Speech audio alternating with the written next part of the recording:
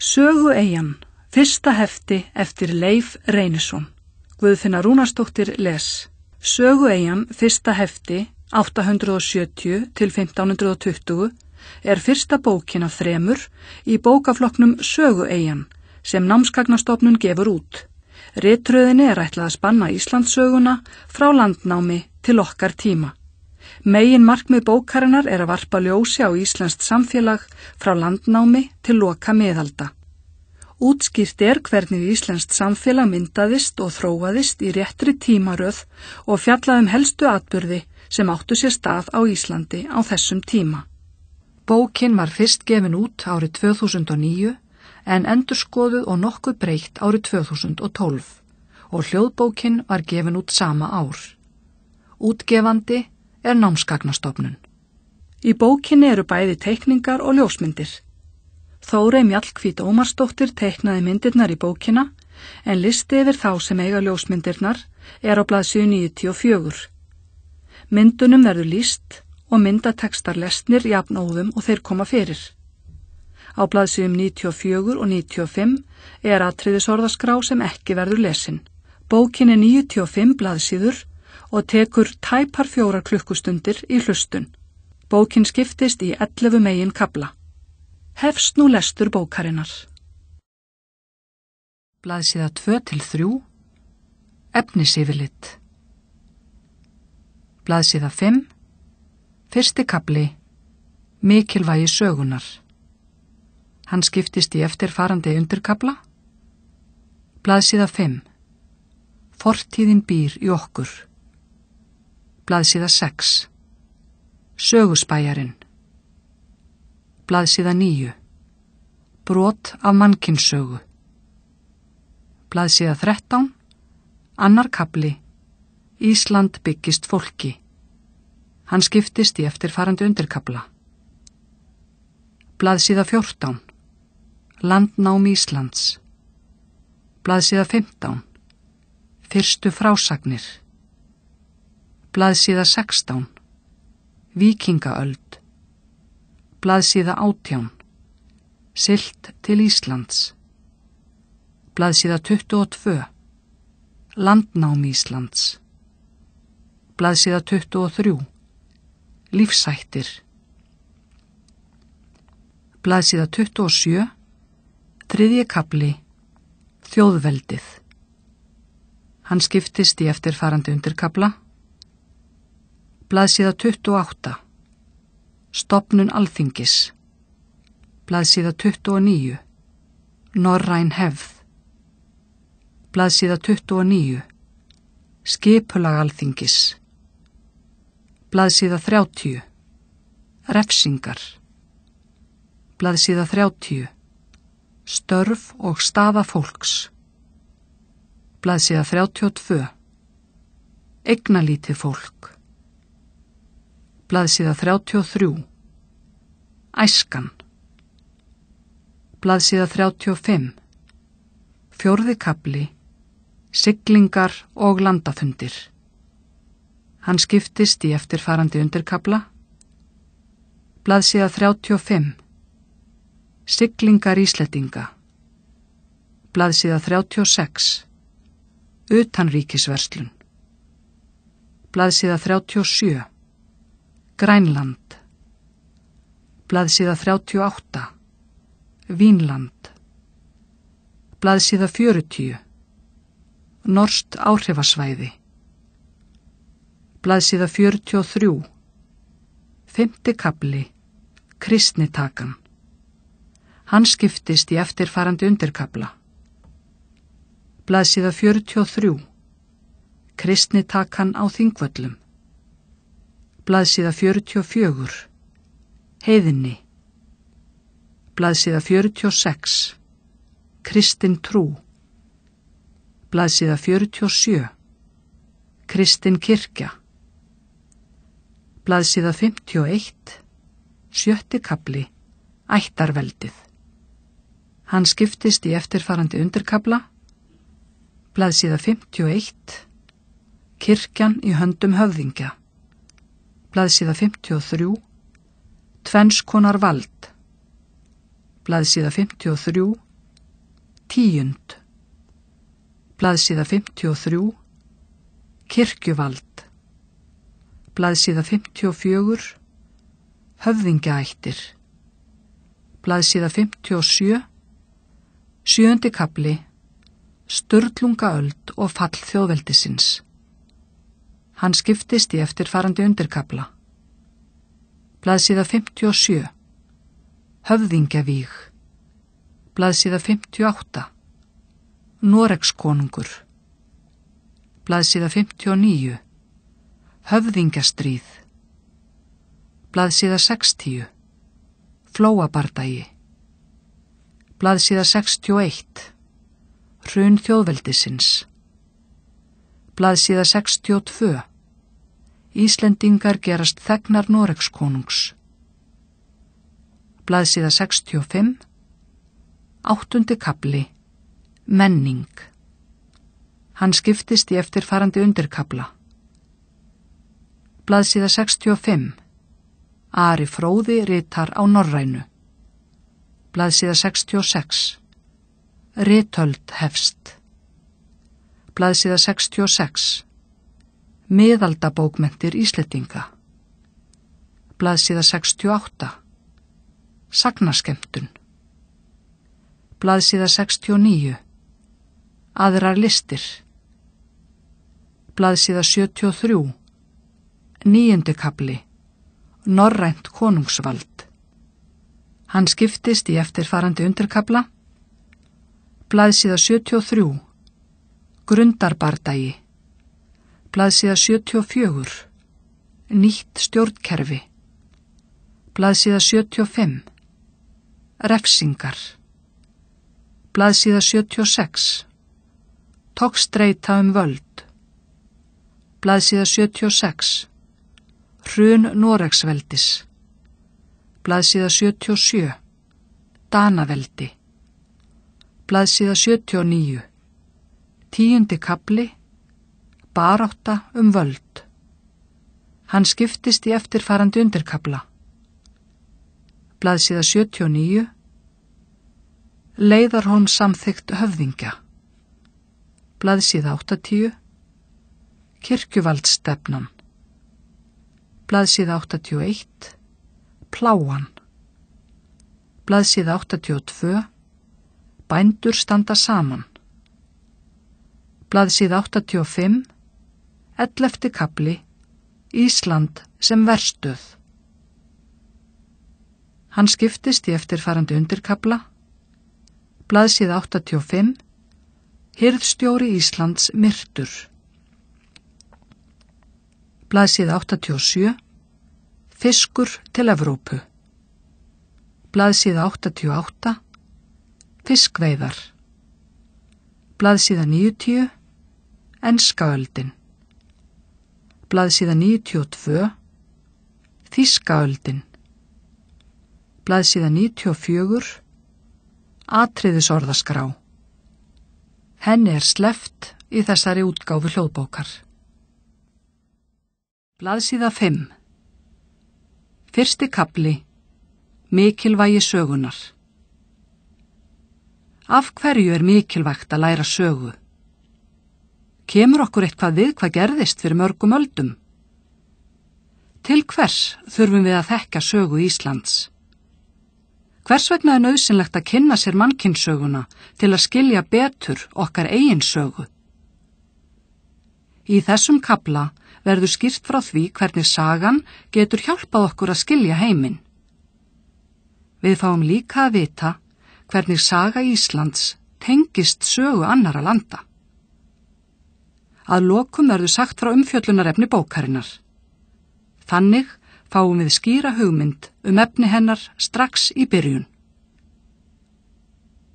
Á blaðsíðunni tímaás sem sýnir að evrópskar miðaldir hófust 476. Íslenskar miðaldir hófust 870. Evrópsku miðöldum lauk 1500. Íslensku miðöldum lauk 1550. Fortíðin býr í okkur. Okkur finnst stundum eins og fortíðin komi okkur ekki við. Þegar við hugsum þannig, höldum við að hún sé horfin og því sé betra að lifa bara í nútímanum. Kemur þá okkur við hvað löngu dáið fólk var að gera. En þegar við hugsum okkur betur sjáum við að fortíðin er alls ekki horfin. Þvert á móti. Hún er allstaðar í kringum okkur. Sumt er augljóst, en annað er erfiðar að koma auga á. Við vitum til dæmis að húsin í kringum okkur eru frá ólíkum tímum. Ef við þekktum bara húsin sem verið er að byggja, þá vissum við lítið umhverfi okkar. Með tímanum lærum við að þekkja eigið umhverfi.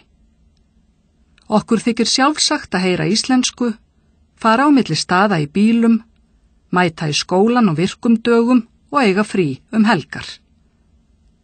Ef við hefðum hins vegar fæðst fyrir 2000 árum í Hollandi, hefðum við aldrei heyrt íslensku, ekki séð neina bíla og í stað þess að fara í skóla og eiga helgarfrí, hefðum við líklega þurft að vinna flesta daga. Blaðsíða 6. Á blaðsíðunni er ljóðið Mannkynssaga fyrir byrjendur, eftir Stein Steinar. Undan ferðamannsins fæti valt steinn úr stað og steinnin hélt áfram að velta, veistu það? Og 7000 árum síðar kom Sing Sing Hó og Sing Sing Hó fékk sér konu, en konan dó. Og 7000 árum síðar kom Gagga Gú. Gagga Gú finnst hvergi nein heimild nú. Og 7000 árum síðar komst þú.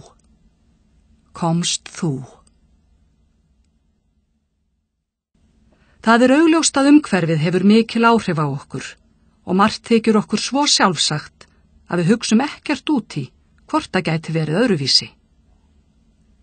Til að skilja okkar eigið samfélag er nauðsynlegt að kynna sér sögu þess. Þannig fáum við að vita hvernig umhverfi okkar var til, af hverju við tölum íslensku, keyrum bíla, göngum í skóla og eigum frí helgar. Því betur sem við skiljum eigið samfélag og okkur sjálf, þeim mun frjálsari erum við. Til að skilja betur hvað átt er við með því, skulum við taka lítið dæmi. Segjum að skólastofan sé samfélagið. Ef við værum allt í einu stödd í kínverskri skólastofu fyrir mörg 100 árum, myndum við ekki þekkja skólastofuna, ekki skilja kennsluna eða geta talað við hina nemendurna og ættum erfitt með að átta okkur á stofureglunum. Það er hætt við að við hefðum hægt okkur, enda gætum við varla tekið mikinn þátt í náminu. Í skólanum okkar þekkjum við hins vegar bekkjarfélagana og kennaran, tölum öll sama tungumálið og vitum hvaða reglur gilda í skólastofunni. Við eigum miklu auðveldara með að taka þátt í samfélaginu og vitum betur hvernig við eigum að hegða okkur þegar við þekkjum umhverfið. Saga gengur því ekki bara út á að læra ártöl og atburði sem gerðust fyrir löngu. Ef svo væri, þá væri hún ekki mikils virði. Það mikilvægasta við söguna er að með því að kynnast fortíðinni, lærum við sitthvað nútíman. Við lærum líka ýmislegt það hvernig fólk hefur farið ólíka leiðir í lífinu. Það gerur okkur opnari fyrir þeim möguleikum sem við höfum í okkar eigin lífi. Þá er einnig gott að geta lært af reynslu og mistökum annara. Það má líkja mannkynssögunni við okkar eigin ævi.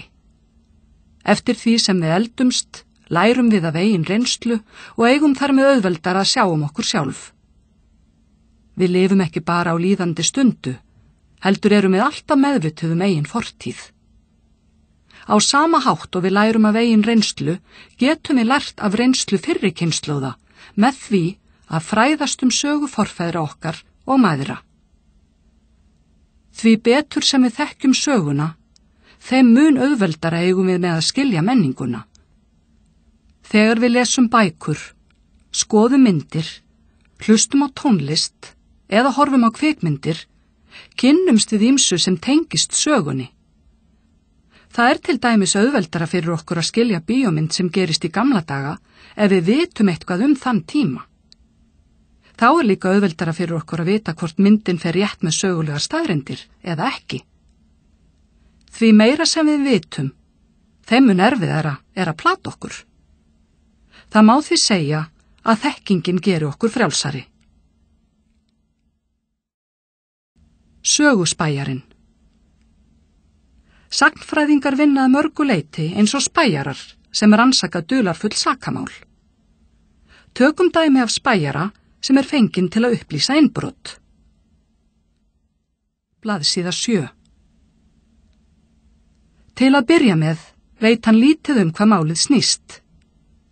Hvernig getur hann þá átta sig á því hvað gerðist og fundið sökudólginn?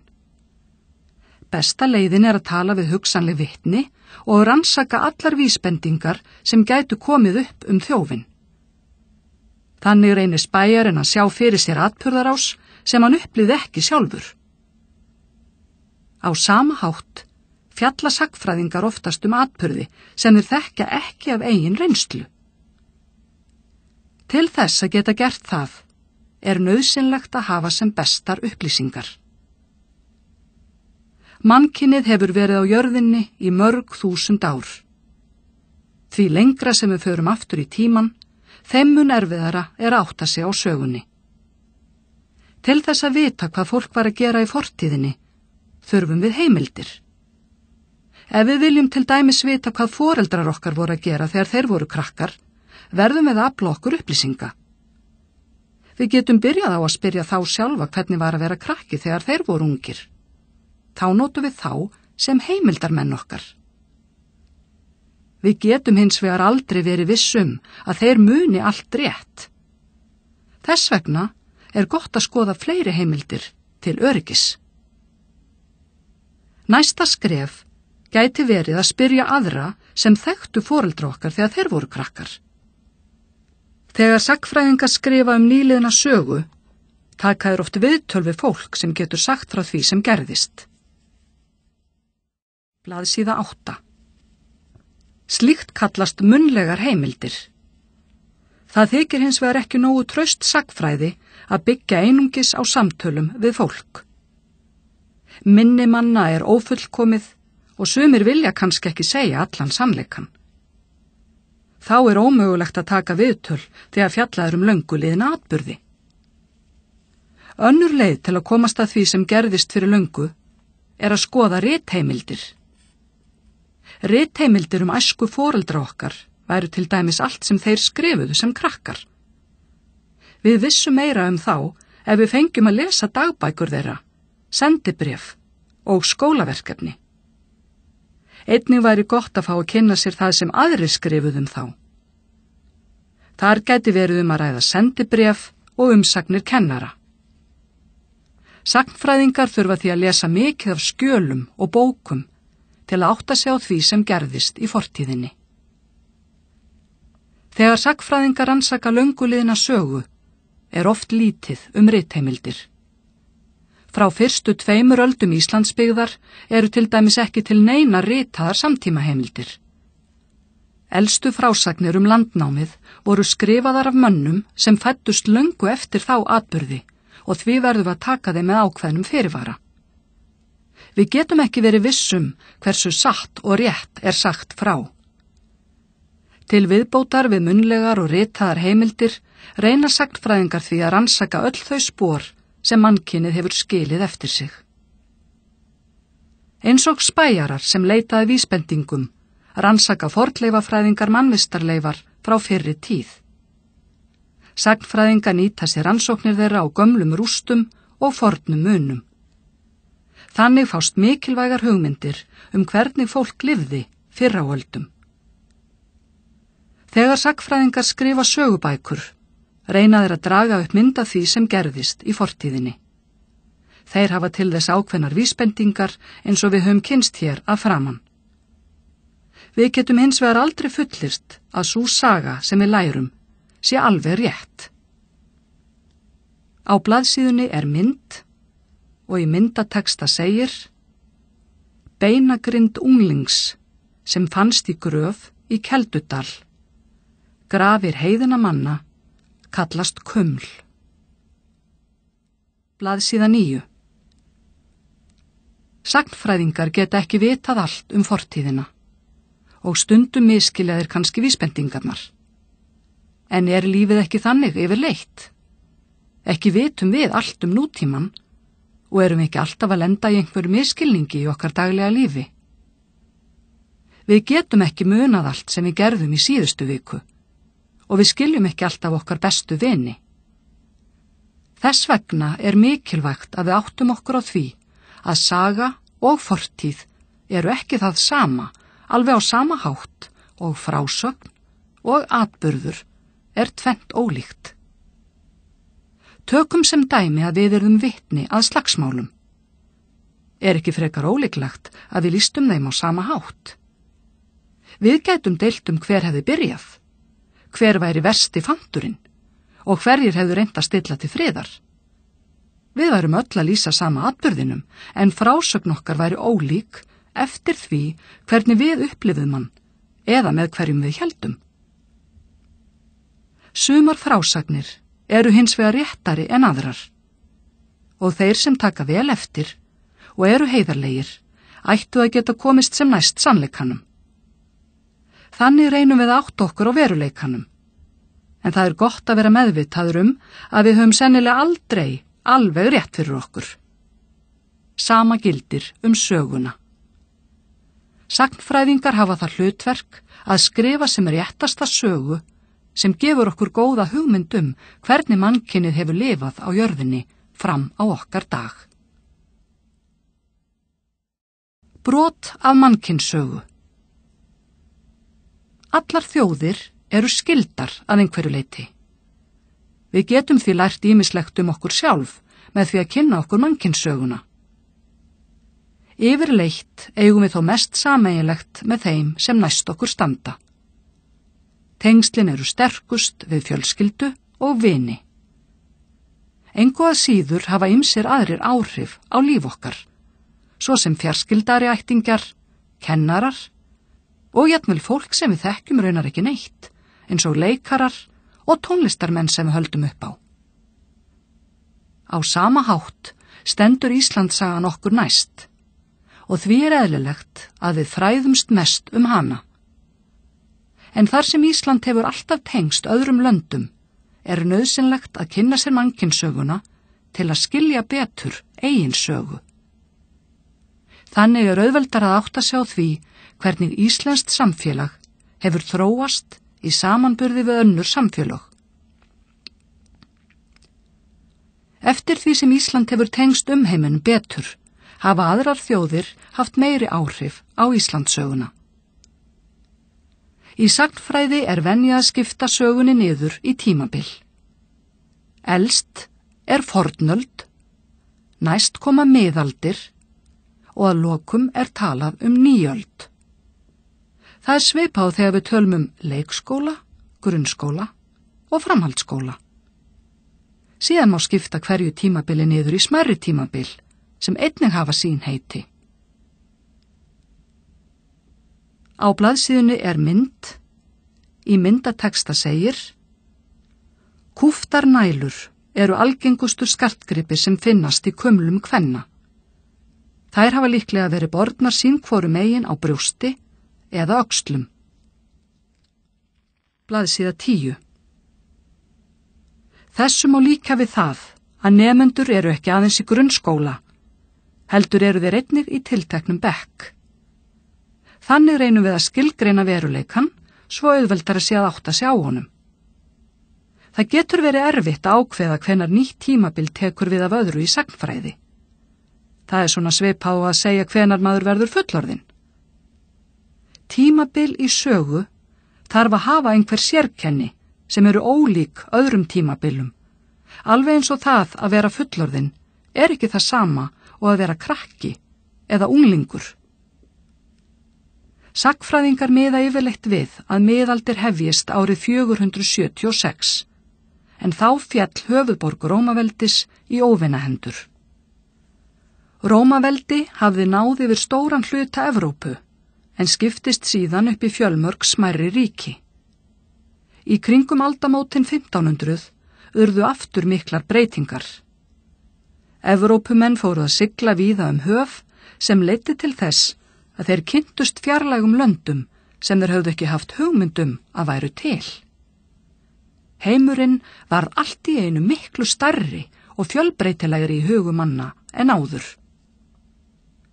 Á sama tíma ákváðu mörg ríki í Norður-Evrópu að segja skilið við páfan í Róm og stofna eigin kirkju í stað þeirrar kaþólsku.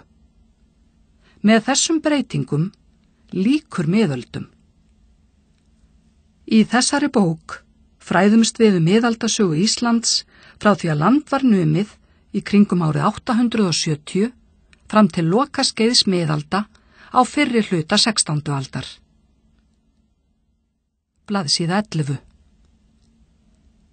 Við sjáum á þessum ártölum að tímabil geta verið mismunandi löng eftir löndum. Íslensk miðaldasaga hefst 400 árum seinna en venja að miða við. Ástæðan einfaldlega sú að saga okkar sem þjóðar hefst ekki fyrr. Þá miðast lok miðalda á Íslandi við það þegar Jón Arason, síðasti kaþólski biskupinn í landinu, var líflátin árið 1550. Þar sem Ísland hefur verið í tengslum við Evrópu frá því að landi var numið, fylgir saga okkar að mestu sömu tímabilum og Evrópusagan. Öll lönd hafa hins vegar sín sérkenni og því alltaf einhver munur á því hvenær nýtt tímabil gengur í garð á hverjum stað fyrir sig. Það bíður hins vegar næstu bókar að segja frá því hvernig miðöldum lýkur og nýtt tímabil tekur við. Saga Íslands sérstök að því leyti að við teljum okkur þekkja sögu þjóðarinnar frá upphafi. Flestar þjóðir vita lítið upphaf sögu sinnar, einfaldlega vegna þess að hún miklu lengri en okkar. Meðan okkar saga nær aðeins rúmlega 1000 ár aftur í tíman, nær saga flestra landa mörg þúsund ár aftur í gráa forneskju. Það ekki einungis að saga okkar sé stutt, heldur eigum við óvenju mikið af gömlum ritheimildum sögu okkar. Íslendingar voru duglegir að skrifa sögu sína á miðöldum. Verkefni 1. Skráðu hjá þér í nokkrum línum hvað kaflinn fjallaði og gerðu hugtakakort. Skoðaðu alla bókina. Hvaða kaflar finnst þér áhugaverðastir? 2. Hvert umfjöllunarefni þessarar bókar? Hvað nefnist tímabil hennar og hvenær stóð það yfir? 3.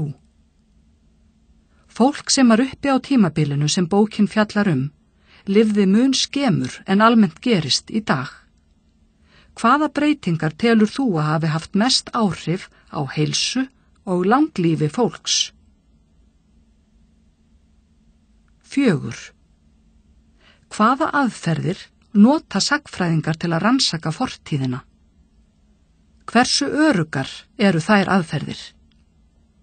Getur sagnfræðileg þekking haft áhrif á þær ákvarðanir sem teknar eru í dag í samfélaginu? Nefndu dæmi. 5. Á hvaða tímabili Íslandssögunar myndir þú helst vilja lifa? Af hverju? 6. Af hverju mikilvægt að læra sögu? Blaðsíða 13. Annar kafli. Ísland byggist fólki. Af hverju byggðist Ísland seinna en önnur lönd? Hvenær var landið numið og hvaðan komu fyrstu íbúarnir? Hvaða heimshluta tengdist Ísland og hvað einkenndi þann hluta heimsins? Í þessum kafla fræðumst við fyrstu kynni manna af Íslandi. Sagt verður frá því hverjir námu hér land og hvernig þeir komu sér fyrir. Við fáum einnig að vita ýmislegt nágrannalönd okkar, svo við skiljum betur hvernig Ísland tengist sögu annara landa. Siglingar víkinga skipta mestu máli í því sambandi og þess vegna verður töluvert fjallað þær. Á blaðsíðunni tímaás sem sýnir að víkingaöld hefst 793. Landnámsöld hefst 870. Haraldur Hárfagri sameinar Noreg 900. Víkingaöld lýkur 1050. Blaðsíða 14. Landnám Íslands. Það hefur verið sérstök tilfinning fyrir fyrstu landnámsmennina að sjá land rísa úr hafi eftir margra daga siglingu. Þeir höfðu yfirgefið heimaland sitt til að koma sér fyrir á nýjum stað sem þeir höfðu mjög óljósar hugmyndir Ferðalagið hlýtur að hafa verið erfitt þar sem skipin voru lítil og hætturnar margar á langri leið yfir hafið. Ferðalangarnir hljóta ofta hafa orðið sjóveikir og jafnvel hræddir, enda gátu þeir alls ekki verið vissir að komast á leiðarenda. Samkvæmt fornum heimildum voru Ingólfur Arnarsson og kona hans, Hallveig Fróðadóttir, fyrstu landnámsmenn Íslands, en talið að þau hafi sest að á Íslandi 870. Landnámabók segir frá því hvernig það vildi til að þau völdu sér að búa í Reykjavík. Þá Ingólfur sá Ísland, skaut hann fyrir borð öndvegisúlum sínum til heilla. Hann mælti svo fyrir að hann skildi þar byggja súlurnar kæmu á land. Ingólfur tók þar land nú heitir Ingólfshöfði. Vífill og Karli hétu þrælar Ingólfs. Þá sendi hann vestur með sjó að leita öndvegisúlna sinna. Þau missari fundu þeir Vífill og Karli öndvegisúlur hans við Arnarhvol fyrir neðan heiði. Ingólfur fór vorið ofan heiði. Hann tók sér bústað þar sem öndvegisúlur hans höfðu á land komið. Hann bjó í Reykjavík. En Ingólfur nam land milli Ölfusár og Hvalfjarðar, fyrir utan Brynjudalsá, milli og Öxarár og öll nes út. Landnámabók og Íslendingabók helstu ritheimildir okkar það hvernig Ísland byggðist fólki. Landnáma sérstaklega ítarleg, en hún segir frá 420 landnámsmönnum land allt. Flestir þeirra voru norrænir menn sem komu frá vesturströnd Noregs og konur sem komu frá Bretlandseyjum. Á blaðsíðunni ljóðið Ingó eftir Þórarinn Eldjárn. Onni fjöru Ingólfur í skapi fúlu, fram og aftur flækist þar en finnur enga súlu. Hann finnur gamlan gúmmiskó og grænar netakúlur, en ekki sínar öndvegis og afbragðsgóðu súlur. Hann kemur auga á ótal hús með uppþvottavél og síma. Hann í réttri Reykjavík á röngum komutíma. Hann gengur upp á grænan hól og gerist fyllibitta og þar síðan alla tíð algjör myndastitta. Blaðsíða 15. Fyrstu frásagnir. Til frásagnir af mönnum sem komu til Íslands á undan Ingólfi og Hallveigu, en þeir virðast allir hafa átt stutta viðdvöl. Elsta frásögnin sem gæti átt við Ísland frá 4. öld fyrir Krist. Samkvæmt henni sigldi maður að nafni Píþeas frá Miðjarðarhafi til að kanna hversu langt heimurinn næði til norðurs. Hann sagðist hafa komið að eyju eftir að hafa siglt í 6 daga frá Bretlandi Hann kallaði eyjuna Thule. Það er ómögulegt að segja hvort Pýþeas kom nokkur tíma til Íslands, en víst að Thule var oft notað sem nafn yfir Ísland í landfræðiritum frá fyrri öldum. Nokkuð örugvissa hins vegar fyrir því að írskir munkar hafi komið hingað til lands til sumardvalar áður en norrænir menn settust hér af. Elstu frásagnir Íra af Íslandi eru frá því seint á 8. öld, eða 100 árum fyrir landnám. Norrænir menn kölluðu írsku munkana papa, en þeir leituðu oft eftir einveru á afskekktum eyjum, svo sem Færeyjum og Íslandi. Eftir að norrænir menn tóku að nema þar land, hættu papar að venja komu sínar þangað. Á þessum tíma var þekking manna á heiminum miklu minni en í dag. Við getum auðveldlega fengið hugmyndum stærð, lögun og staðsetningu einstakra landa með því að skoða landakort. Fyrstu landnámsmenn Íslands höfðu hins vegar engin landakort og þess vegna vissu þeir miklu minna heiminn en við. Þeir gátu ekki séð Ísland fyrir sér í huganum eins og við. Siglingar landnámsmannana voru mikið afrek. Ekki var nómið að skip þeirra væru lítil og einföld. Skortur á landfræðiþekkingu skapaði mikla óvissu það hvað væri handan við sjóndeildarhringinn. Á blaðsíðunni mynd. Í myndateksta segir: Kort frá því 1100. Aðeins lærðir menn höfðu aðgangað kortum, enda voru hugmyndir manna heiminn mjög óljósar. Blaðsíða 16. Víkingaöld. Landnám Íslands átti sér stað á merkilegum tíma í sögu Norðurlanda, sem kallast Víkingaöld. Norrænir menn tóku að sigla víða lönd og höfðu þær ferðir mikil áhrif á sögu Evrópu. Fyrst í stað mynduðu víkingarnir einkum ræningjaflokka sem fóru með ránum og morðum. En þeir gerðust einnig miklir verslunarmenn, auk þess sem þeir settust víða að og stofnuðu eigin ríki.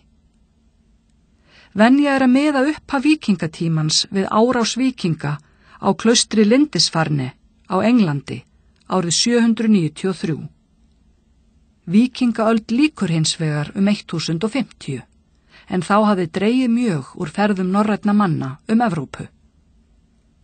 Norrænir menn náðu mikilli leikni í að smíða traust og hraðskreið skip sem sigla mátti á rúmsjó jafnt sem grunnsævi.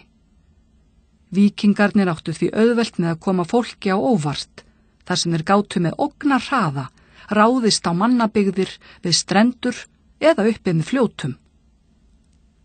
Góð skip gátu skapamönnum mikil áhrif og ríkidæmi, enda voru siglingar besti samgöngumátinn fyrr á öldum, þar sem vegir fyrirfundust varla, en hestar voru bestu farartækin á landi. Þó skip manna væru lítil á nútímamælikvarða, gátu þau flutt meiri varning og farið hraðar en samgöngur á landi gáfu kost á. Yfirleitt var lítið varnir þar sem víkingarnir fóru og skapaðist mikill ótti víða í Evrópu vegna grimmdar þeirra. Þar sem landamæri og þjóðernishugmyndir voru óljósar á þessum tíma, hæpið að flokka víkingana eftir þjóðerni og því venja að tala þá sem norræna menn. Hins vegar má segja að ferðir víkinga hafi skipst í 3 meginstrauma eftir því hvaðan þeir komu, eins og sjá má á kortinu á blaðsíðu 17. Þeir stofnuðu víða ríki þar sem þeir fóru en fæst þeirra héldu sjálfstæði sínu til lengdar. Með tímanum féllu þau í hendur stærri ríkja og norræn einkenni hurfu að mestu eftir því sem aldir liðu. Undantekningar frá því eru Færeyjar og Ísland, sem frá landnámi hafa talist til hinna norrænu landa.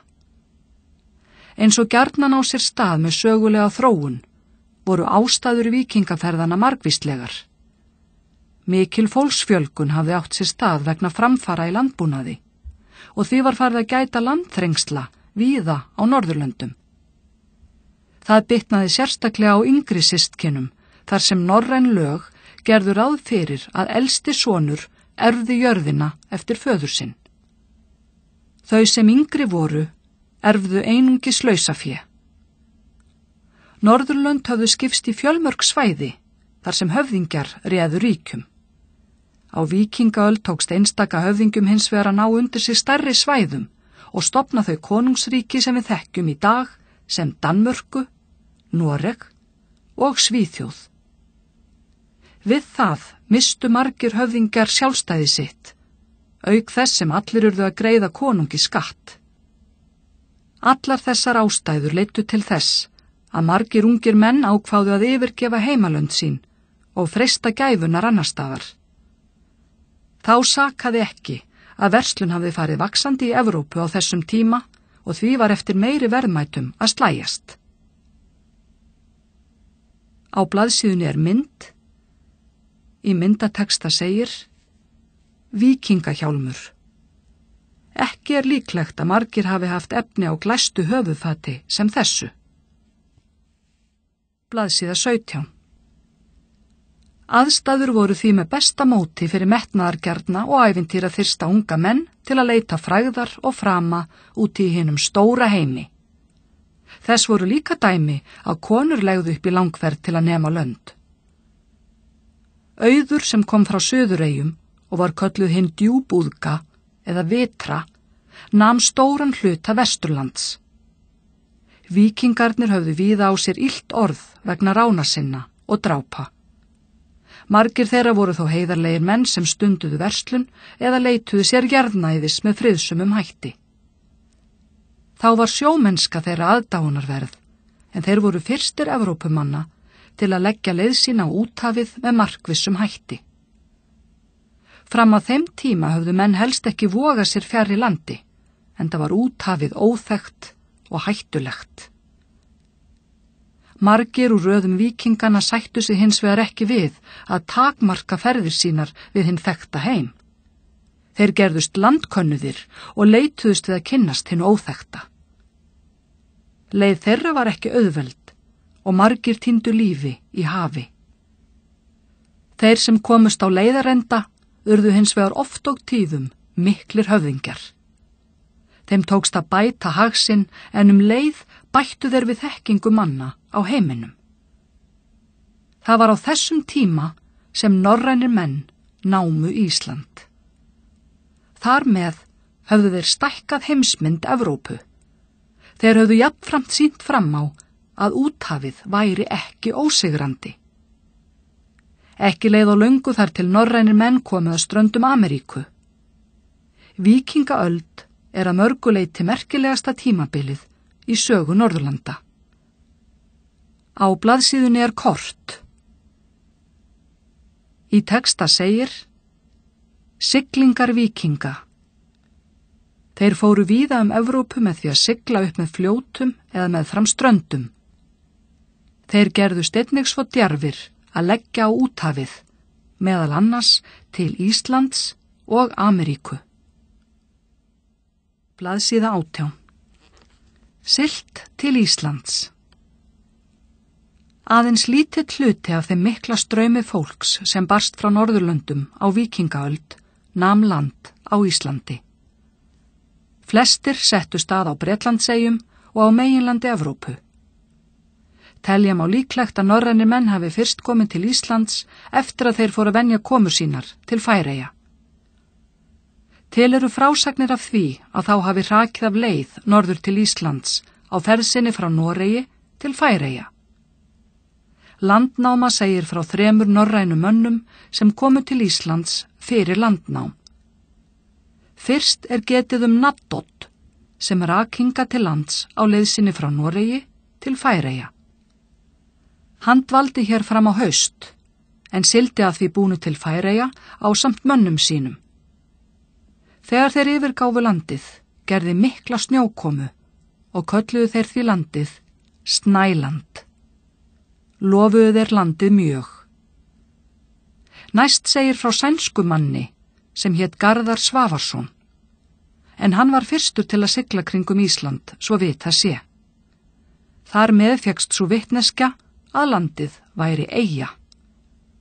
Garðar dvaldi vetralangt í Húsavík en fór aftur til Noregs næsta vor og lét vel af landinu. Eftir ferð hans var landið kallað Garðarshólmi. Að lokum greint frá Hrafnaflóka, en hann gaf landinu núverandi nafn. Landnáma segir þannig frá því. Þeir Flóki sigldu vestur yfir Breiðafjörð og tóku þar land sem heitir Vatnsfjörður við Barðaströnd. Þá var fjörðurinn fullur af veiðiskap og gáðu þeir eigi fyrir veiðum að fá heyjanna og dó allt kvikfé þeirra veturinn. Vor var heldur kalt. Þá gekk Flóki upp á fjalleitt hátt og sá norður yfir fjöllin, fjörð, fullan af hafísum. Því kölluðu þeir landið Ísland, sem það hefur síðan heitið. Hrafnaflóki yfirgaf landið og lét illa af því, en ferðafélagar hans voru jákvæðari. Ef marka má frásögn Landnámu, virðist þeim norrænu mönnum sem fyrstir komu til Íslands yfirleitt hafa líka landið vel. Svo mikið víst að þrátt fyrir að landið fengi þetta kuldalega nafn, tóku margir norrænir menn til við að sigla til Íslands á 9. og 10. öld. Á blaðsíðunni eru 3 myndir. Í myndateksta segir: Víkingar, bændur, landkönnuðir og kaupmenn. Blaðsíða 19. Samkvæmt Íslendingabók Ara Fróða var Ísland albyggt á árunum 870 til 930 og því venja að kalla það tímabil landnámsöld. Ísland var síðasta land Evrópu sem byggðist fólki. Öldum saman vissi enginn af þessari fjarlægu eldfjallaeyju sem lá lengst norður í Atlantshafi, fjarri mannabyggð. Í dag vitum við að Ísland liggur mitt á milli Ameríku og Evrópu. En þar sem landnámsfólk kom frá Evrópu, hefur saga og menning landsins fyrst og fremst tengst þeirri heimsálfu. Þeir báru með sér siði og venjur frá Evrópu og afkomendur þeirra byggðu upp samfélag á Íslandi sem tók mið af evrópskum hefðum. Flest landnámsfólk kom frá vesturströnd Noregs, en þar voru landþrengsli meiri en víða annarstaðar, vegna fólksfjölgunar og lítils undirlendis. Þá segir Landnáma að margir hafi flúið til Íslands vegna ofríkis Haraldar Hárfagra, en hann lagði Noreg undir sig í kringum 870. Fram að því skiptist landið í mörg smáríki og hafði Haraldur verið höfðingi yfir einu þeirra. Margir landnámsmenn höfðu keltneska þræla frá norðanverðu Bretlandi með sér til Íslands. Blaðsíða 20. Þá náðu sumir sér einnig í keltneskt kvonfang. Íslendingar eru því frá fornu fari fyrst og fremst afkomendur norðmanna og kelta. Þá hafa einhverjir landnemar vafalust komið frá öðrum norrænum löndum. Nýlegar genaransóknir sýna að 80% landnámskarla virðast hafa verið norrænir, en 20% þeirra hafi verið keltneskir. Dæmið snýst við þegar kemur að konum. Aðeins 38% landnámskvenna virðast hafa verið norrænar, en 62% þeirra verið keltneskar. Það því ljóst að íslensk miðaldarit gefa ekki rétta mynd af landnáminu, þar sem þau leggja megin áherslu á norræna landnámsmenn.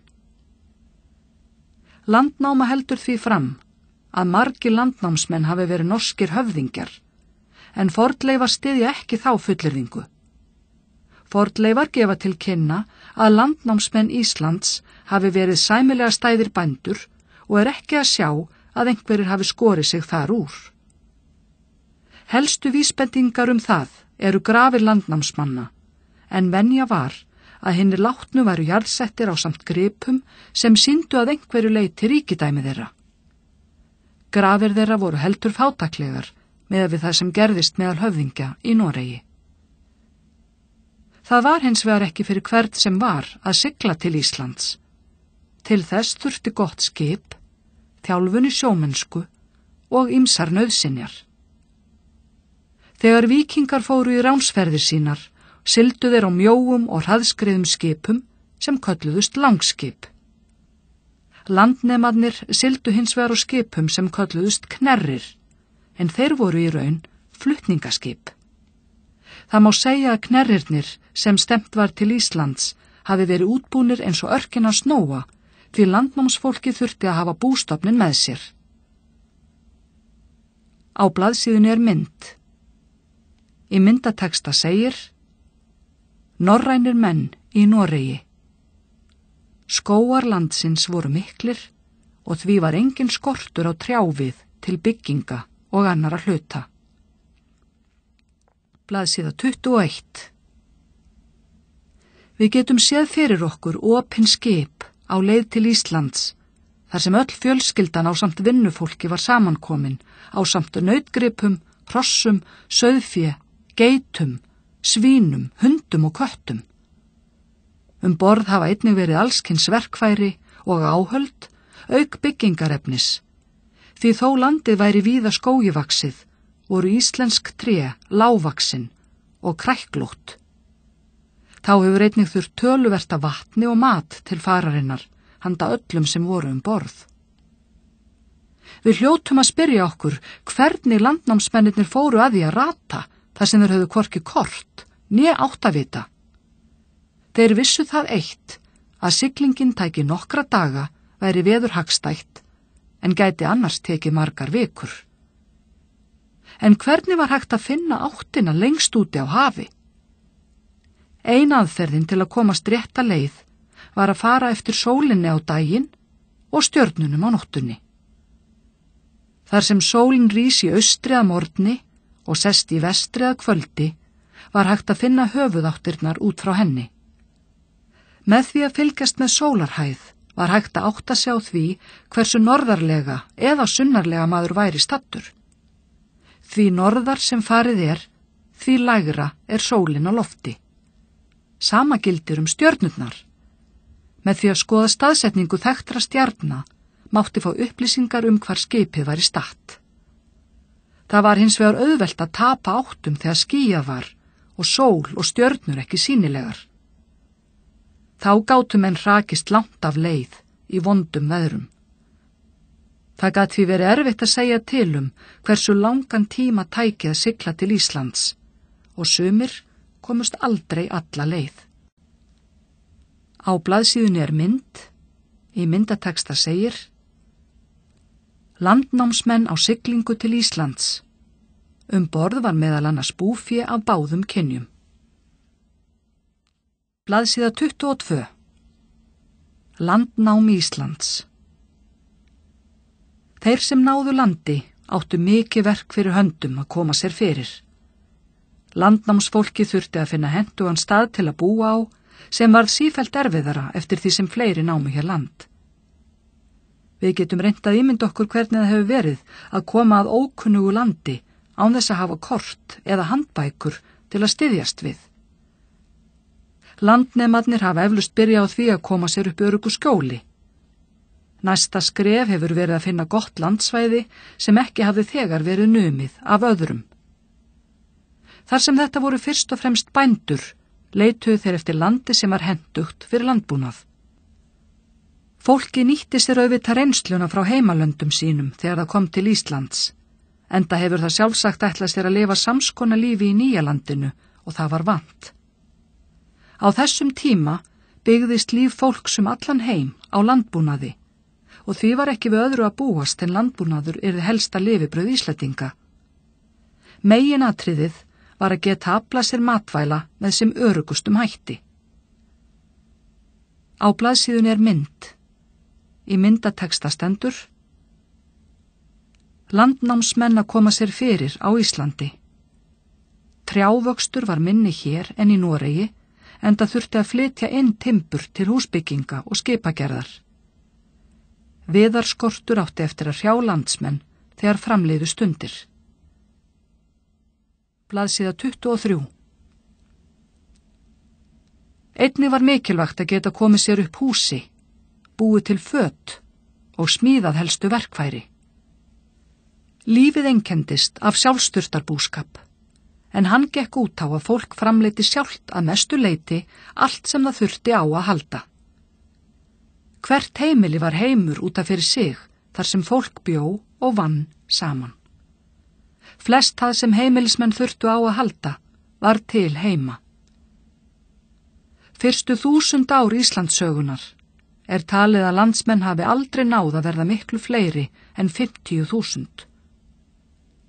Frá lokum 19. aldar hefur Íslendingum hins vegar fjölgað jafnt og þétt. Ástæðan er fyrst og fremst stóraukin tækniþekking í seinni tíð. Tæknin gerur okkur kleift að búa til aukin verðmæti.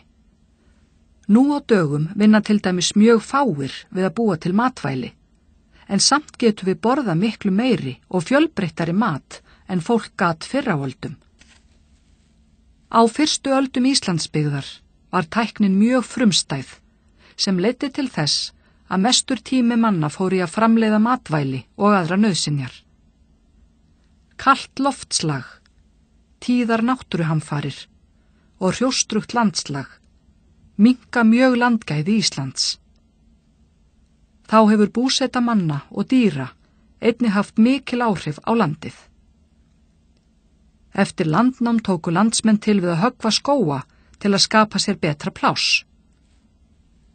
Einnig var gott að nýta skóginn sem eldivið, byggingarefni og til áhaldagerðar. Skógar Íslands einkendust að birkikerri, en þeir eyddust mjög á fyrstu öldum byggðar í landinu.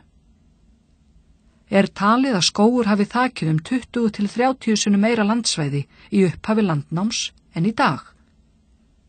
Þá er talið að gróið land hafi minnkað helming frá landnámsöld.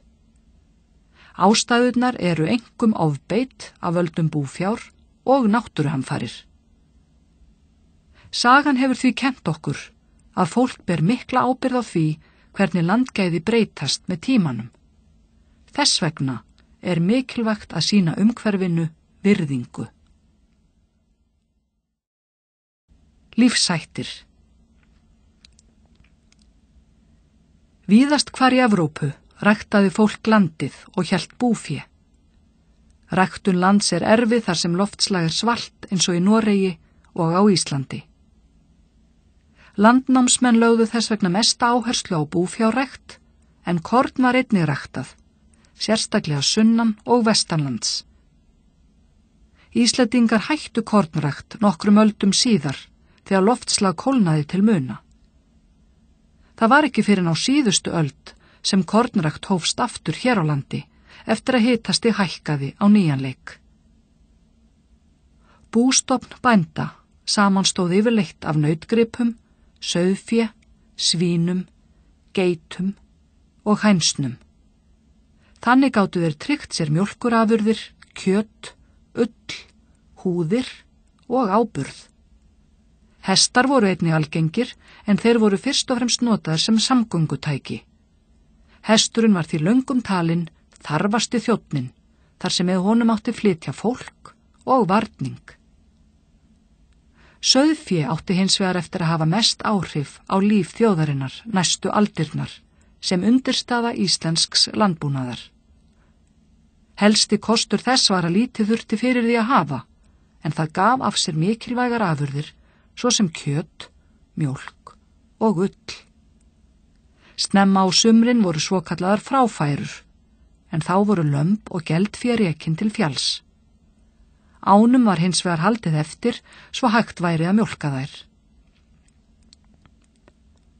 Margir bændur komu sér upp sumaraðstöðu fyrir búpenning sinn í nokkuri fjarlægð frá bænum og kallaðist það sel. Konur unnu einkum í seljunum og börnin voru látin hjálpa til, meðal annars með að sitja yfir ánum. Með því að reka fé á fjöll og halda afgangi bústofnsins í seli var bæjartúnum bænda hlíft við beit. Þau voru hins vegar slegin þegar líða tók á sumarið og var hegi notað fyrir búpenningin yfir hörðustu vetrarmánuðina þegar erfitt var beit. Þrátt fyrir góð fiskimið við strendur landsins varð ekki til stétt sjómanna á fyrstu öldum Íslandsbyggðar. Blaðsíða 24. Sjávarútvegur var aukabúgrein bænda sem nýttu sér fiskinn sem hverunur hlunnindi en ekki sem lifibrauð. Veiðarnar fóru fram á árabátum og var einkum notast við handfæri. Hlunnindi voru öll þau gæði sem náttúran gaf af sér, svo sem fiskur, fugl, egg, dúnn, rekaviður og mór. Fiskur, fugl og egg voru drjúg viðbót við þann matarforða sem fékkst með hefðbundnum landbúnaði. Rekaviður var mikilvægt byggingarefni í hús og áhöld. Mór samanpressaðar plöntuleifar sem grafnar voru upp og notaðar sem eldsneyti. Hús landnámsmanna voru einföld, en byggingarefnið var timbur, grjót og torf. Íslensk tré voru of smágerð til húsagerðar og því urðu menn að komast yfir rekavið eða erlent timbur. Það líklegt að flestir landnámsmenn hafi haft með sér timbur frá Noregi, en viðarskortur átti eftir að hrjá landsmenn mjög á síðari öldum. Á blaðsíðunni mynd. Í myndatexta segir: Landsmenn bjuggu við sjálfsþurftarbúskap á miðöldum, sem þýðir að þeir framleiddu flest sem þeir þurftu sjálfir. Þeir lifðu aðallega á landbúnaði, en sjávarútvegur var með tímanum mikilvæg aukabúgrein. Blaðsíða 25. Á blaðsíðunni mynd. Í myndatexta segir: Frá Eiríksstöðum í Dölum, sem nýlega endurreistur landnámsbær. Húsakynnin voru skáli með rúmum meðfram langveggjum, en fyrir miðju gólfi var langeldur. Verkefni 1. Semjið saman og setjið upp leikþátt eða gerið myndband valinn kafla úr landnámi Íslands. Af hverju lagði fólkið af stað? Hvernig var siglingin? Hvað fannst fólki landið þegar það kom hingað? Hvað þurfti að gera fyrst til að koma sér fyrir? Hverjir gerðu hvað? 2. Teiknaðu mynd af Knerri á leið til Íslands með fólk, vistir og búfénaðum borð. 3. Gerið veggmynd saman sem sýnir landnámsmenn eða víkinga að störfum. 4. Hver var ástæða þess að flestir landnámskarlar komu frá Norðurlöndum en flestar konurnar frá Bretlandseyjum?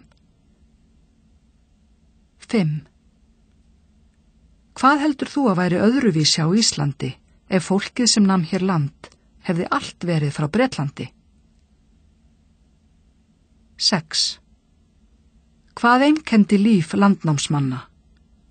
Að hvaða leyti snerist það sömu hluti og líf okkar? Að hvaða leyti var líf þeirra ólíkt okkar? Blaðsíða 27. 3. kafli. Þjóðveldið. Hvenær varð íslenskt samfélag til og hver voru helstu einkenni þess? Hvernig fóru landsmenn að því að lifa saman í sátt og samlyndi? Voru allir jafn vel settir eða höfðu sumir það betra en aðrir? Í þessum kafla fræðumst við það hvernig Íslendingar settu sér lög sem öllum var ætlað að fara eftir. Einnig verður fjallað það hvernig staða fólks í samfélaginu var mismunandi. Við fáum líka að vita að hve miklu leyti íslenskt samfélag þróaðist í takt við það sem gerðist í útlöndum.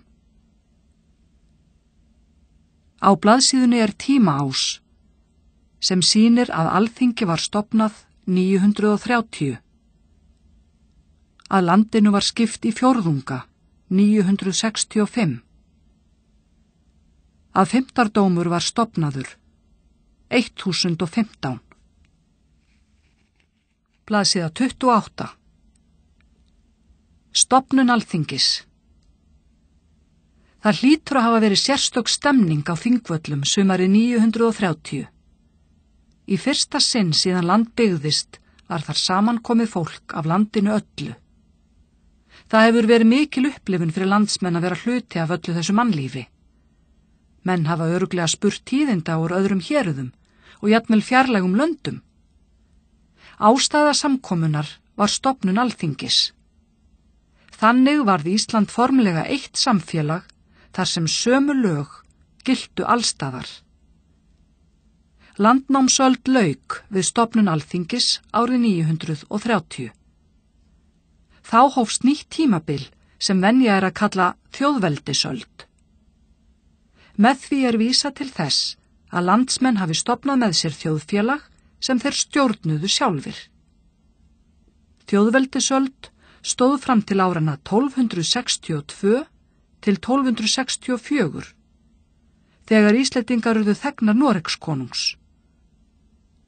Ísland gott dæmi það hvernig þjóð og samfélag verður til. Við hljótum að velta því fyrir okkur hvernig landsmenn skipulögðu samfélag sitt. Í öllum samfélögum setur fólk sér leikreglur, svo lífið gangi sem best og friðsamlegast fyrir sig. Þannig reynt að koma í veg fyrir að fólk geti komið illa fram hvað við annað. En hvernig setja menn sér reglur? Þegar við ákveðum leikreglur í leikjum eða spilum, hljótum við að miða við fyrri reynslu. Þannig fóru norrænir menn líka á Íslandi. Þeir ákváðu að byggja upp samskonar samfélag og þeir þekktu frá öðrum norrænum löndum. Helsti munurinn var sá að á Íslandi var engin konungur. Á blaðsíðunni mynd. Í myndateksta stendur: Sagt að Gunnar á Hlíðarenda og Hallgerður Langbrók hafi kynnst á Þingvöllum þegar Alþingi kom saman, en þau meðal helstu söguhetja Njálssögu. Fólk allstaðar af að landinu hittist á Þingvöllum þegar Alþingi kom saman. Á blaðsíðunni ljóðið Ísland eftir Jónas Hallgrímsson.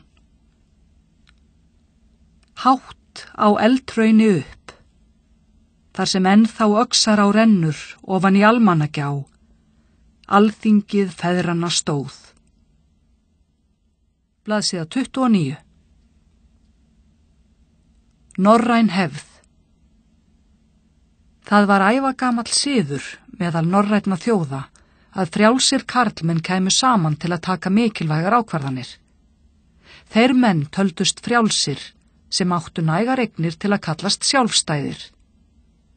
Á víkingaöld voru þing haldin allstaðar þar sem norrænir menn bjuggu. Þar voru sett lög og dómar felldir í málum fyrir það landsvæði sem þingið náði til. Konur komu einnig til þings, en þær höfðu ekki sömu völd og höfðu ekki með lagasetningu að gera.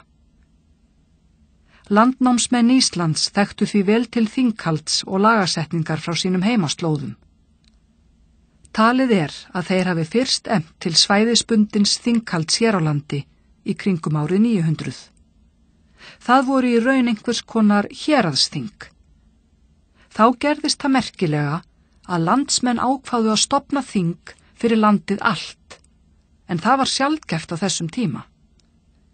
Það segir okkur að þeir hafi litið á landið sem eitt samfélag, en slíkt var alls ekki sjálfsagt. Samkvæmt Íslendingabók kom maður að nafni Úlfljótur til landsins með lög frá Noregi. Margir landsmenn voru ættaðir þaðan og því ekki að undra að þar væri leita fyrirmynda. Fyrstu íslensku lögin tóku mið af norsku lögunum, en voru þó ekki eins að öllu leiti. Grímur nokkur geitskór var fenginn til að finna þinginu stað.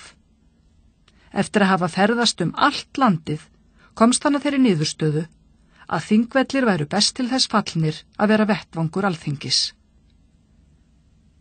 Mestu máli skipti að staðurinn lá vel við samgöngum úr öllum landshlutum, auk þess sem allar aðstæður til þinghalds voru góðar þar. Skipulag Alþingis. Í dag venja að skipta ríkisvaldinu í þrennt: löggjafar, dóms og framkvæmdavald. Alþingi fer með löggjafarvaldið, sem þýðir að það eitt hefur rétt til að setja lög fyrir landið. Dómstólar fara með dómsvaldið, sem veitir þeim einum rétt til að dæma. Allir dómar verða að byggjast á þeim lögum sem Alþingi hefur samþykkt. Framkvæmdavaldið í höndum ríkisstjórnarinnar sem ætlað að framkvæma vilja Alþingis. Með því að skipta ríkisvaldinu á milli 3 meginstofnana reynt að tryggja valddreifingu í samfélaginu. Á blaðsíðunni Íslandskort. Undir kortinu stendur: helstu þjóðleiðir á miðöldum voru aðrar en í dag. Þingvellir voru hentugur þingstaður, þar sem helstu þjóðleiðir lágu þangað. Á blaðsíðunni skýringamynd sem sýnir skipulag Alþingis á þjóðveldisöld. Alþingi skiptist í löggjafarvald, þar sem goðar sátu í lögréttu, og dómsvald, þar sem goðar tilnefndu bændur í dóma. Blaðsíða 30. Markmiðið að koma í veg fyrir að mikil völd safnist á hendur fárra. Íslenskt stjórnkerfi byggist á lýðræði, en samkvæmt því geta landsmenn haft áhrif á stjórn samfélagsins í almennum kosningum. Hugmyndin lýðræði og þrískiptingu ríkisvaldsins þekktist ekki á þjóðveldisöld. Á þeim tíma trúðu menn að vísu á töluverða valddreifingu, en hún náði einungis til karlmanna sem áttu eignir. Þeir einir höfðu rétt til að sitja á Alþingi. Fundir þingsins stóðu yfir í 2 vikur á hverju sumri á þjóðveldisöld. Alþingi var skipt niður í nokkra stofnanir sem fóru annars vegar með löggjafarmál og hins vegar með dómsmál. Lagaumræða fór fram innan lögréttu, en þar sátu allir goðar landsins. Leiðtogi hennar kallaðist lögsögumaður, en hann var kjörinn til 3 ára í senn. Hann stjórnaði fundum lögréttu og bar ábyrgð á því að réttum lögum væri fylgt. Þuldi lögsögumaður upp 3. laga á hverju þingi, en þannig náði hann að fara með öll lögin á kjörtímabili sínu. Til þess þurfti hann að treysta á minnið, þar sem norrænir menn höfðu ekki lært að skrifa á þessum tíma. Dómsvaldið skiptist annars vegar í fjórðungsdóm og hins vegar í fimmtardóm. Ef menn voru ekki ánægðir með niðurstöður fjórðungsdóms, var hægt að skjóta málinu til fimmtardóms, sem komst að endanlegri niðurstöðu. Í dómstólunum sátu bændur sem skipaðir voru af goðum í hvert sinn sem þing var haldið. Eiginlegt ríkisvald var ekki til á þessum tíma, en eitt af því sem sameinaði landsmenn voru lögin. Refsingar. Refsingar voru í meginatriðum þrennskonar á þjóðveldisöld. Vægasta refsingin kallaðist útlegð, en í því fólst að sakamaðurinn varð að greiða sekt. Næst kom svonefndur fjörbaugsgarður, sem leiddi til þess að hinum dæmda var vísað úr landi í 3 ár. Alvarlegastur var skógangur, því þar með var maður dæmdur til ævilangrar útskúfunar úr samfélaginu. Skógangsmaður varð að koma sér úr landi, eða reyna að felast í óbyggðum, enda var hann réttdræpur hvar sem hann náðist. Á þjóðveldisöld var engin lögregla, og því urðu ákærendur sjálfir að ganga eftir því að refsingum væri fullnægt. Störf og staða fólks. Í upphafi þjóðveldisaldar voru aðstæður á Íslandi aðrar en annars staðar í Evrópu. Hér var engin kóngur eða aðalsmenn og prestar kom ekki til sögunar fyrr en á 11. öld. Ekki hafði fólk þó jafnan rétt því mikill munur var á stöðu og kjörum landsmanna. Mestur var munurinn á milli frjálsra manna og þræla. Þrælar voru upphaflega kristið fólk sem norrænir menn höfðu numið brott frá Bretlandseyjum. Á blaðsíðunni er mynd. Í myndatexta segir: Sakamaður á flótta. Harðasta refsing þjóðveldisins kallaðist skógangur, en þeir sem fengu þann dóm voru útskúfaðir úr samfélaginu og því réttræpir. Blaðsíða 31. Afkomendur þeirra voru einnig hneftir í þrældóm, þar til þrælahald lagðist af á 11. öld. Þrælar nutu lítilla réttinda, enda voru þeir álitnir eign húsbænda sinna. Ísland var bændasamfélag og mestu máli skipti að eiga jarðir. Bændur voru forréttindastétt í landinu og voru fulltrúar býlisins í samfélaginu. Valdamestu menn þjóðveldisins voru goðarnir. Þeir voru höfðingjar sem hittust árlega á alþingi til að ákveða í sameiningu hvernig ætti að stjórna landinu. Auk þess að setja landsmönnum lög, sáu þeir að velja menn í dóma og höfðu því einnig mikil áhrif á dómsvaldið. Styrkur hvers goða byggðist á því hversu margir bændur voru fylgismenn hans. Þetta var bandalag höfðingja og bænda. Goðinn aðstoðaði fylgismenn sína, lentu þeir í deilum, og bændur studdu sinn goða, ætti hann í átökum. Allir bændur máttu velja sér goða og gátu þar með leita liðsinnis hans. Sumir áttu margar og stórar jarðir, en fleiri voru fátækir og leigðu jarðir af þeim ríku. Staða manna byggðist fyrst og fremst á eignum. Húsmæður réðu fyrir heimilunum.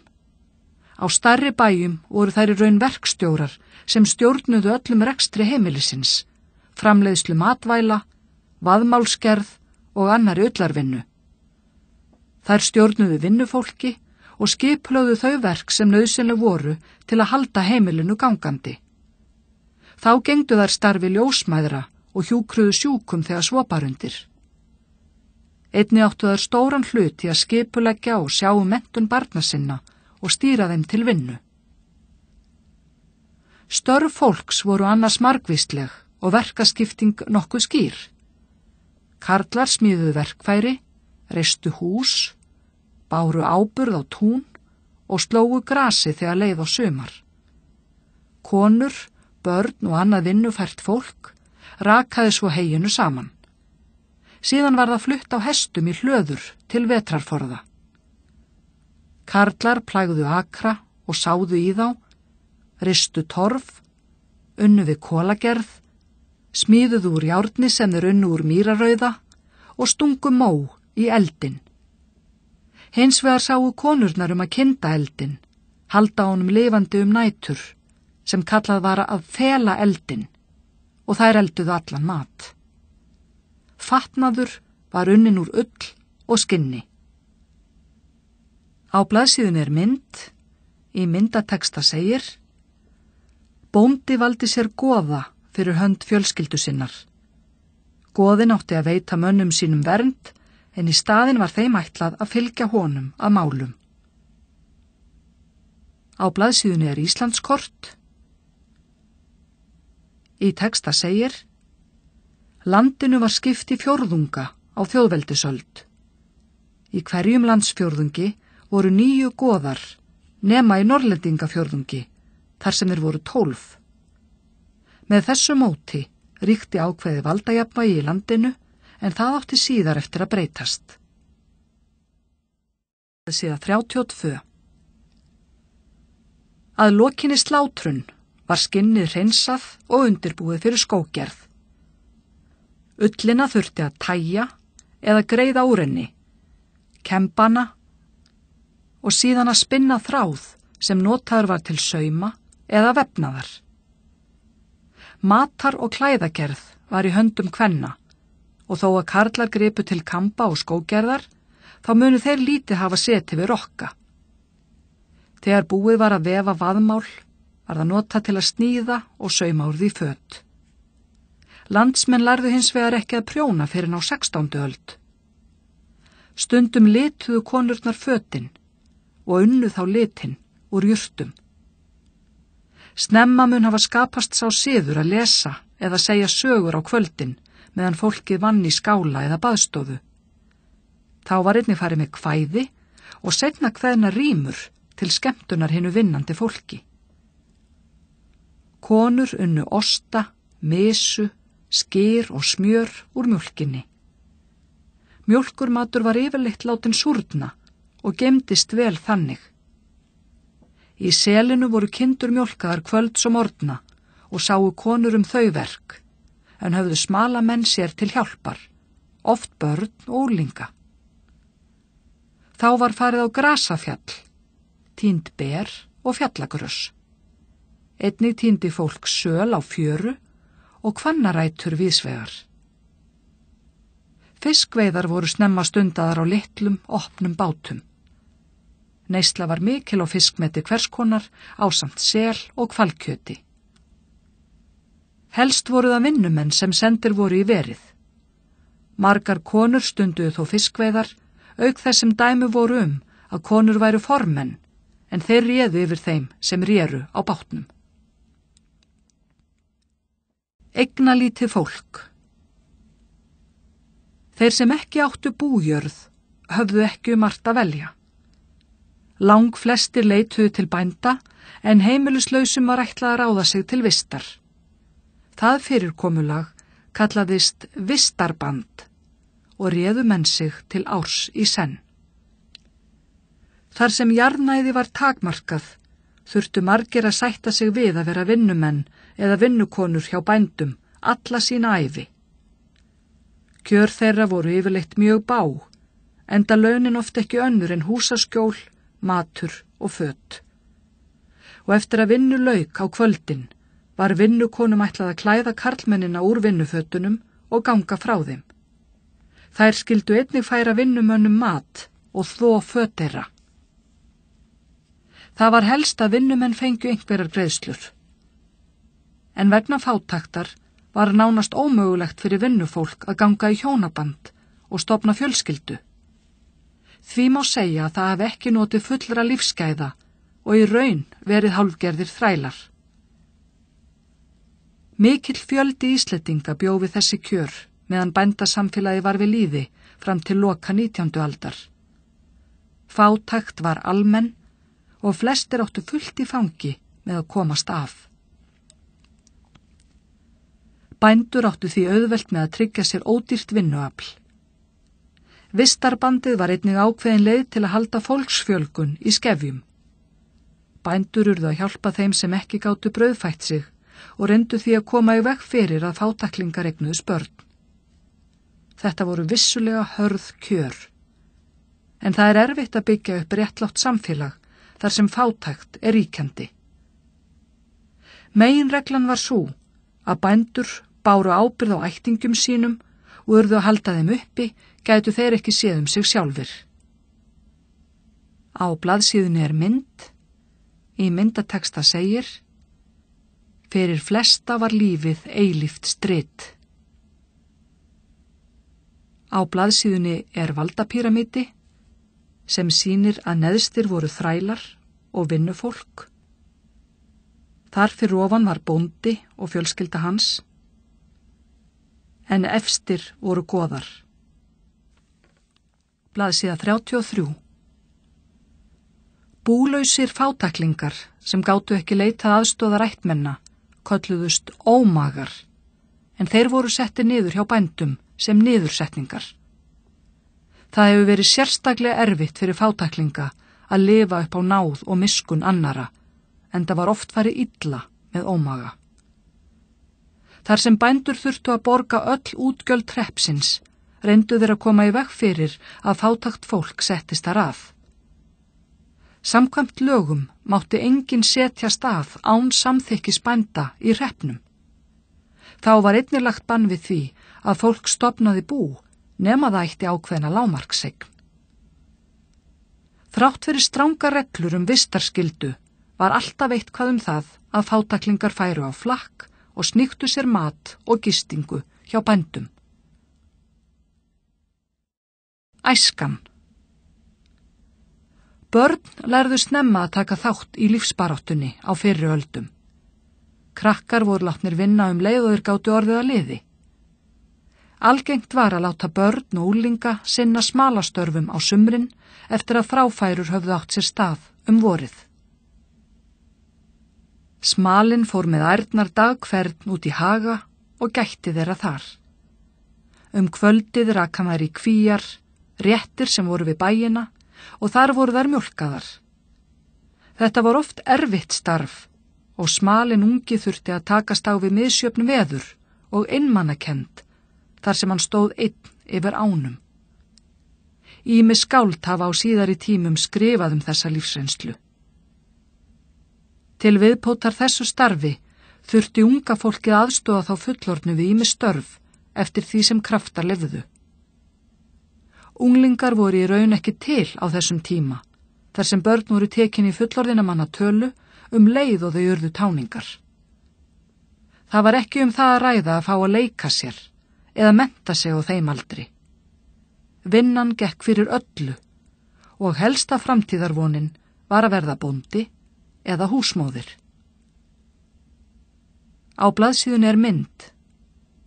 Í myndateksta segir: Börn voru látin vinna frá unga aldri, enda þurftu allir að leggja sitt af mörkum, ætti fólk að lifa af. Verkefni 1. Segðu frá stofnun þings á Íslandi. Af hverju stofnuðu landsmenn þing og hvert var hlutverk þess? Var komið lýðræði á Íslandi þegar búið var að stofna alþingi? Voru kosningar? Að hvaða leyti alþingi í dag ólíkt því sem var þegar það var stofnað? 2. Segðu frá refsingum á þjóðveldisöld. Hvernig ætli sé að búa í landi þar sem engin lögregla er? Eru afbrotamenn teknir af lífi á Íslandi í dag? Það gert einhvers staðar í heiminum? 3. Hver var staða karla, kvenna og barna á þjóðveldisöld? Hverjir höfðu mest völd í stjórnun landsins? Hverjir höfðu mest völd á heimilunum? 4. Kjör fólks voru misjöfn á þjóðveldisöld og eru það enn. Getur samfélagi tryggt að allir búi við bærilegar og mannsæmandi aðstæður? Ræðið hvernig hægt að stuðla að því. 5. Hvaða störf fólks á landnámsöld finnst þér mikilvægust? Af hverju? 6. Skoðið barnasáttmála Sameinuðu þjóðanna.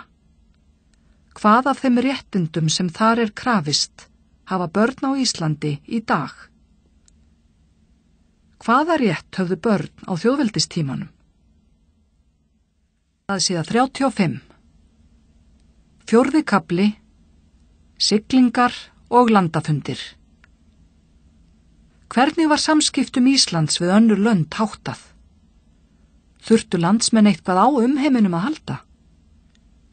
Hversu góðar samgöngur voru á milli Íslands og annarra landa? Í þessum kafla fáum við að vita ýmislegt verslun Íslendinga við aðrar þjóðir. Í því sambandi kemur fram að Ísland tilheyrði að vissu leyti erlendu áhrifasvæði. Þá verður fjallað skipakost landsmanna og siglingar til og frá landinu.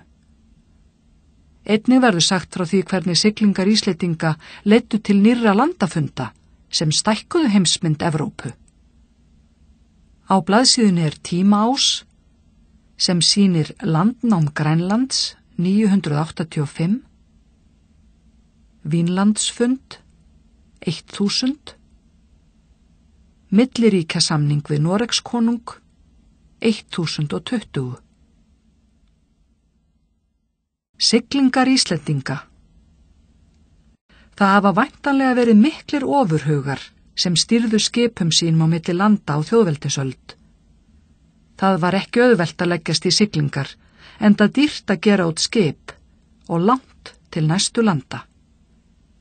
Þeir sem stóðu í stafni hafa líklega oft borið í brjósti stolt yfir ríkidæmi sínu, en leið auðmýkt gagnvart hættum hafsins.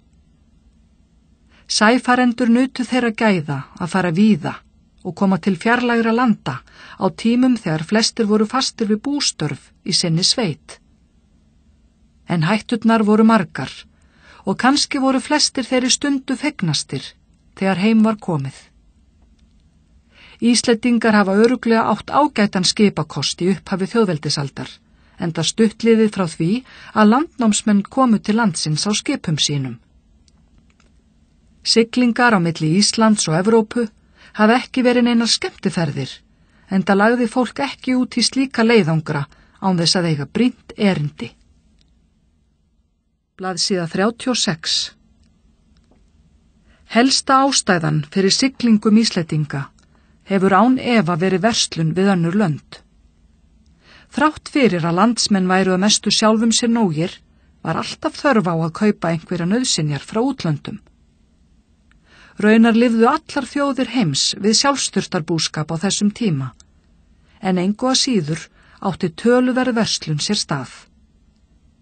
Íslendingar hafa átt stöðug viðskipti við útlönd frá því land byggðist. Ekkert land getur framleitt allar þær nauðsynja og munaðarvörur sem þarf. Þá þrífast þau samfélög yfirleitt best sem eiga í viðskiptum við önnur lönd, enda hægt að læra margt af samskiptum við aðra. Utanríkisverslun. Erlend viðskipti Íslendinga voru mjög lítil á fyrri öldum miðað við það sem gerist í dag. Við erum vön að kaupa útlendar vörur svo til daglega. Á síðustu áratugum höfum við búið til svokallað neyslusamfélag, þar sem verslanir reyna að fá almenning til að kaupa sér mest af allskyns vörum, hvort sem við þurfum á þeim að halda eða ekki. Fyrr á öldum var hins vegar ekki það að ræða að fara út í búð til að skoða og kaupa vörur frá öllum heimshornum. Verslanir voru ekki til, enda voru flestir hlutir framleiddir á heimilum, eins og áður segir. Eigur landsmanna voru fábrotnar og miðuðust fyrst og fremst við brýnustu þarfir. Íslendingar voru yfirleitt fátækir og reyndu því að vera sjálfum sér nógir að mestu leyti. Sú litla verslun sem fram fór átti sér stað á sumrin og stóð aðeins yfir í nokkra daga í senn. Íslendingar áttu aðalega viðskipti við Norðmenn, eins og eðlilegt mátti teljast í ljósi uppruna landsmanna og nálægðar landanna. Á blaðsíðunni mynd. Í myndateksta segir: Engir kaupstaðir voru til í landinu, enda framleiddu menn flesta hluti sjálfir. Viðskipti áttu sér venjulega stað í nokkra daga að vori og á haustin og settu kaupmenn þá upp tjöld. Blaðsíða 37. Vaðmál var helsta útflutningsvara þjóðarinnar fram á 14. öld. En það var ofið ullarefni sem nota mátti í klæði, ábreiður og fleira. Vaðmálsgerð var því mikilvægasti heimilisiðnaður landsmanna á þjóðveldisöld. Einkum voru það konur sem ófu vaðmál, en það var mikil vinna og erfið. Það var því mikils virði að hafa góðan vefara og verður ekki annað sagt en hlutur kvenna hafi verið mikill í efnahagslífi þjóðarinnar. Innfluttar vörur voru einkum mjöl, sem nota mátti til brauð og grautargerðar, og timbur. Þá voru einnig fluttar inn ýmsar munaðarvörur. Grænland. Ekki leið á löngu þar til Íslendingar höfðu spurnir af löndum sem Evrópumenn vissu ekki að væru til. Næsta land við Ísland Grænland. En það liggur einungis 287 kílómetra frá Vestfjörðum. Því var ekki við öðru að búast en sæfarar við Ísland yrðu fyrr eða síðar varir við land í vestri, enda var auðvelt að hrekjast af leið í vondum veðrum.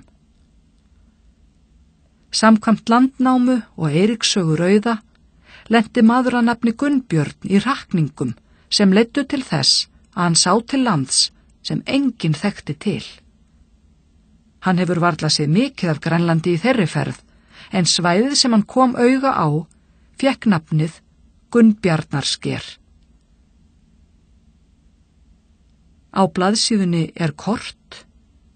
Í texta segir: Siglingar norrænna manna til Grænlands og Ameríku. Ekki er hægt að fullyrða að siglingaleiðirnar séu réttar, enda eru heimildir stuttorðar og að nokkru leyti misvísandi.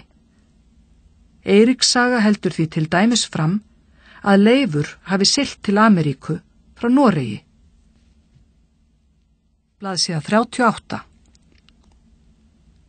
Upp úr árinu 980 sigldi Eiríkur rauði ásamt Þjóðhildi konu sinni til vesturs í leit að Gunnbjarnarskeri.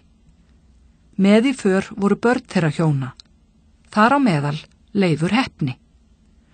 Þar komu þau á stóru landi sem virtist lítt byggilegt við fyrstu sýn, en þegar siglt var suður fyrir landið og áfram norður með vesturströndinni komu í ljós betri landkostir. Þau ákváðu að nema þar land.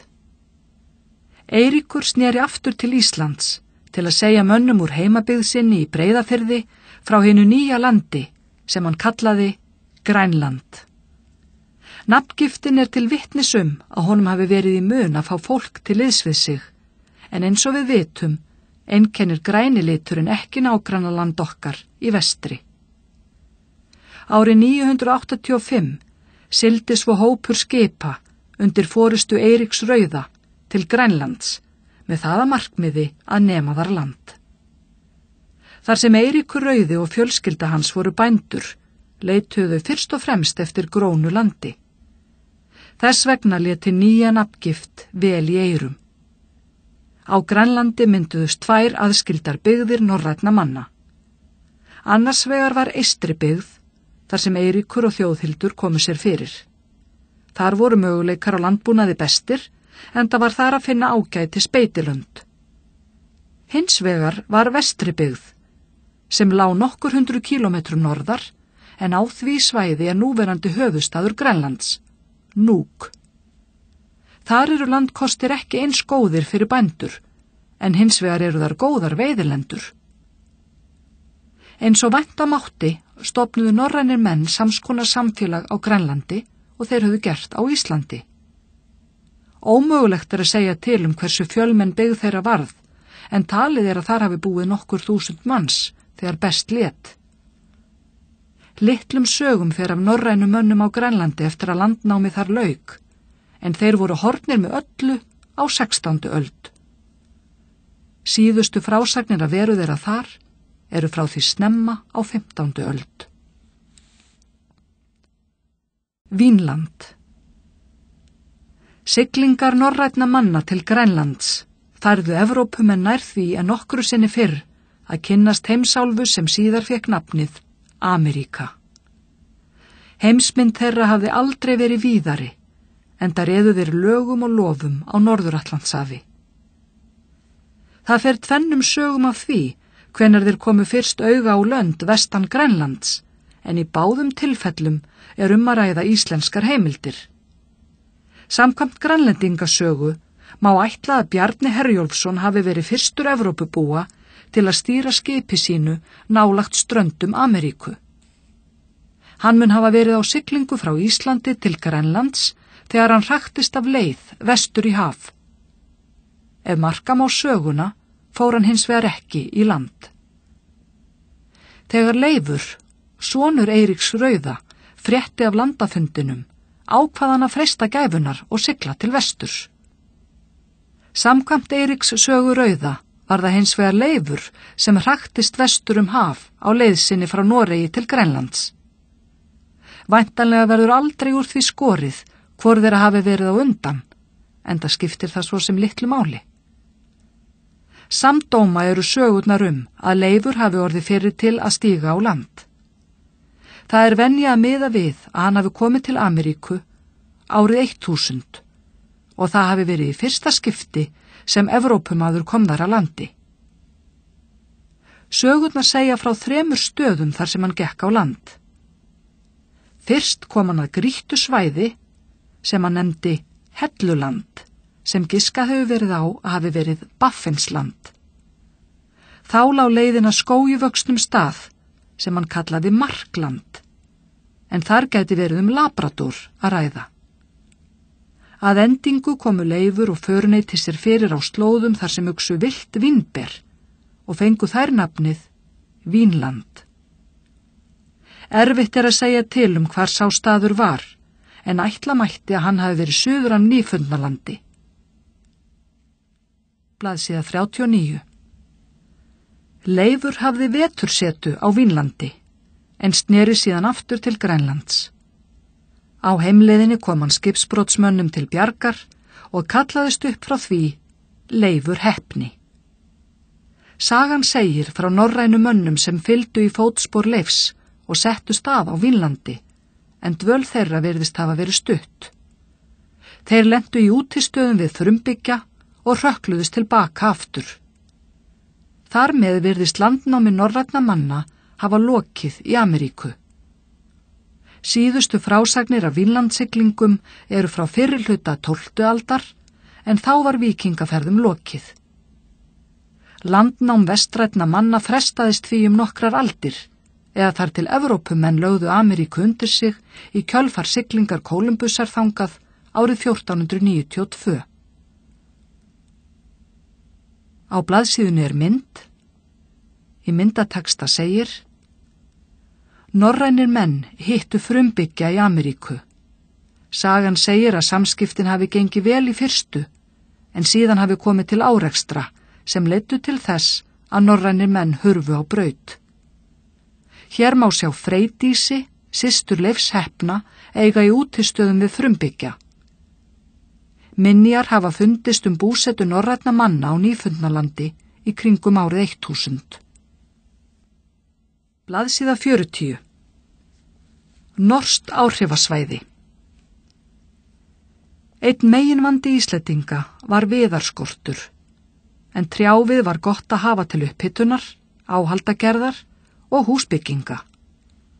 Einnig var mikilvægt fyrir þjóðina að eiga timbur til skipagerðar, svo hægt væri að halda uppi samgöngum við önnur lönd. Skip landnámsmanna gengu úr sér með tímanum og því var brýnt að geta endurnýjað íslenskan skipakost reglulega. Framan af þjóðveldisöld hafa landsmenn sennilega geta sinnt þeim siglingum sem nauðsynlegar voru til að stunda verslun og halda tengslum við umheiminn. Það virðist hins vegar hafa gengið hratt á íslenska skipastólinn á 10. og 11. öld. Fyrir það fyrsta þurfti auðvitað að halda skipunum við, en slíkt gat verið erfitt þar sem dýrt var fyrir Íslendinga að útvega sér nauðsynlegan trjáfið. Í öðru lagi hafa skipsskaðar örugglega verið tíðir, enda var hættulegt að sigla úthafið á milli Íslands og meginlands Evrópu. Á blaðsíðunni er mynd. Í myndateksta segir: Norskt áhrifasvæði. Íslendingar og norrænir menn á Grænlandi voru háðir Norðmönnum timbur og annan varning. Íslendingar töpuðu smám saman skipum sínum og urðu því sífellt háðari siglingum norskra kaupmanna hingað til lands. Blaðsíða 41. Í þriðja lagi voru siglingar mjög ótryggar vegna ræningjaflokka sem fyrirfundust víða höf. Frásagnir eru til af ránum á íslenskum skipum við Danmörku og Bretland og voru áhafnir jafnvel hneftar í þrældóm. Það hefur verið öruggast fyrir Íslendinga að sigla til Noregs þar sem þeir þekktu til og áttu jafnvel skyldmenni. Þar sem Noregur var á þessum tíma helsta siglingaveldi Evrópu á Norður-Atlantshafi, má segja að Ísland hafi verið á norsku áhrifasvæði. Þess vegna var sérstaklega mikilvægt fyrir Íslendinga að njóta velvildar í Noregi. Á þjóðveldisöld var Noregur að mörgu leyti hlið Íslendinga að Evrópu. Þar gátu þeir komið vörum sínum í verð og keypt aðrar vörur í staðinn. Íslendingar letu hins vegar ekki þar við sitja, heldur fóru forystumenn þjóðarinnar einnig til landa sunnar í álfunni. Með tilkomu kristni eftir árið 1000 jukust þau samskipti til mikilla muna, enda var þjóðin þá orðin hluti af alþjóðlegri stofnun, en það verður fjalla síðar.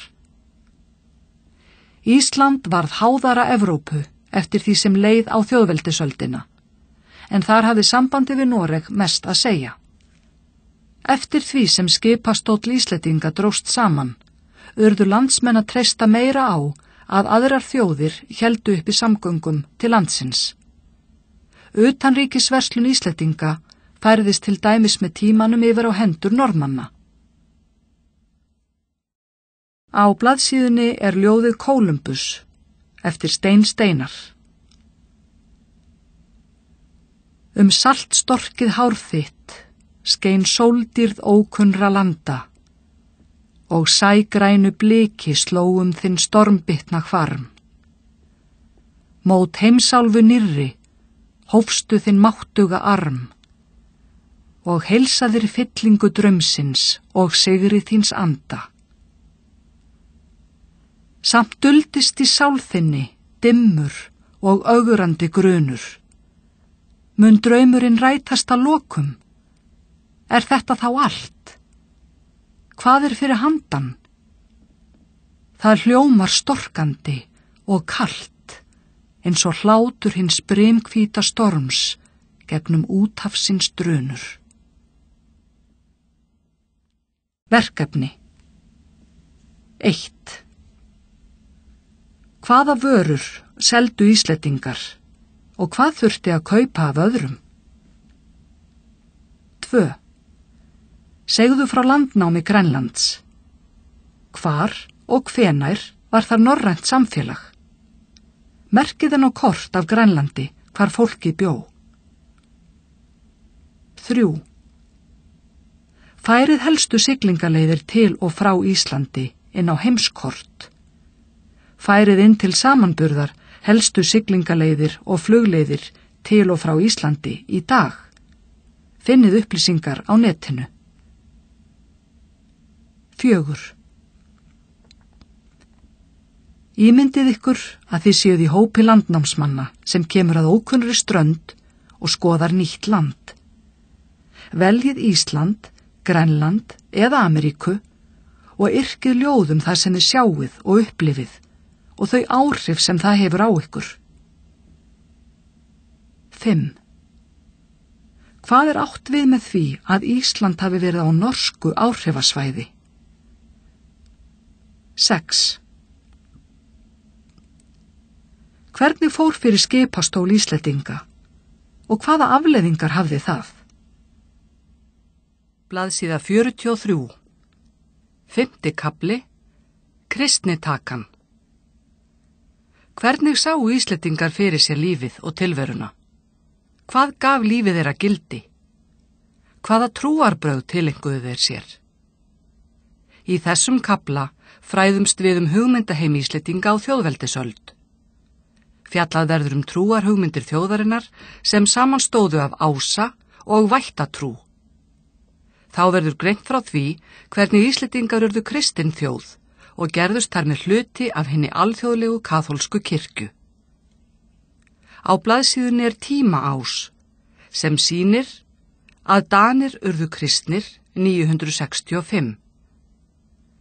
Að kristnitakan fór fram árið 1000.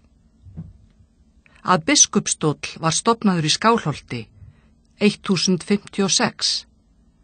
Að biskupsstóll var stofnaður á Hólum 1106. Að Þingeyrarklaustur var stofnað 1112. Kristnitakan á Þingvöllum. Það ekki gott að segja hvað Þorgeiri ljósvetningagoða bjó í huga þegar hann gekk til Lögbergs á Þingvöllum ásamt helstu höfðingjum þjóðarinnar í kringum aldamótin 1000. Miklar deilur höfðu átt sér stað á þinginu daginn áður og litlu mátti muna að til bardaga kæmi. Ástæðan fyrir öllum látunum var að fólk gat ekki komið sér saman hvort Íslendingar ættu að taka upp kristni eða halda sig áfram við hinn heiðna sið. Til að koma í veg fyrir meiri háttar átök hafði náðst samkomulag að láta Þorgeir skera úr málið, en hann var meðal helstu forystumanna þjóðarinnar. Það hvíldi mikil ábyrgð á herðum Þorgeirs, enda hafði hann lagst undir feld þann daginn og nóttina á eftir, án þess að mæla orð. Hann hafði því fengið gott næði til að hugsa málið, en honum hlýtur engu að síður að hafa verið órótt þegar hann hóf mál sitt á Lögbergi þennan örlagaríka dag. Síða 44. Íslendingabók segir svo frá. En nú þykir mér það ráð, hvaðan, að vér látum og eigi þá ráða mest vilja í gegn gangast og miðlum svo mál á milli þeirra, að hvorir tveggju hafi nokkuð til síns máls og höfum allir ein lög og einn sið. Það mun verða satt við slítum í sundur lögin, að vér munum slíta og friðin. Þorgeir ákvað að Íslendingar skyldu gerast kristnir. Hann lét þessum leið getið að menn þyrftu ekki með öllu að segja skilið við hinn heiðna sið. Landsmönnum skyldi heimilt að dýrka hinn heiðnu goð, væri það gert á laun, borða hrossakjöt og bera út börn. Meginmálið í ræðu Þorgeirs var að landsmenn yrðu að hafa sameiginlega trú og sömu lög. Að öðrum kosti gæti ekki orðið friður í landinu. Frásögn Íslendingabókar af kristnitöku Íslendinga merkileg. Fyrir það fyrsta virðast landsmenn hafa tekið kristni með friðsömum hætti. Víða í Evrópu kristnuðu konungar hins vegar þegna sína með valdi. Þá einnig sérstakt að Þorgeir virðist gera eins konar málamiðlun við heiðna menn með því að leyfa þeim að leggja áfram rækt við ýmsa forna siði. Það kannski ein ástæðan fyrir því hversu snurðulaust trúskiptin virðast hafa orðið á Íslandi. Á blaðsíðunni brot úr Háfamálum. Deyr fé, deyja frændur, deyr sjálfurið sama, en orðstýr deyr aldrei, hveimir sér góðan getur. Á blaðsíðunni brot úr Háfamálum. Deyr fé, deyja frændur, deyr sjálfurið sama, en orðstýr deyr aldrei, hveimir sér góðan getur. Heiðni. Þegar norrænir menn námu land á Íslandi, báru þeir ekki aðeins með sér klæði sín og eigur. Þeir komu einnig með menningu sína og lífsviðhorf. Hugarheimur landsmanna hefur auðvitað breyst mikið á þeim öldum sem liðnar eru frá landnámi Íslands. Það erfitt fyrir okkur að reyna að skilja hugsunarhátt þeirra sem bjuggu á Íslandi fyrir meira en 1000 árum. Mest alla sögu þjóðarinnar hefur kristni mótað menningu okkar og viðhorf. Það flækir málið að heiðnir menn áttu sér ekki ritmál og því liggja engar bækur eftir þá. Flest sem við vitum þessa fornu menningu var skrifað af kristnum mönnum löngu eftir að þjóðin tók kristin sið. Helstu ritheimildir okkar heiðni eru Konungsbók Eddukvæða og Snorra-Edda, en þær eru báðar frá 13. öld. Við verðum því að taka öllu sem þar kemur fram með nokkrum fyrirvara, en það breytir því ekki að bækurnar veita okkur ómetanlega sýn inn í hinn heiðna heim. Forlagatrú var mjög sterk á þessum tíma, en samkvæmt henni líf okkar ákvarðað fyrirfram. Sagt var að skapanornirnar 3 réðu lífi fólks, en þær nefndust urður, verðandi og skuld. Á blaðsíðunni mynd af Þórslíkneski. Síða 45.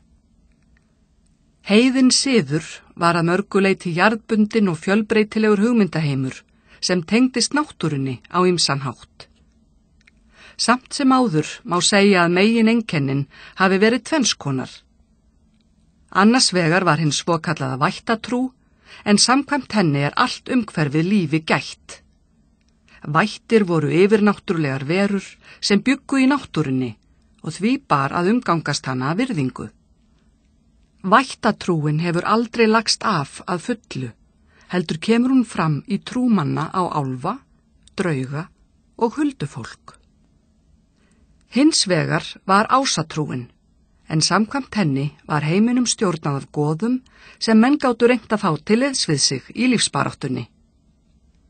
Heiðnin samanstóð af fjölda goða og taldist því til fjölgyðistrúar.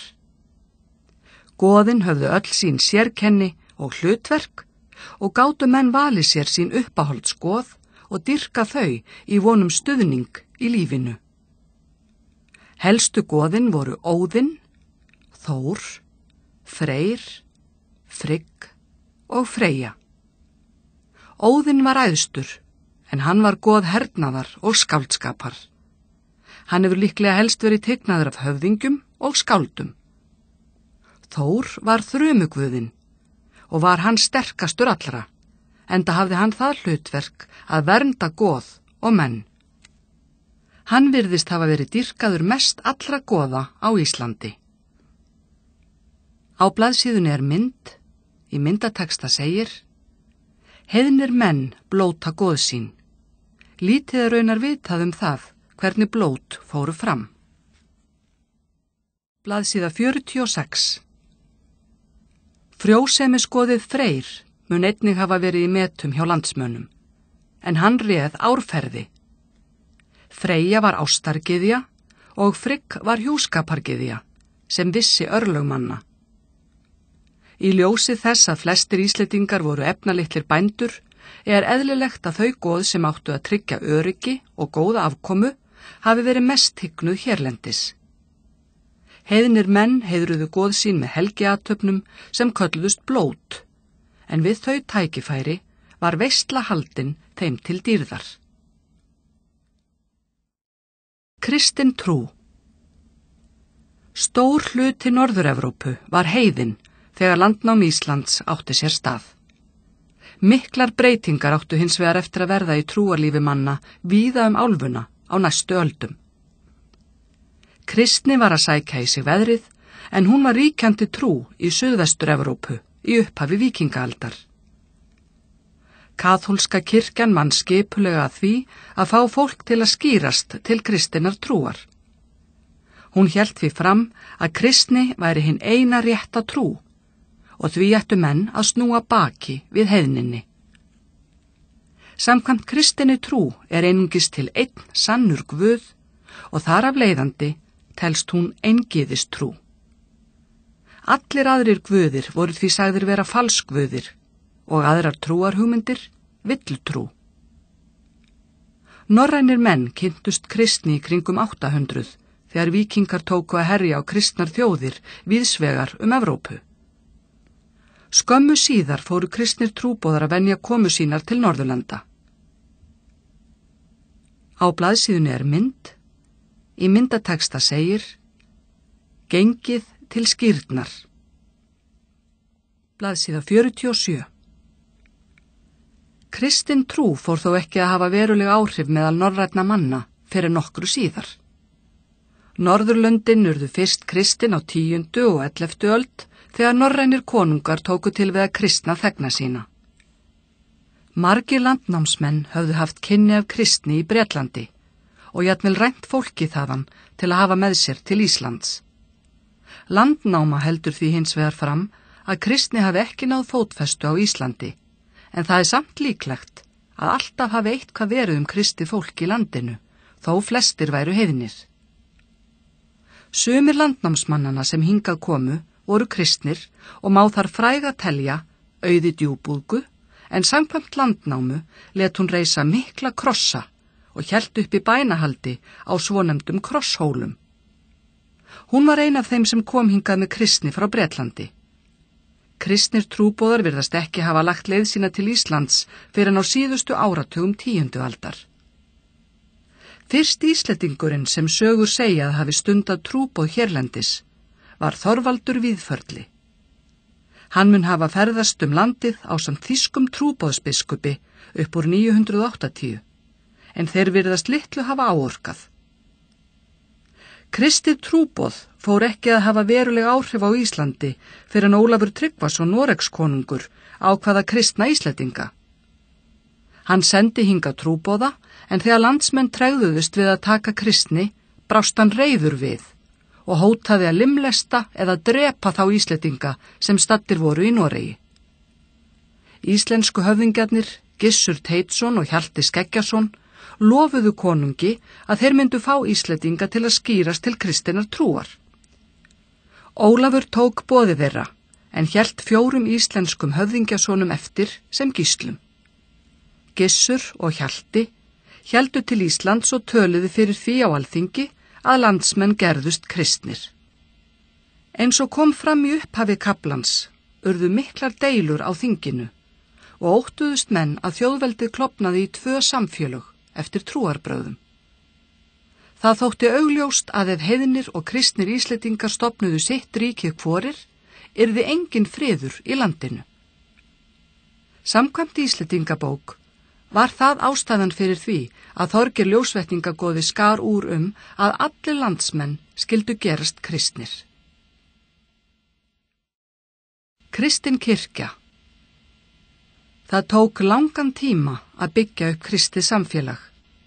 Mennta þurfti presta, byggja kirkjur og klaustur og fræða landsmennum hvað það væri að vera kristin. Konur gátu ekki orðið prestar, en þær konur sem vildu helga Guði líf sitt gerðust nunnur og settu stað í klaustrum.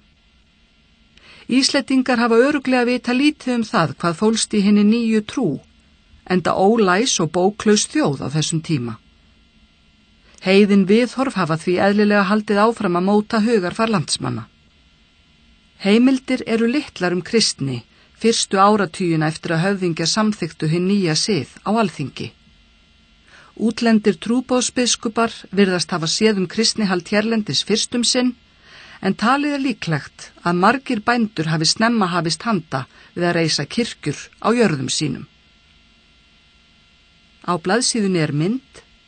Í myndateksta segir: Krists líkneski frá því 1200.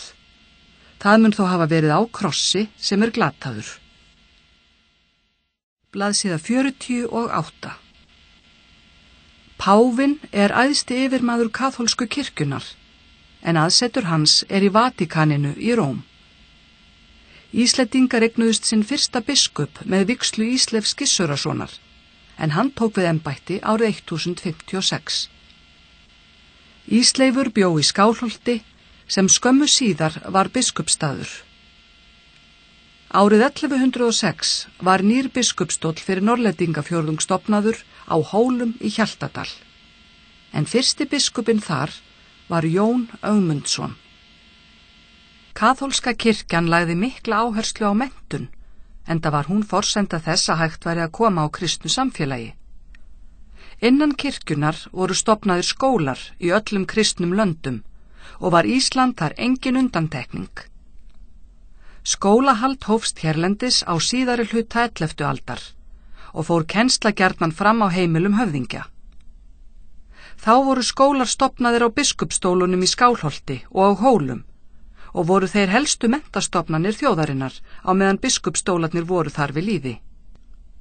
Það var með kristninni sem Íslendingar kynntust fyrst ritmenningu og bókmenntum Evrópu. Rúnir voru að vísu þekktar hérlendis, en þær voru ekki eiginlegt ritmál.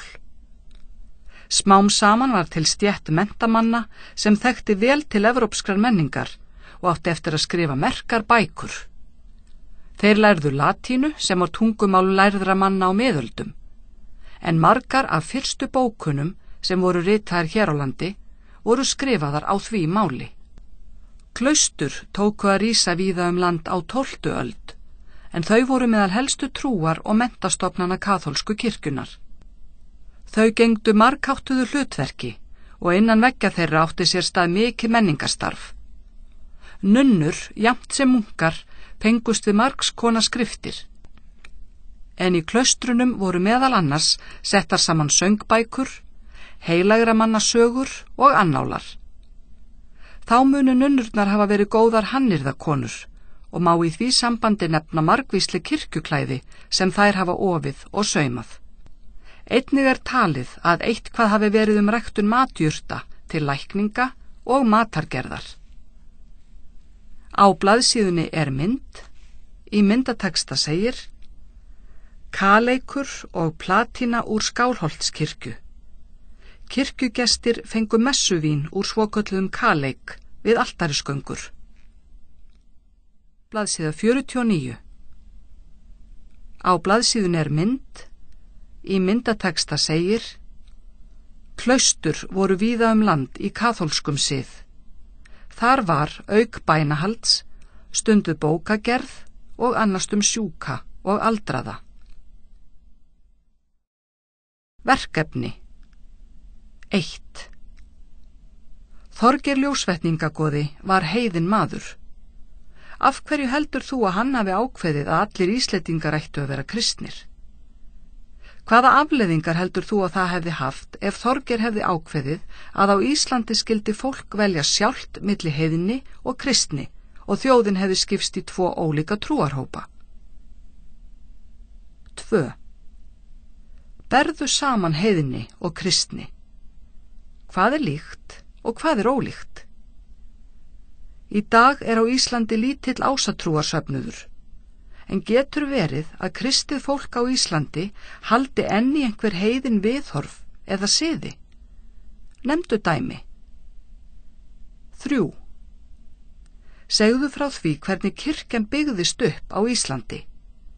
Hvenær má segja að íslenskt samfélag hafi orðið kristið? 4.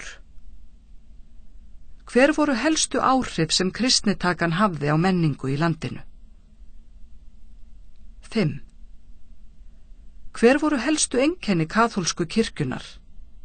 Hvernig var henni stjórnað og á hvað lagði hún mesta áherslu? Hvert var hlutverk kvenna í kaþólsku kirkjunni? 6. Hvaða nöfn á fólki og örnefni þekkir þú sem tengjast heiðni og kristni á Íslandi? Blaðsíða 51. 7. kafli. Ættarveldið. Hver var undirstaða valds á Íslandi? Hvernig þróaðist íslenskt samfélag á þjóðveldisöld? Hver voru áhrif kirkjunnar og hverjir fóru með völd innan hennar? Hverjir höfðu mest það að segja hvernig málum var háttað á Íslandi á þessum tíma? Í þessum kafla fræðumst við valdabaráttu kirkjunnar og höfðingja. Fjalla verður það hvernig höfðingjar nýttu auðæfi kirkjunnar sér til framdráttar. Einnig verður sagt frá vaxandi misskiptingu á þjóðveldisöld og hvernig einstaka höfðingjaættir hrifsuðu til sín öll völd í landinu. Á blaðsíðunni er tímaás. Á honum sést að 10. var lögleidd 1097, að Ísland tilheyrði erkibiskupnum í Niðarósi frá 1153, að staðamál hinn fyrri urðu 1178, að Þorlákur biskup var tekin í Dýrlingatölu 1198, að Guðmundur góði var biskup frá 1203. Kirkjan í höndum höfðingja. Andrúmsloftið hefur verið rafmagnað þegar deila kom upp milli þeirra Jóns Loftssonar og Þorláks Þórhallssonar það hver ætti að ráða yfir kirkjustöðunum á Íslandi. Kirkjur sem áttu nóg af peningum til að geta séð eigin rekstur kölluðust staðir. Staðir voru kirkjustaðir þar sem kirkjan átti sig sjálf og allt landið í kring og var þannig mjög eftirsóknarverður staður til að fá að stjórna. Þorlákur var biskup í Skálholti og hann krafðist þess að fá að ráða yfir kirkjunni sem var á heimaslóðum Jóns. Erkibiskupinn yfir Íslandi hafði sent Þorláki bréf þar sem framkom krafa að biskupinn ætti að stjórna kirkjustöðunum. Jón var helsti höfðingi landsins á þessum tíma og réði yfir miklum kirkjueignum. Blaðsíða 52. Hann sætti sig ekki við að láta þær eignir af hendi og svaraði biskupi með eftirfarandi orðum. Heyra má ég erkibiskups boðskap, en ráðin er ég í að halda hann að engu. Deila þeirra Þorláks og Jóns átti sér stað á seinni hluta 12. aldar, en þá var kirkjan orðin mikið veldi, enda hafði hún komið sér upp miklum jarðeignum. Margar kirkjur og jarðirnar sem þar stóðu á voru hins vegar undir stjórn höfðingja sem réðu langmestu í landinu. Kaþólska kirkjan hafði lengi barist fyrir því að stjórna eigin málum, en hún hafði lengst af verið undir stjórn konunga og höfðingja sem nýttu sér auðafi hennar fyrir sjálfa sig. Jón Loftsson komst upp með að fara ekki að fyrirmælum biskupsins og héldu höfðingjar því áfram að stjórna kirkjujörðum sínum enn sinn. Það var ekki fyrr en undir lok 13. aldar sem eftirmenn Þorláks náðu að koma mestöllum auðafum kirkjunar undir hennar stjórn. Þá fyrst fór veldi hennar að vaksa, en við siðaskiptin árið 1550 var kaþólska kirkjan langsterkasta stofnun landsins. Á blaðsíðunni er mynd, í myndateksta stendur: Páfi og konungar deildu völd. Að lokum fór svo að páfi fór með andlegt vald en konungar veraldlegt. Á blaðsíðunni er brot úr sálminum Heyr himnasmiður eftir Kolbeinn Tumason. Heyr himnasmiður, hver skáldið biður, komi mjúk til mín, miskunnin þín. Því heit ég á þig, þú hefur skapt hann mig. Ég er þrællinn þinn, þú ert drottinn minn. Blaðsíða 53. Tvenns konar vald. Tvær meginstofnanir stjórnuðu Evrópu á miðöldum. Annars vegar kóngarnir og hins vegar kirkjan. Kóngar og kirkja áttu oft í valdabaráttu, en þó var ákveðin verkaskipting á milli þeirra. Báðir aðilar vildu ráða sem mestu, en venjulega fór konungur með stjórnun landsins og kirkjan með það sem sneri á trúarlífi. Konungur sá að halda frið í samfélaginu með því að verja landið fyrir árásum og láta dæma sakamenn til refsingar. Kirkjan hafði hins vegar það hlutverk að boða kristna trú og treysta kristilegt siðferði. Bæði konungur og kirkja létu almenning borga sér skatta. Þannig gat konungurinn búið í stórri höll, haft fjölda aðstoðarmanna til að hjálpa sér að stjórna ríkinu og haldið uppi her til að styrkja veldi sitt. Kaþólska kirkjan notaði sína peninga til að reisa kirkjur og klaustur, auk þess að halda uppi páfa, kardínálum, biskupum, prestum, munkum og nunnum. Kirkjan átti eftir að verða sterkasta stofnun Evrópu, en vald hennar var mjög takmarkað þegar Íslendingar tóku kristni. 10. Íslenska kirkjan fékk ekki fastan tekjustofn fyrir árið 1097, þegar samþykkt var á Alþingi að lögleiða 10. 10 var skattur sem allir eignabændur sem áttu ákveðna lágmarkseign urðu að greiða. 10 skiptist í 4 jafna hluta og runnu 3 þeirra til kirkjunar og 1 til hreppanna. Kirkjan fékk kirkju, biskups og prestatíund. Fyrsti hlutin átti að nýtast við uppbyggingu og rekstur á kirkjum. Annar hlutin fór til biskupana í Skálholti og Hólum. 3. hlutin var notaður til að greiða prestum laun. Hrepparnir fengu hins vegar svokallaða fátækratíund, sem þeir sáu að deila út til fátækra. Ísland var fyrst Norðurlanda til að taka upp 10, en sá skattur þekktist víða í Evrópu. Eftir því sem auður og völd kirkjunar jukust, varð eftirsóknarverðara að eignast hlutdeild í henni. Kirkjuvald. Deilur það hver ætti að ráða yfir kirkjustöðunum virðist ekki hafa náð til Íslands fyrr en með Þorláki Þórhallssyni, Skálholtsbiskupi. Íslenskir biskupar urðu að fá vígslu hjá erkibiskupnum í Niðarósi áður en þeir gátu tekið við embætti. Á blaðsíðunni er mynd. Í myndateksta segir: 10 skiptist í 4 hluta. Blaðsíða 54. Þegar Þorlákur kom til landsins úr vígsluferð sinni árið 1178 hafði hann með sér bréf frá erkibiskupi, þar sem kröfur kirkjunnar voru settar fram. Þar var áhersla lögð á að allir staðir skyldu vera undir stjórn biskups eins og fyrr er frá sagt. Þorláki fannst mikilvægt að ná þeim úr höndum höfðingja, svo auður þeirra rynni til kirkjunnar. Hann fór því biskupsdæmi sitt og krafðist þess að höfðingjarnir létu kirkjustaðina af hendi. Biskupi gekk vel í upphafi, en barátta hans endaði þegar hann tapaði fyrir Jóni Loftssyni í Odda. Þar með lauk staðamálum fyrri, en það áttu eftir að líða rúmlega 100 ár þar til biskupum tókst að fá yfirráð yfir kirkjustöðunum. Höfðingjar reyndu að koma sínum mönnum að í helstu embætti kirkjunnar til að treysta auðsinn og völd. Jón Loftsson kom syni sínum að sem Skálholtsbiskupi eftir dauða Þorláks og því var engin hætta á að kirkjuvaldsbaráttan héldi áfram þar. Höfðingjaættir. 12. öldin var tími mikilla breytinga á Íslandi.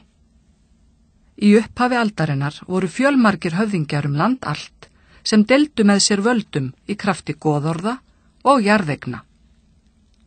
Þegar líða tók á öldina, færðust völd og auður smám saman á hendur fárra valdaætta sem stjórnuðu stærra landsvæði en áður hafði þekkst. Á seinni hluta 12. aldar voru héraðsríki tekin að myndast víðsvegar landið. Goðorðin héldu áfram að vera 39 eins og áður, en goðarnir sem fóru með þau urðu sífellt færri. Þannig urðu æ fleiri goðar að láta goðorð sín af hendi til voldugri höfðingja.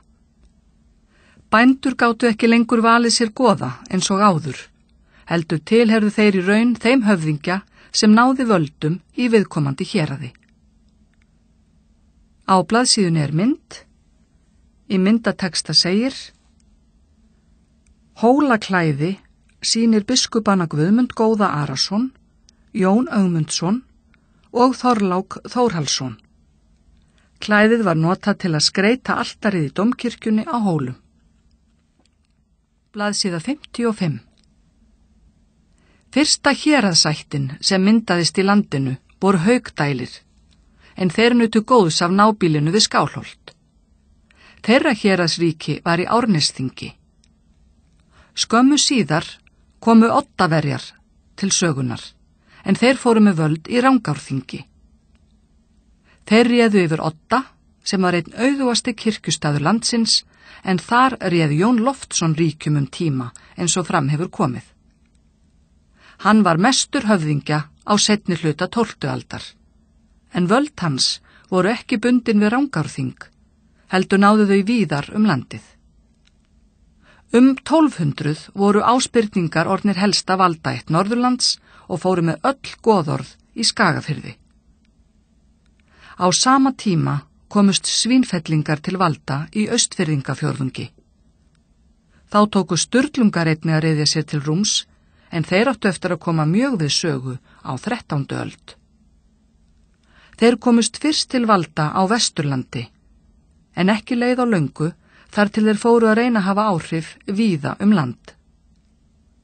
Oft urðu átök milli höfðingja á 12. öld, enda vildu margir ná völdum en fáir missa þau. Á 13. öld leiddi valdabarátta höfðingjaættanna til borgarastríðs, sem var ein helsta ástæða þess að þjóðveldið leið undir lok. Það verður fjallað í næsta kafla. Á blaðsíðunni er Íslandskort. Í myndateksta segir: Héraðsríki tóku að myndast á 12. öld. Goðaveldið riðaði til falls, en í staðinn komu héraðshöfðingjar sem áttu eftir að berjast yfirráð yfir landinu.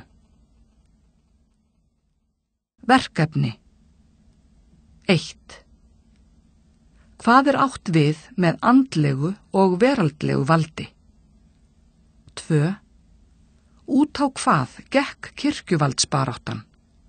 Hvernig endaði hún á 12. öld? 3. Hvor finnst þér hafi haft rétt fyrir sér? Þorlákur biskup eða Jón Loftsson? Hverjir átt að stjórna kirkjunni og auði hennar? Skiptið bekknum í 2 lið og veljið framsögufólk, einn sem talar fyrir kirkjuvaldi og annan sem talar fyrir því að eigur kirkjunnar séu ríkiseign. Kjósið niðurstöðuna. 4. 10. var skattur sem eignafólk þurfti að borga. Í hvað var skatturinn notaður hér áður fyrr? Í hvað fer skatturinn sem fólk borgar í dag? 5.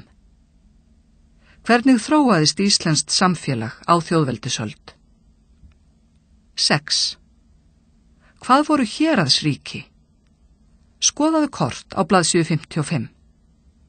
Á svæði hvaða höfðingjaættar býr þú? Blaðsíða 57.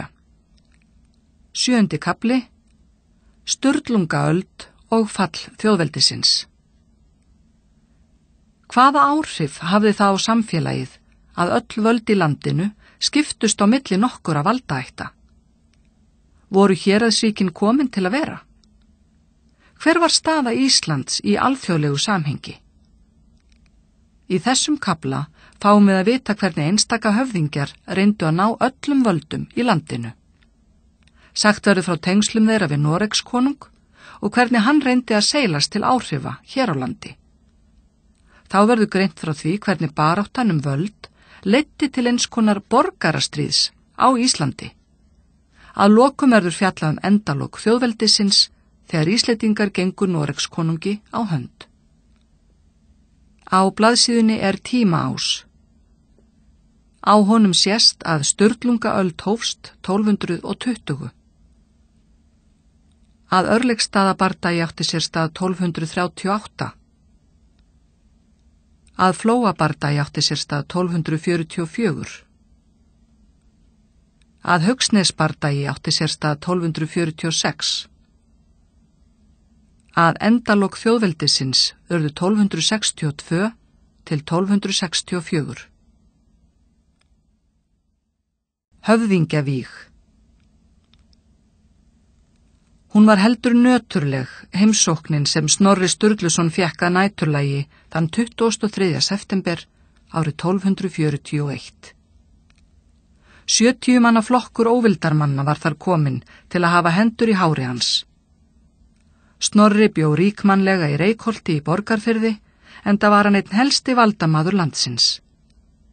Héraðshöfðinginn, Gissur Þorvaldsson, fór fyrir liði innrásarmanna, en hann hafði verið sendur af Noregskonungi sem taldi Snorra hafa svikið sig.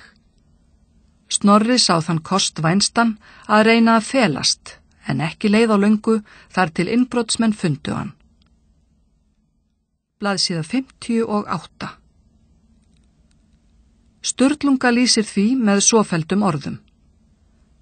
Eftir það urðu þeir varir við hvar Snorri var og gengu þeir í kjallarann Markús Marðarsson, Símon Knútur, Árni Beskur, Þorsteinn Guðnason, Þórarinn Ásgrímsson. Símon Knútur bað Árna höggva hann. Eigi skal höggva, sagði Snorri. Högg þú, sagði Símon.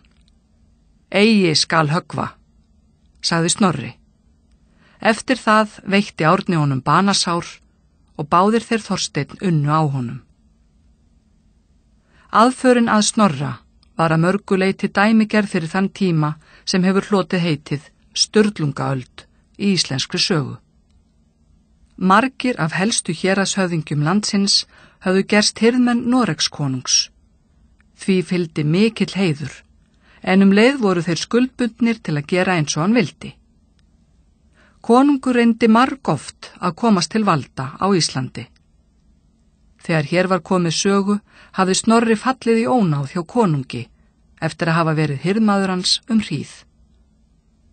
Konungur fékk því Gissur til að koma fram hefndum. Gissur hafði einnig gengið konungi á hönd, en til að byrja með gerði hann lítið til að koma konungi til valda á Íslandi. Með drápinu á Snorra hafði honum hins vegar tekist að ryðja úr vegi voldugum keppinaut. Sturlungaöld einkendist af vígaferlum, þar sem höfðingjar fóru gjarnan heilu héruðin með her manna. Frægustu orustur Íslandssögunar áttu sér stað á þessum tíma og má í raun segja að borgarastríð hafi geisað hér á landi. Þetta hefur verið heldur óskemmtilegur tími fyrir almenning, enda mæðir alltaf mest á honum í stríðum. Bændur máttu sæta því að vera kallaðir frá bílum sínum til að taka þátt í herförum höfðingja. Sá tími kom að bændum var nóg boðið og gerðu þeir kröfu til þess að varanlegum friði yrði komið á. Noregskonungur. Í upphafi 13. aldar skiptist landið að mestu upp í héraðsríki 5 valdaætta eins og framkom í síðasta kafla. Venjulega fór einn höfðingi fyrir hverri ætt, en svo var þó ekki meðal Sturlunga. Sturlungar náðu að byggja upp mikið veldi á Vestur- og Norðurlandi, enda voru þeir tíma langvaldamesta ætt landsins. Á blaðsíðunni er mynd.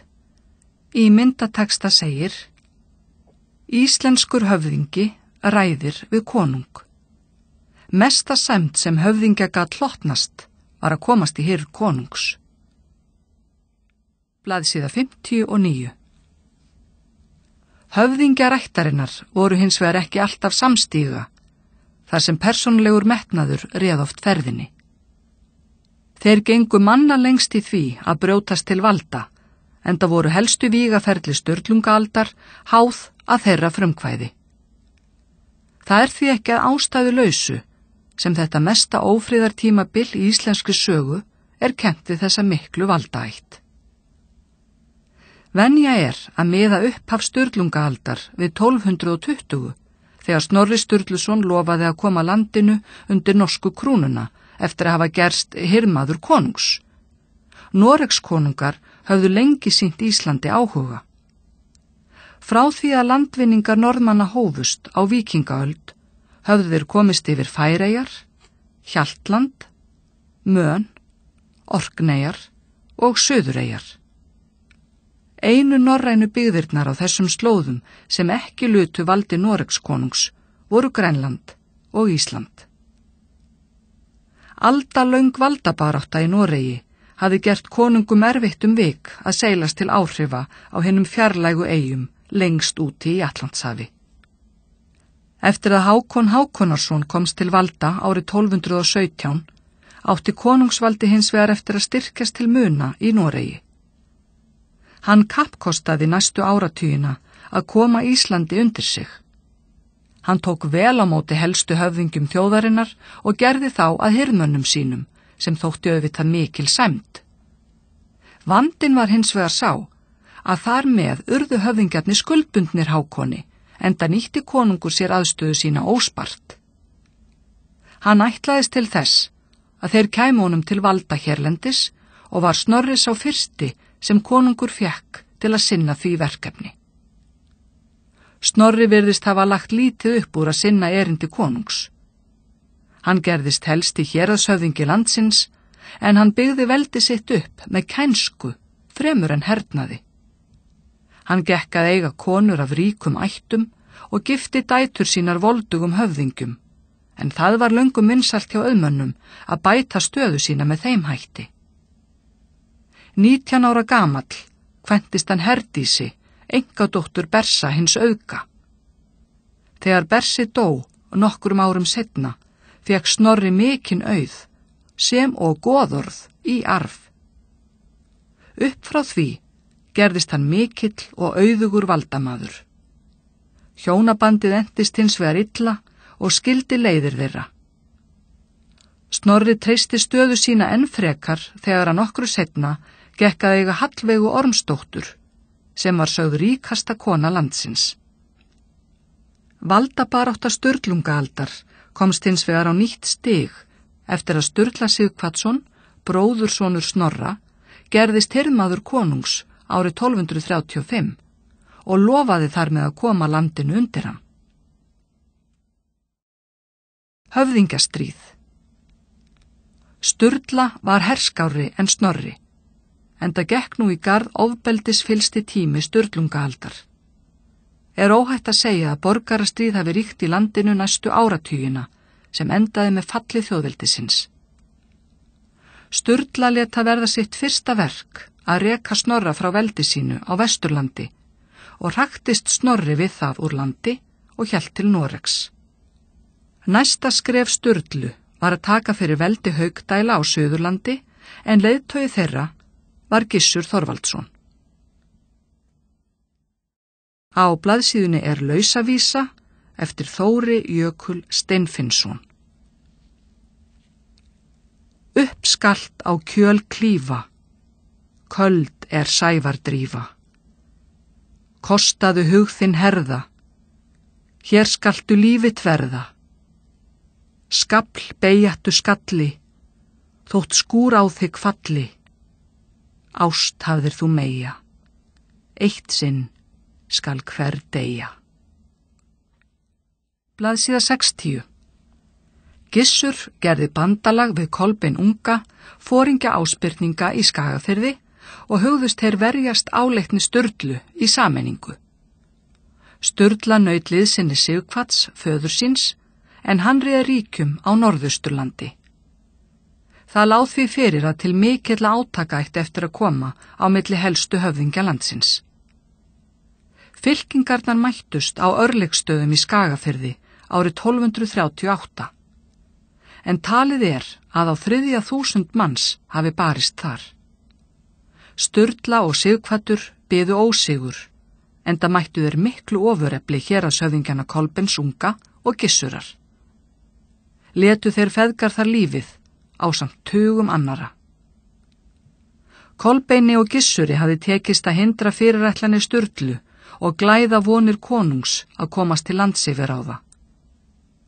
Hákon Noregskonungur hafði raunar nóg að hugsa heima fyrir, þar sem æðsti hirðmaður hans, Skúli Jarl, gerði uppreisn gegn honum árið 1239. Snorri Sturluson dvaldi hjá Skúla þær mundir, en þeim var vel til vina.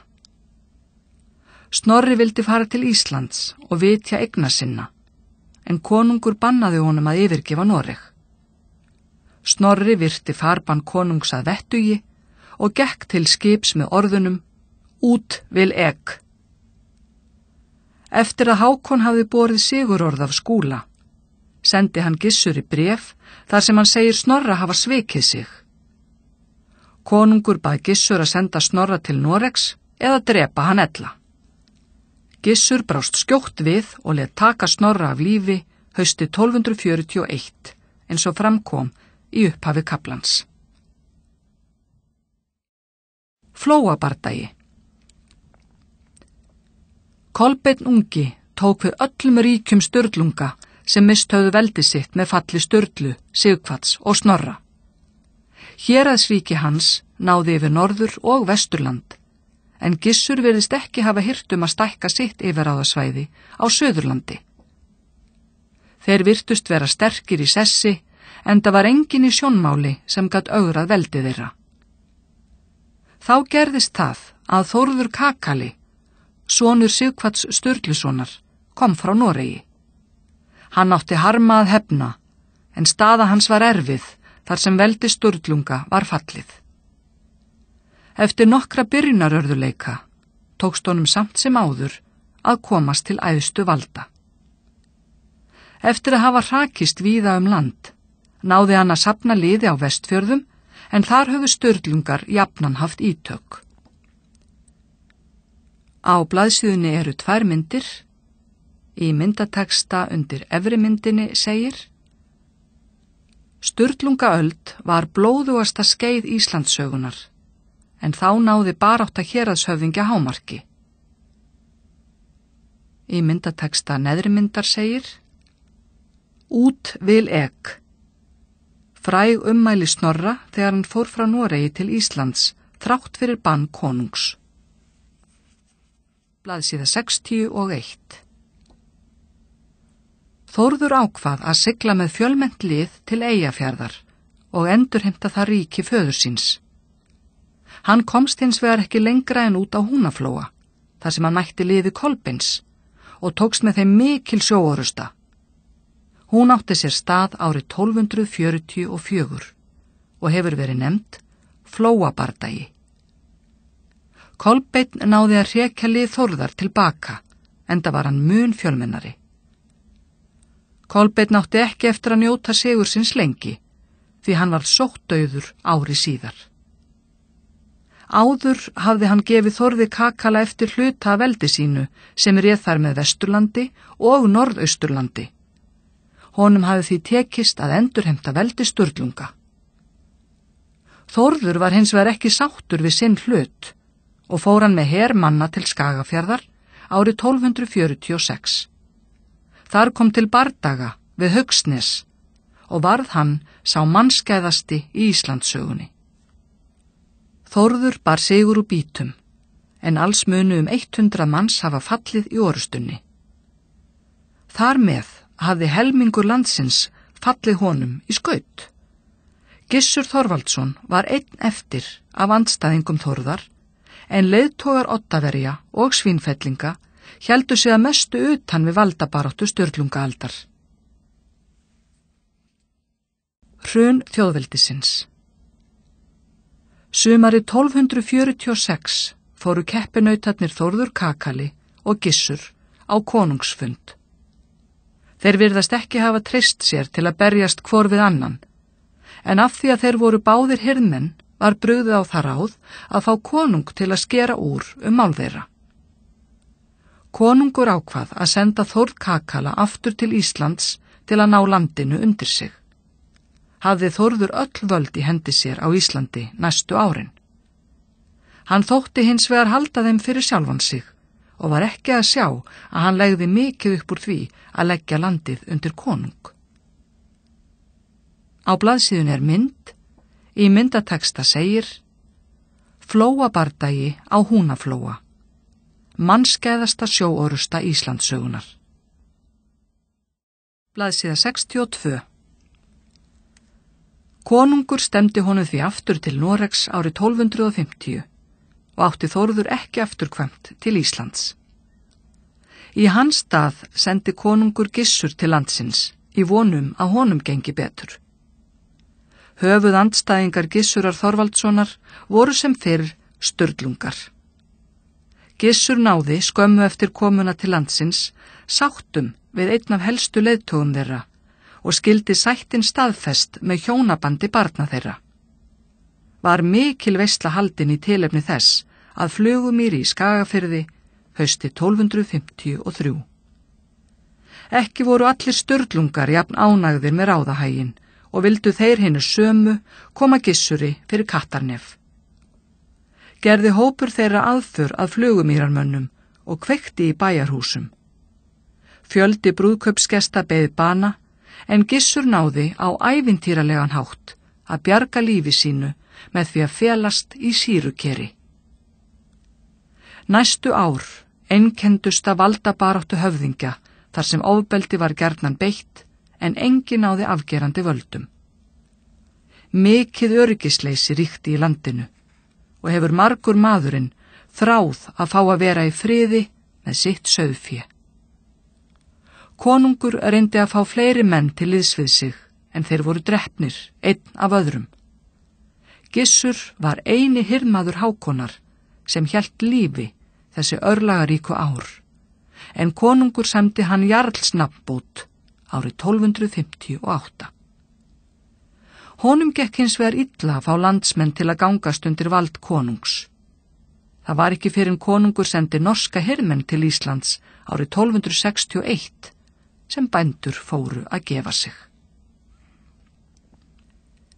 Íslendingar gerast þegnar Noregskonungs.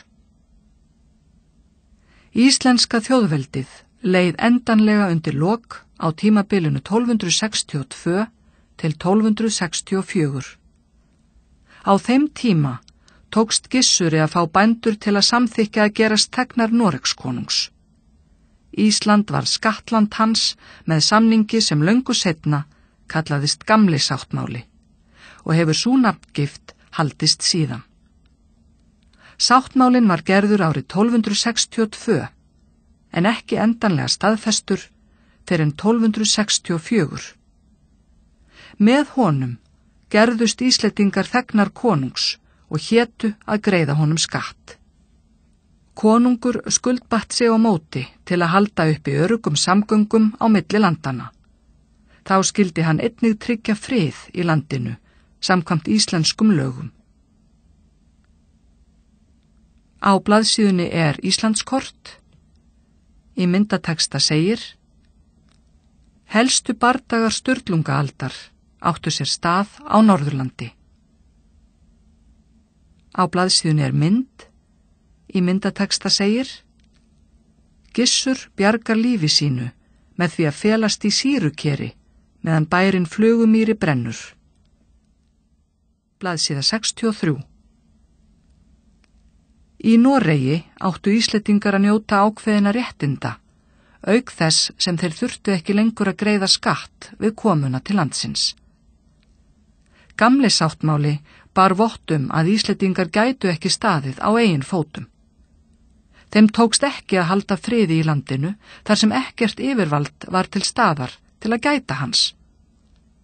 Megin hlutverk stjórnvalda að skapa þegnum sínum öryggi, en þar sem þjóðveldi skorti framkvæmdavald, gat það ekki sinnt þeirri skyldu. Þá virðast Íslendingar ekki hafa getað haldið uppi samgöngum við önnur lönd.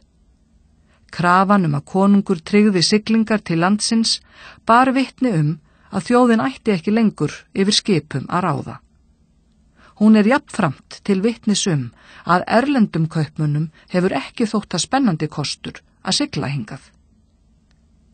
Ástæðurnar fyrir falli þjóðveldisins tengdust að mörgu leyti valdabaráttu íslensku höfðingjana eins og fram hefur komið. Aðrar skýringar fyrir endalokum þess tengjast tilraunum Noregskonungs til að komast hér til valda. Hann gerði íslenska höfðingja háða sér með því að gera þá að hirðmönnum sínum.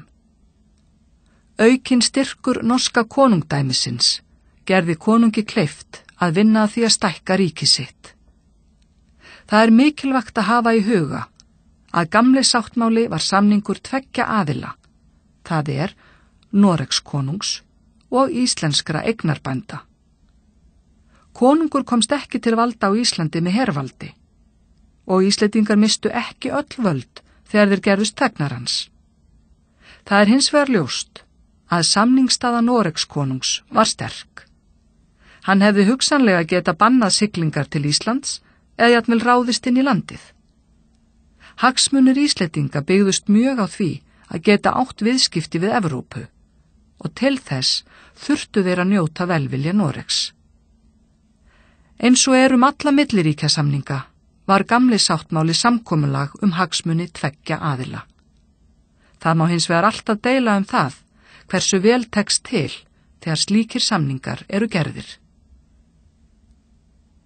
Á blaðsíðunni mynd. Í myndatexta segir: Gamli sáttmáli samþykktur. Með honum urðu Íslendingar þegnar Noregskonungs.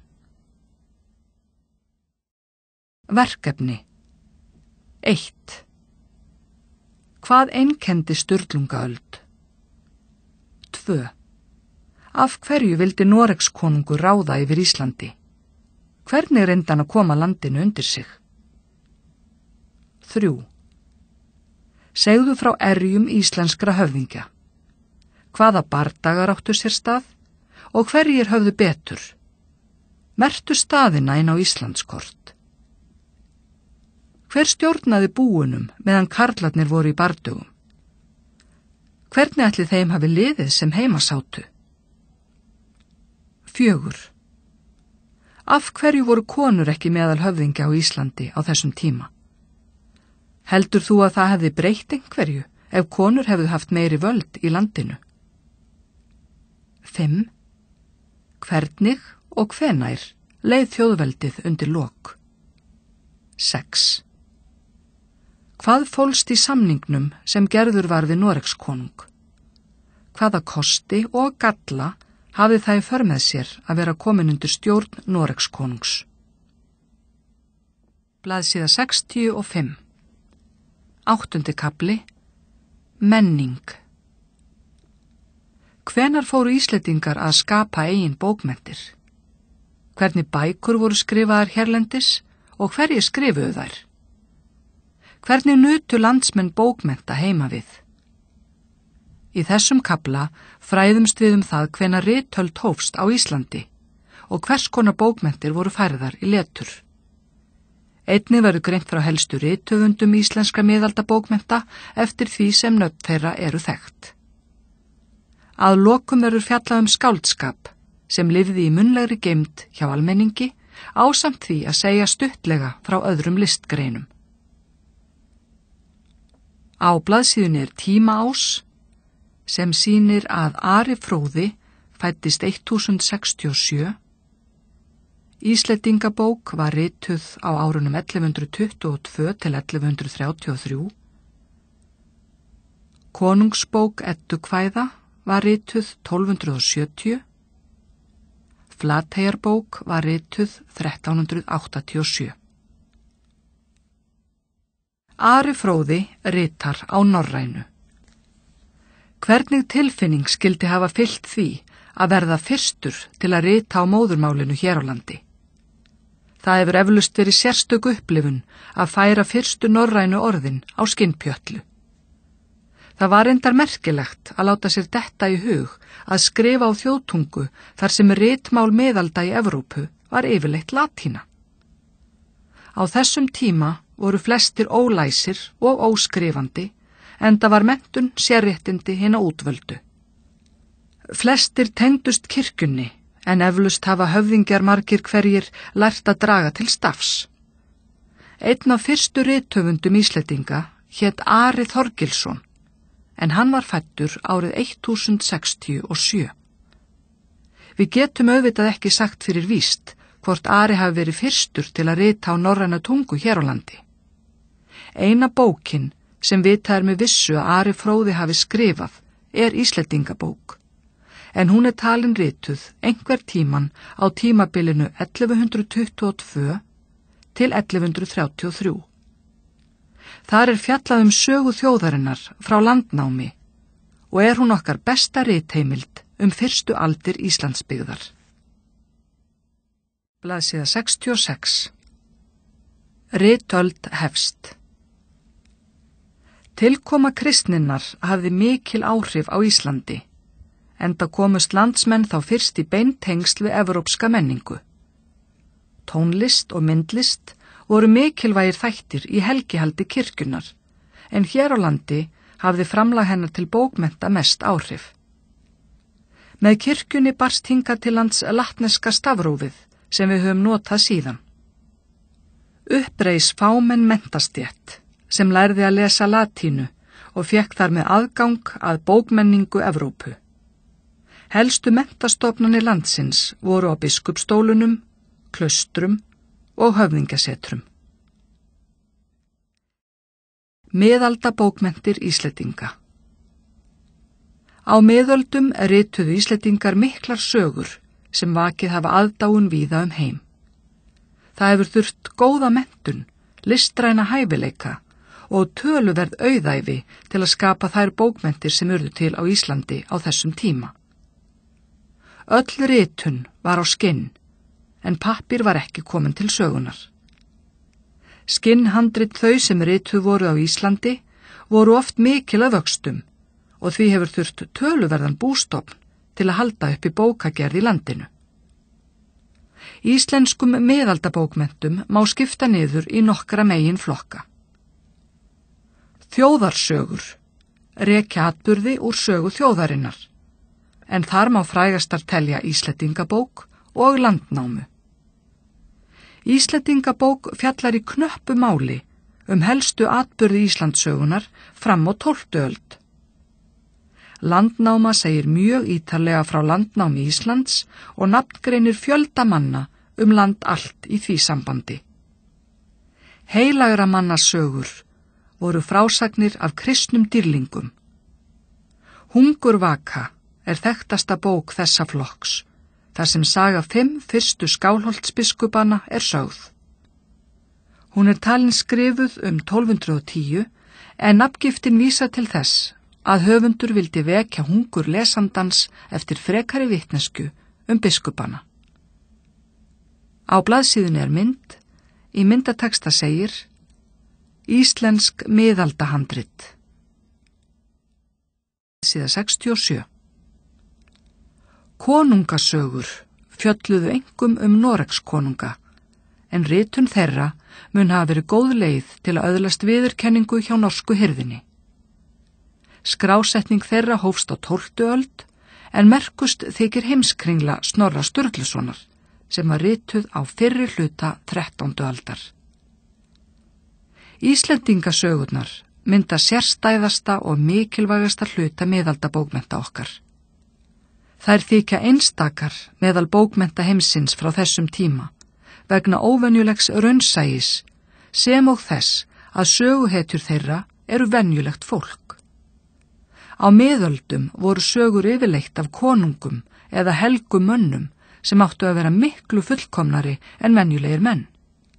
Lýsingar á þeim voru því einfaldari og ótrúverðugri. Íslendingasögurnar fjalla hins vegar meira hefðbundi líf almennings, en frásögnin er oft stórbrotin þar sem gjarnan er sagt frá deilum sem enda með bardögum og drápum.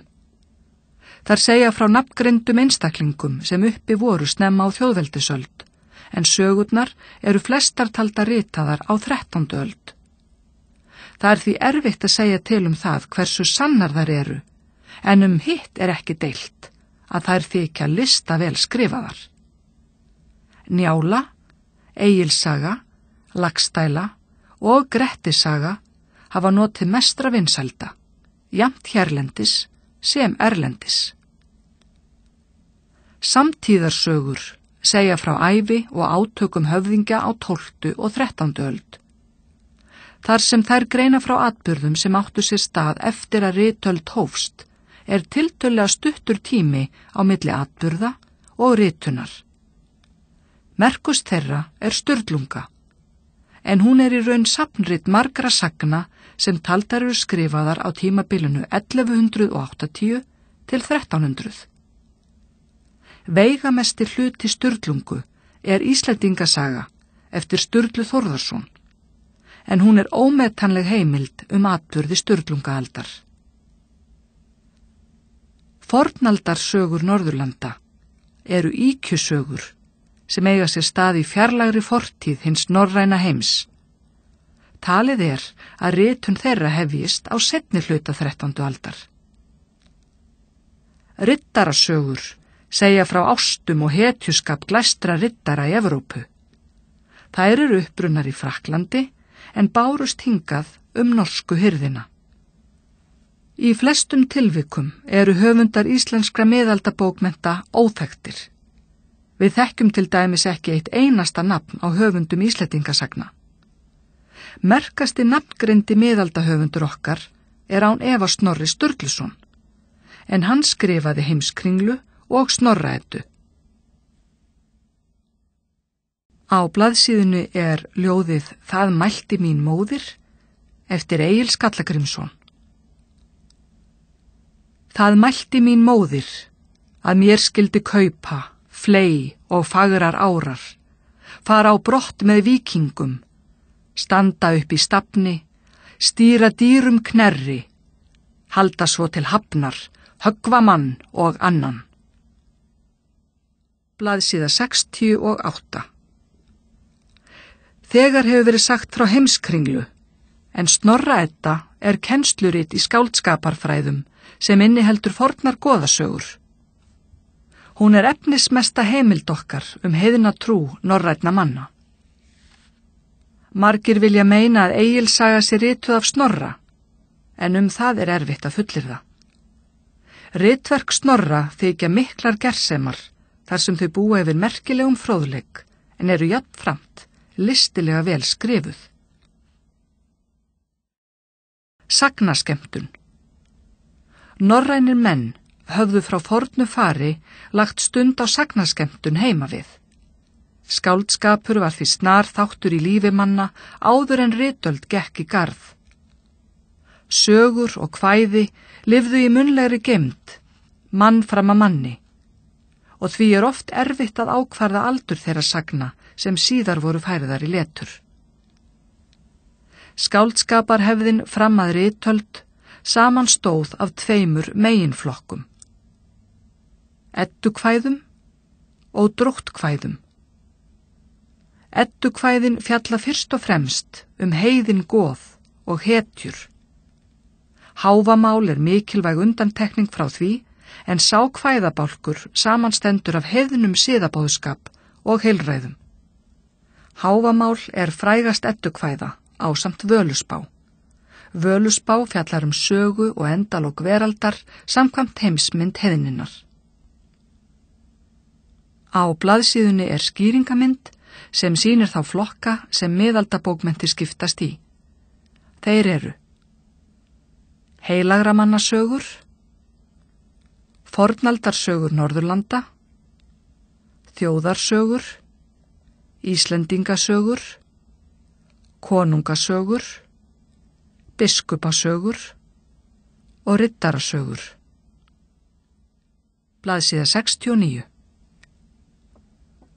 Dróttkvæði eru lofkvæði höfðingja og konunga, en ólíkt eddukvæðunum eru höfundar þeirra oftast þekktir. Íslensk skáld virðast hafa notið sérstakrar virðingar hjá norrænum konungum á þjóðveldisöld, enda voru landsmenn þekktir fyrir að vera sérstaklega áhugasamir skáldskap. Ákveðin tímamót urðu í menningu landsmanna í kringum 1350. Gullöld íslenskra sagnaritunar lauk þær mundir, en í staðinn kom veigaminni skáldskapur sem samanstóð fyrst og fremst af danskvæðum og rímum. Sá skáldskapur sem var til á næstu öldum varðveittist fyrst og fremst í munnlegri geymd fram yfir miðaldir. Danskvæðin og rímurnar sem byggðust á erlendri hefð urðu vinsalasta dægrastytting landsmanna langt fram yfir miðaldir. Rímurnar nutu sérstakrar hilli, en þær eru löng frásagnarkvæði og efniviður þeirra var oft sóttur í þekktar sögur. Þær urðu uppistaðan í dægurmenningu Íslendinga fram á 19. öld. Á blaðsíðunni eru 2 myndir af sögupersónum Íslendingasagna og höfð eftir þeim fleyg orð. Guðrún Ósvífursdóttir sagði: "Þeim var ég verst, ég unni mest." Kári Sölmundarsson sagði: "Ber hver að baki, nema sér bróður eigi." Aðrar listir.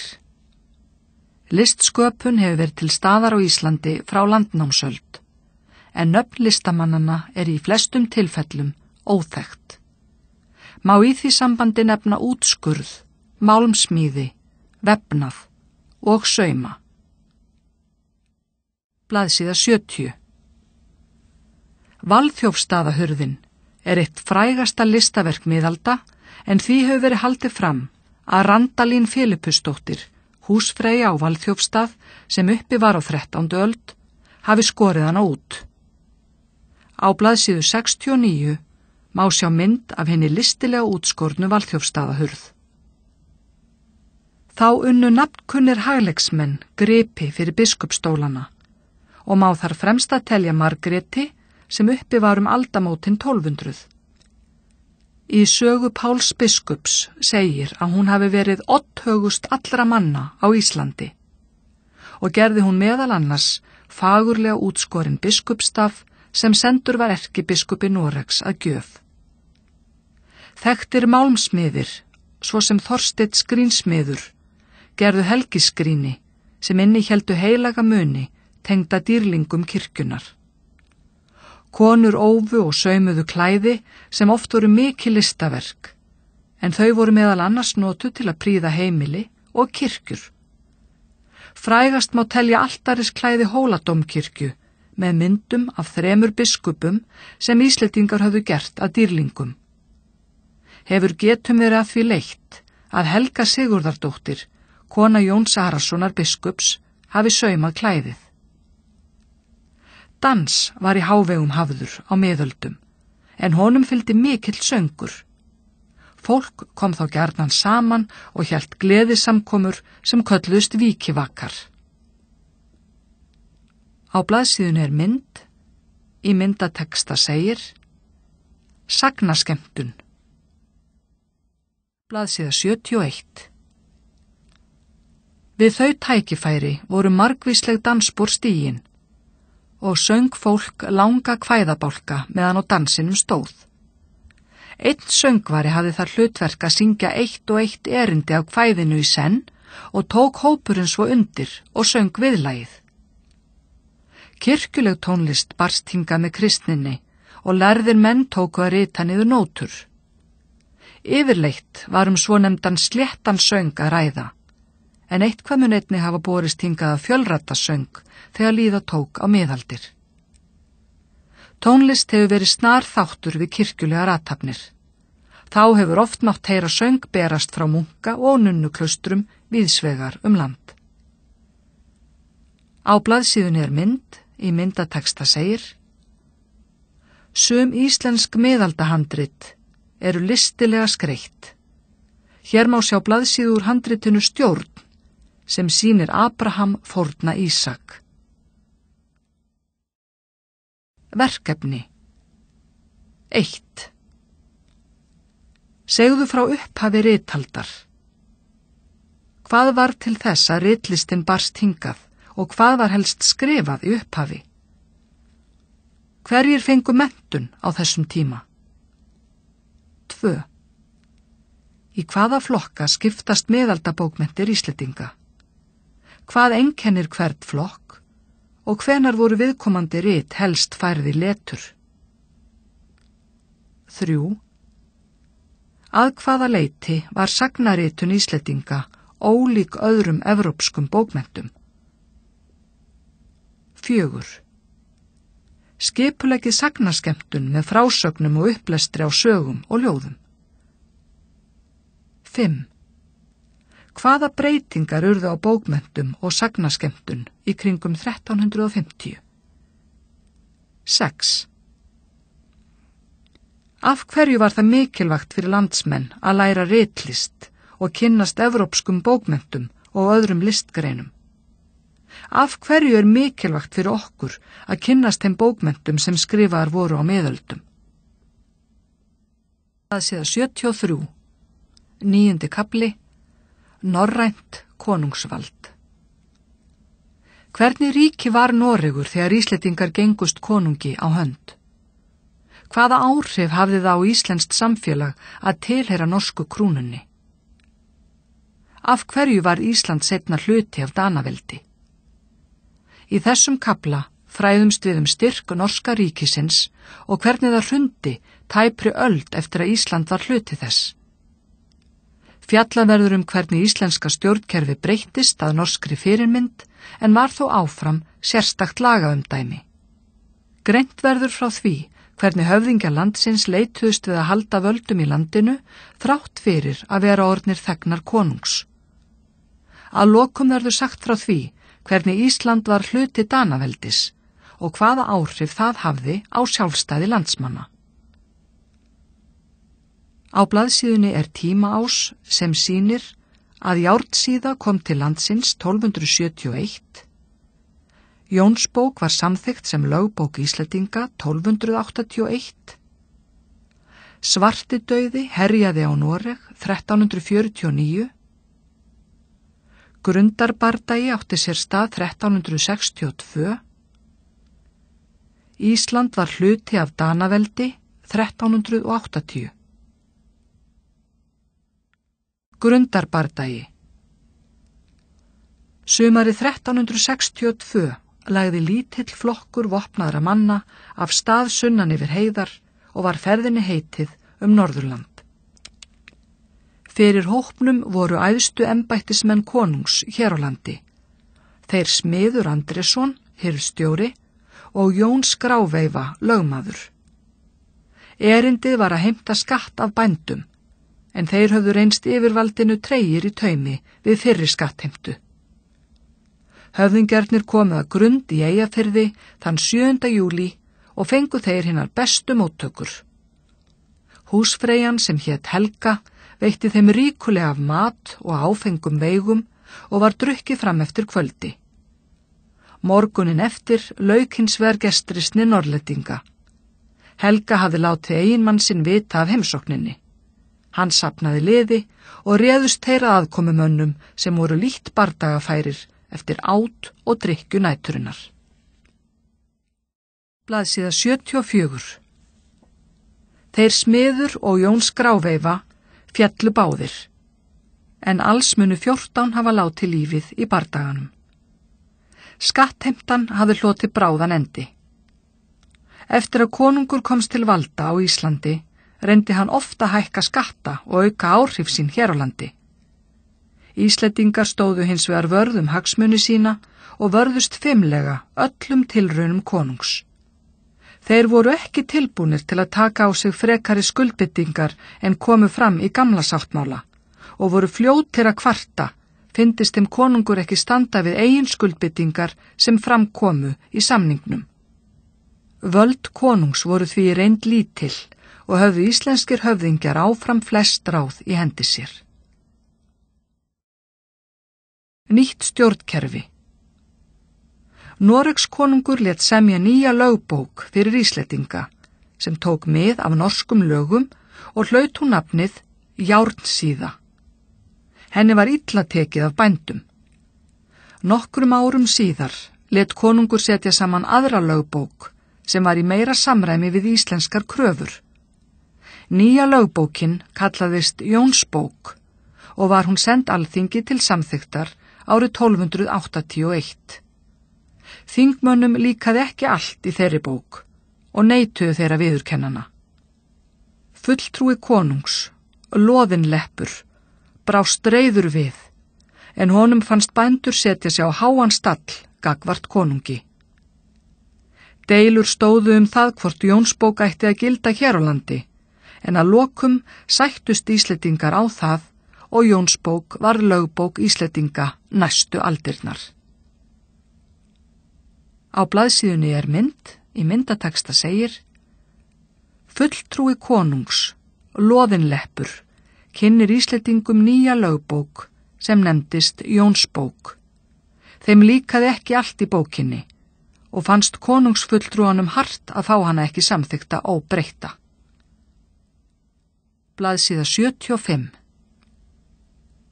Ísland var því sérstakt lagaumdæmi í ríki konungs og naut þar með sérstöðu allan þann tíma sem landsmenn lutu erlendu valdi. Stjórnskipan Íslands tók töluverðum breytingum eftir að landsmenn urðu þegnar konungs. Helstu stofnanir og embætti þjóðarinnar tóku mið af skipan mála í Noregi. Æðsti embættismaður landsins nefndist hirðstjóri og var hann skipaður af konungi. Hirðstjórinn sá meðal annars fjármál konungs hérlendis, hafði eftirlit með öðrum embættismönnum og bar ábyrgð á að friður héldist. Framkvæmdavaldið var þar með í hans höndum. Hirðstjóranum til aðstoðar voru sýslumenn sem fóru með framkvæmdavaldið í einstökum héruðum sem fengu sýsluheiti. Þar sáu þeir að innheimta tekjur konungs og gæta þess að lögum væri framfylgt. Goðorðin voru jafnframt afnumin, enda höfðu goðarnir tapað hlutverki sínu. Stjórnkerfi þjóðveldisins hafði byggst á því að valdið væri í höndum þeirra höfðingja sem fóru með goðorðin. Eftir að Ísland var hluti af norsku krúnunni, átti valdið að færast í hendur embættismanna konungs sem stjórnuðu í umboði hans. Alþingi var áfram æðsta stofnun landsins, en störf þess urðu einfaldari í sniðum. Fjórðungs- og fimmtardómur voru lagðir niður og dómsvaldi fært yfir til lögréttu. Embætti lögsögumanns var afnumið, en í staðinn voru skipaðir 2 lögmenn sem stjórnuðu störfum alþingis. annar fyrir Suðurland en hinn fyrir Norðurland. Auk þeirra sátu hirðstjóri, sýslumenn og nefndarmenn þingið. Sýslumenn sáu að velja tiltekinn fjölda nefndarmanna fyrir sitt hérað. Hin nýja stjórnskipun gerði ráð fyrir að löggjafarvaldið væri í höndum konungs, en Íslendingar litu svo á að alþingi ætti að fara með þau mál. Konungsvaldið náði yfirhöndinni í flestum ríkjum Evrópu á þessum tíma, en hér á landi tókst íslenskum höfðingjum að mestu að halda völdum næstu aldirnar. Á blaðsíðunni mynd. Í myndateksta segir: Stjórnkerfi landsins eftir að það fór undir Noregskonung. Þrátt fyrir breytinguna voru völdin áfram að mestu í höndum íslenskra höfðingja. Refsingar. Miklar breytingar urðu á sakamálum eftir að framkvæmdavaldi kom til sögunar á Íslandi. Þar sem landsmenn voru þegnar konungs, báru þeir ábyrgð á gjörðum sínum gagnvart honum. Væri maður drepinn, varð að bæta konungi tjónið þar sem hann hafði mist einn af þegnum sínum. Í stað þess að menn yrðu sjálfir að hefna fyrir misgjörðir annara, urðu öll sakamál opinber. Embættismenn konungs áttu því að sjá að refsa sakamönnum. Blaðsíða 76. Nýja refsingar komu til sögunar, svo sem hýðingar og brennimerkingar, en líkamsmeiðingar höfðu ekki áður verið í lögum landsins. Blóðhefnd var þar með bönnuð með lögum, en eins og við var að búast tók langan tíma að afnema hefndarvíg. Íslenskt miðaldasamfélag hélt áfram að einkennast af miklu ofbeldi, þar sem menn tóku lög og rétt gjarnan í eigin hendur. Efst á blaðsíðunni mynd. Í myndateksta segir: Refsingum var breytt eftir að Íslendingar urðu þegnar konungs. Fulltrúar hans báru ábyrgð á því að þeim væri fullnægt, en áður þurftu ákærendur sjálfir að sjá til þess. Leið voru líkamlega refsingar teknar upp. Togstreita völd. Staða Íslendinga breyttist ekki að ráði eftir að þeir gengu konungi á hönd. Þrátt fyrir að höfðingjar hefðu tapað goðorðum sínum, héldu þeir völdunum að mestu. Fjarlægðin á milli Íslands og Noregs takmarkaði mjög möguleika konungs til að haga málum eftir eigin höfði. Noregs konungar reyndu ýmislegt til að gera Ísland að hluta Noregs, en það tókst aldrei. Landið var fyrst og fremst skattland konungs. Konungur reyndi með ýmsu móti að styrkja stöðu sína hér á landi.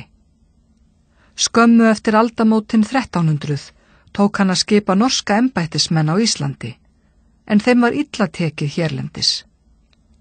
Bændur gerðu með sér samþykkt á alþingi þar sem þess var krafist að lögmenn og sýslumenn væru íslenskir. Þá fór konungur fram á að landsmenn greiddu honum aukaskatt, en þeim óskum var neitað af þingmönnum. Bændur virðast hafa verið staðráðnir í að gefa hvergi eftir gagnvart konungi og ekki annað að sjá en hann hafi þurft að sætta sig við afstöðu þeirra. Hrun Noregsveldis. Noregur var vaxandi veldi þegar Íslendingar gengu konungi á hönd á seinni hluta 13. aldar. Eins og fram hefur komið beindust sjónir norskra ráðamanna fyrst og fremst að Norður-Atlantshafi, enda höfðu þeir aðsetur við vesturströnd Noregs. Ísland var því fjarri því að vera afskekktur hluti Noregsveldis sem náði alla leið vestur til Grænlands. Atlantshafsveldi Noregs stóð hins vegar stutt, enda fór svo að lokum að Norðmenn mistu sjálfstæði sitt og urðu hluti af Danaveldi. Ísland fór sömu leið og landsmenn stóðu skyndilega frammi fyrir því að vera orðnir þegnar Danakonungs og var svo fram á síðustu öld. Segja má að síið hafi á ógæfuhliðina á valdatíma Hákonar Háleggs, en hann var konungur snemma á 14. öld. Dóttir hans giftist inn í sænsku konungsfjölskylduna en sonur hennar átti eftir að erfa sænsku og norsku krúnurnar og hafði hann aðsetur í Svíþjóð. Blaðsíða 77. Þar með var sjálfstætt konungsríki í Noregi í raun úr sögunni. Þar við bættist að nánast öll utanríkisverslun landsins færðist í hendur þýskra kaupmanna. Efnahagur Noregs var veikur, enda hafði stöðnun ríkt í atvinnuháttum þjóðarinnar meðan ýmsar framfarir áttu sér stað víða annar staðar í Evrópu. Sá kraftur sem hafði verið til staðar meðal Norðmanna frá því víkingarnir komu fram á sjónarsviðið var þorrinn. Norskt samfélag var fyrir miklu áfalli miðja 14. öld þegar svartidauði barst til landsins. Var að ræða skæðan smitsjúkdóm sem barst Evrópu en Noregur varð sérstaklega illa úti. Talið að rúmlega helmingur landsmanna hafi látist úr pestinni á nokkrum árum. Noregsveldi hrundi í kjölfarið og það átti eftir að taka norskt samfélag margar aldir að ná aftur fyrri styrk. Danaveldi. Árið 1380 erfði Danakonungur norsku krúnuna, en faðir hans hafði verið konungur Noregs. Þar með komst Ísland í konungssamband við Danmörku og átti það eftir að haldast til ársins 1944. Ísland var afskekktur og fjarlægur hluti þess, enda var Danmörk lítið sjóveldi á miðöldum. Danir höfðu þar af leiðandi lítil afskipti af Íslendingum fyrstum sinn og því gátu landsmenn að mestu farið sínu fram. Þar við bættist að tungumál Norðurlandabúa höfðu tekið miklum breytingum á 14. og 15. öld, meðan Íslendingar töluðu að mestu þá sömu norrænu og þeir höfðu alltaf gert. Það var því erfiðar að skipa útlenda menn til embætta á Íslandi, enda voru embættismenn landsins yfirleitt íslenskir á miðöldum. Fjarlægð Íslands og sjálfsturtabúskapur landsmanna hafði í för með sér að landsmenn nutu mikil sjálfræðis í ríki Danakonungs. Á blaðsíðunni mynd, í myndateksta segir: Danmörk og Noregur urðu eitt ríki vegna innbyrðis hjónabands konungsætta landanna. Noregur varð í raun hluti af danska ríkinu ásamt Íslandi árið 1380.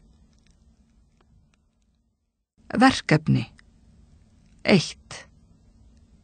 Hvaða embætti komu til sögunar eftir að Ísland gekk Noregs konungi á hönd? Hvaða völd fóru þessi nýju embættismenn með? 2. Hvaða breytingar voru gerðar á alþingi? 3. Segðu frá valdatogstreitu konungs og Íslendinga. Hverjir fóru með völd í landinu? 4. Berðu saman refsingar á þeim tíma sem bókin fjallar og refsingar eins og þær eru í dag. Hvað er líkt og hvað ólíkt? 5. Segðu frá hruni Noregsveldis. Hverjar voru helstu ástæður þess? 6. Hvenær og af hverju varð Ísland hluti af Danaveldi? Hverju breytti það fyrir Íslendinga? Hvernig heldur þú að lífið væri hér ef Ísland væri ennþá undir stjórn Dana? Blaðsíða 79. 10. kafli. Barátta völd. Hafði innganga Íslendinga í Noregsveldi einhver áhrif á stöðu kirkjunar? Hver voru áhrif hennar á íslenskt samfélag þar sem eftir lifði miðalda? Héldu veraldlegir höfðingjar áfram að ráða ríkjum í landinu? Í þessum kafla fræðumst við það hvernig sjálfstæði kirkjunar jókst. Fjalla verður hvernig auður hennar og völd efldust eftir því sem leið á miðaldir. Þá verður sagt frá því hvernig höfðingjar urðu sífellt ríkari, þar til veldi þeirra var að lokum brotið á bakaftur á fyrri hluta 16. aldar. Á blaðsíðunni tímaás sem sýnir að Árni Þorláksson var biskup 1269 Sættargerðin í Ögvaldsnesi var 1297, Pláan fyrri geisaði hér á landi 1402 til 1404, Pláan síðari geisaði 1494 til 1495, Ásildarmýrar samþykkt var gerð 1496, Leiðarhólm samþykkt var gerð 1513. Leiðarhólm samþykkt höfðingja. Þeim hefur verið nokkuð heitt í hamsi höfðingjunum sem hittust að Leiðarhólmi í Dölum árið 1513. Þeir höfðu mætt talsverðri afskiptasemi frá kirkjunarmönnum sem voru teknir að skipta sér sífellt meira af líferni landsmanna. Höfðingjar höfðu lengi leyft sér að fara ekki að þeim reglum sem kirkjan setti varðandi það hvernig fólk átti að haga sér. Fyrir þau brot vildi kirkjan refsa höfðingjunum. Höfðingjarnir gerðu því með sér samþykkt þar sem kirkjan var sökuð að hafa komið fram með ófriði gegn mönnum til að hafa af þeim eignir og fé. Skuldbundu þeir sig til þess að standa saman og þola kirkjunar mönnum engan yfirgang. Vald kirkjunar hafði vaxið mjög þegar hér var komið sögu. Hún öðlaðist meira og minna sjálfstæði á seinni hluta 13. aldar sem gerði henni kleift að byggja upp mikið veldi. Hún gat dæmt menn í háar sektir fyrir að brjóta gegn kirkjulögum og því fekk hún marga upp á móti sér. Blaðsíða 80. Eftir því sem auður hennar jókst, urðu völd biskupa meiri og þeim mun erfiðara áttu höfðingjar með að fara sínu fram. Þeir voru því eðlilega farnir að óttast sinn hag. Þeir hafa þó varla notið mikillar samúðar almennings. Höfðingjar höfðu í gegnum tíðina margoft gengið á rétt almennings með ránum og ofbeldi. Lögleysa var ríkjandi á þessum tíma og oft var það einfaldlega sá voldugasti sem hafði sitt fram. Í byrjun 16. aldar var staða höfðingja veikari en áður, en í stað þeirra kom kirkjan til að stjórna með biskupana í broddi fylkingar. Kirkjuvaldstefnan. Frá upphafi kristni í landinu hafði kirkjan verið í höndum höfðingja sem nutu góðs af því hversu rík kirkjan var. Erkibiskupinn í Niðarósi reyndi að fá landsmenn til að viðurkenna auki sjálfstæði hennar á seinni hluta 12. aldar. Á blaðsíðunni er mynd. Í myndateksta segir: Biskupar og höfðingjar börðust völd landsins. Blaðsíða 81. Það má segja að Árni Þorláksson hafi unnið sigur fyrir hönd kirkjunar hérlendis, en hann var biskup í Skálholti árið 1269. Hann tók upp baráttu Þorláks helga að biskup fengi að ráða yfir öllum kirkjustöðum. Þetta hafa verið kölluð staðamál síðari.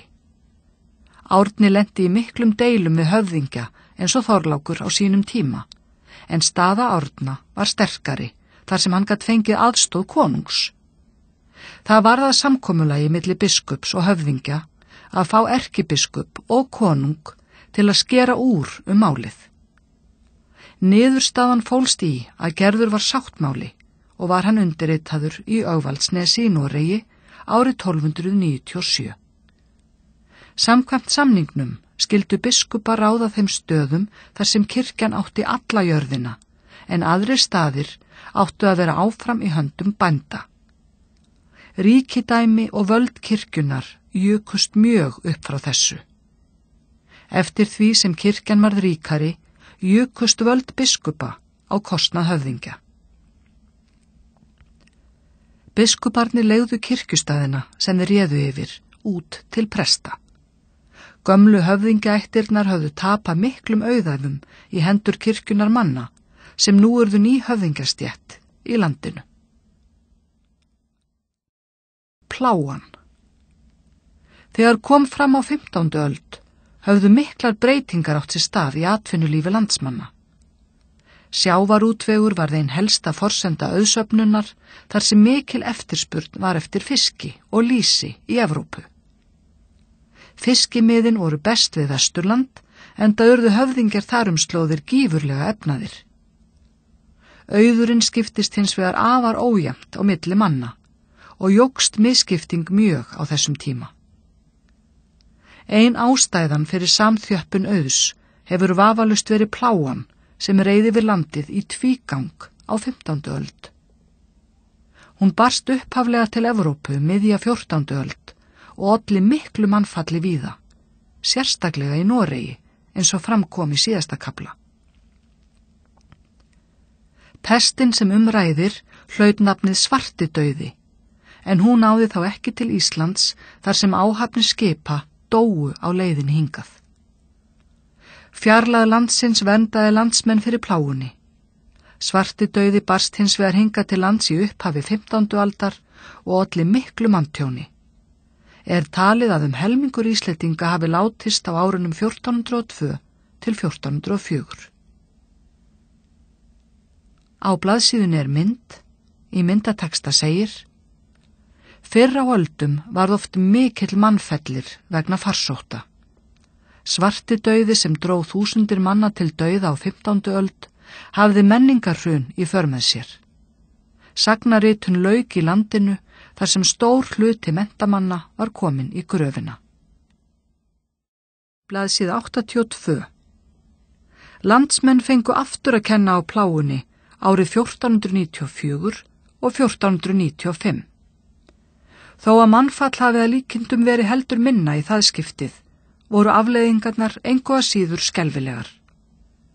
Í báðum tilfellum tæmdust heilu sveitirnar og munu flestir ef ekki allir hafa mist ástvini.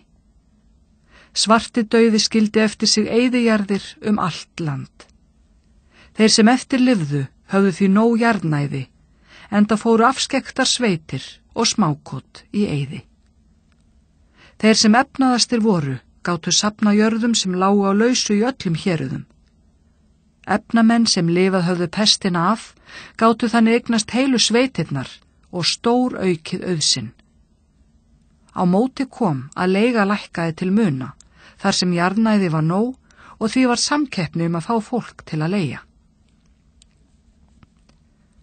Margur kotbóndinn og fjöldi vinnufólks hefur getað bætt kjör sín verulega í kjölfar plágana.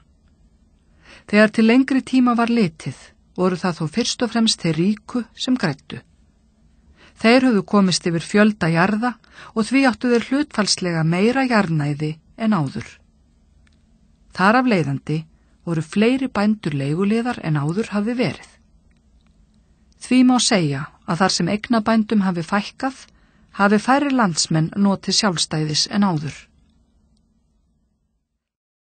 Bændur standa saman. Þrátt fyrir að Ísland væri hluti Danaveldis, hafði konungsvaldi lítið að segja hér á landi. Þeir sem áttu miklar eignir og fóru með helstu embætti fyrir konung eða kirkju, réðu flestu í landinu. Blaðsíða 83. Höfðingjarnir reyndu að komast yfir sem mest auðæfi og völd, og valdabarátta þeirra leiddi oft til valdníðslu og manndrápa, þar sem hvorki var skeytt lög né rétt. Helstu ráðamenn þjóðarinnar, svo sem hirðstjórar, sýslumenn, biskupar og klerkar, gengu oft harðast fram og því var ekki nema von að líf landsmanna einkendist af miklu öryggisleysi. Þeir sem áttu að gæta laga og siðferðis í landinu voru oft og tíðum verstu skúrkarnir. Þeir bændur sem minna máttu sín urðu oft illa úti vegna yfirgangs höfðingjanna. Afstaða þeirra kom vel fram í samþykkt sem bændur í Árnessýslu gerðu af Ásildarmýri árið 1496. Þar sögðust bændur ekki þola lengur lögleysu, ofsóknir, fjárnám og mannrán sem viðgengist hafði. Hétu þeir því að bindast samtökum að koma fram hefndum væri gengið á rétt þeirra. Kirkjan reyndi að veita mönnum aðhald og skapa frið í landinu. Kirkjan hafði elst jafnt og þétt frá því á 13. öld. Undir lok 15. aldar var hún orðin gífurlegt veldi og langsterkasta stofnun landsins.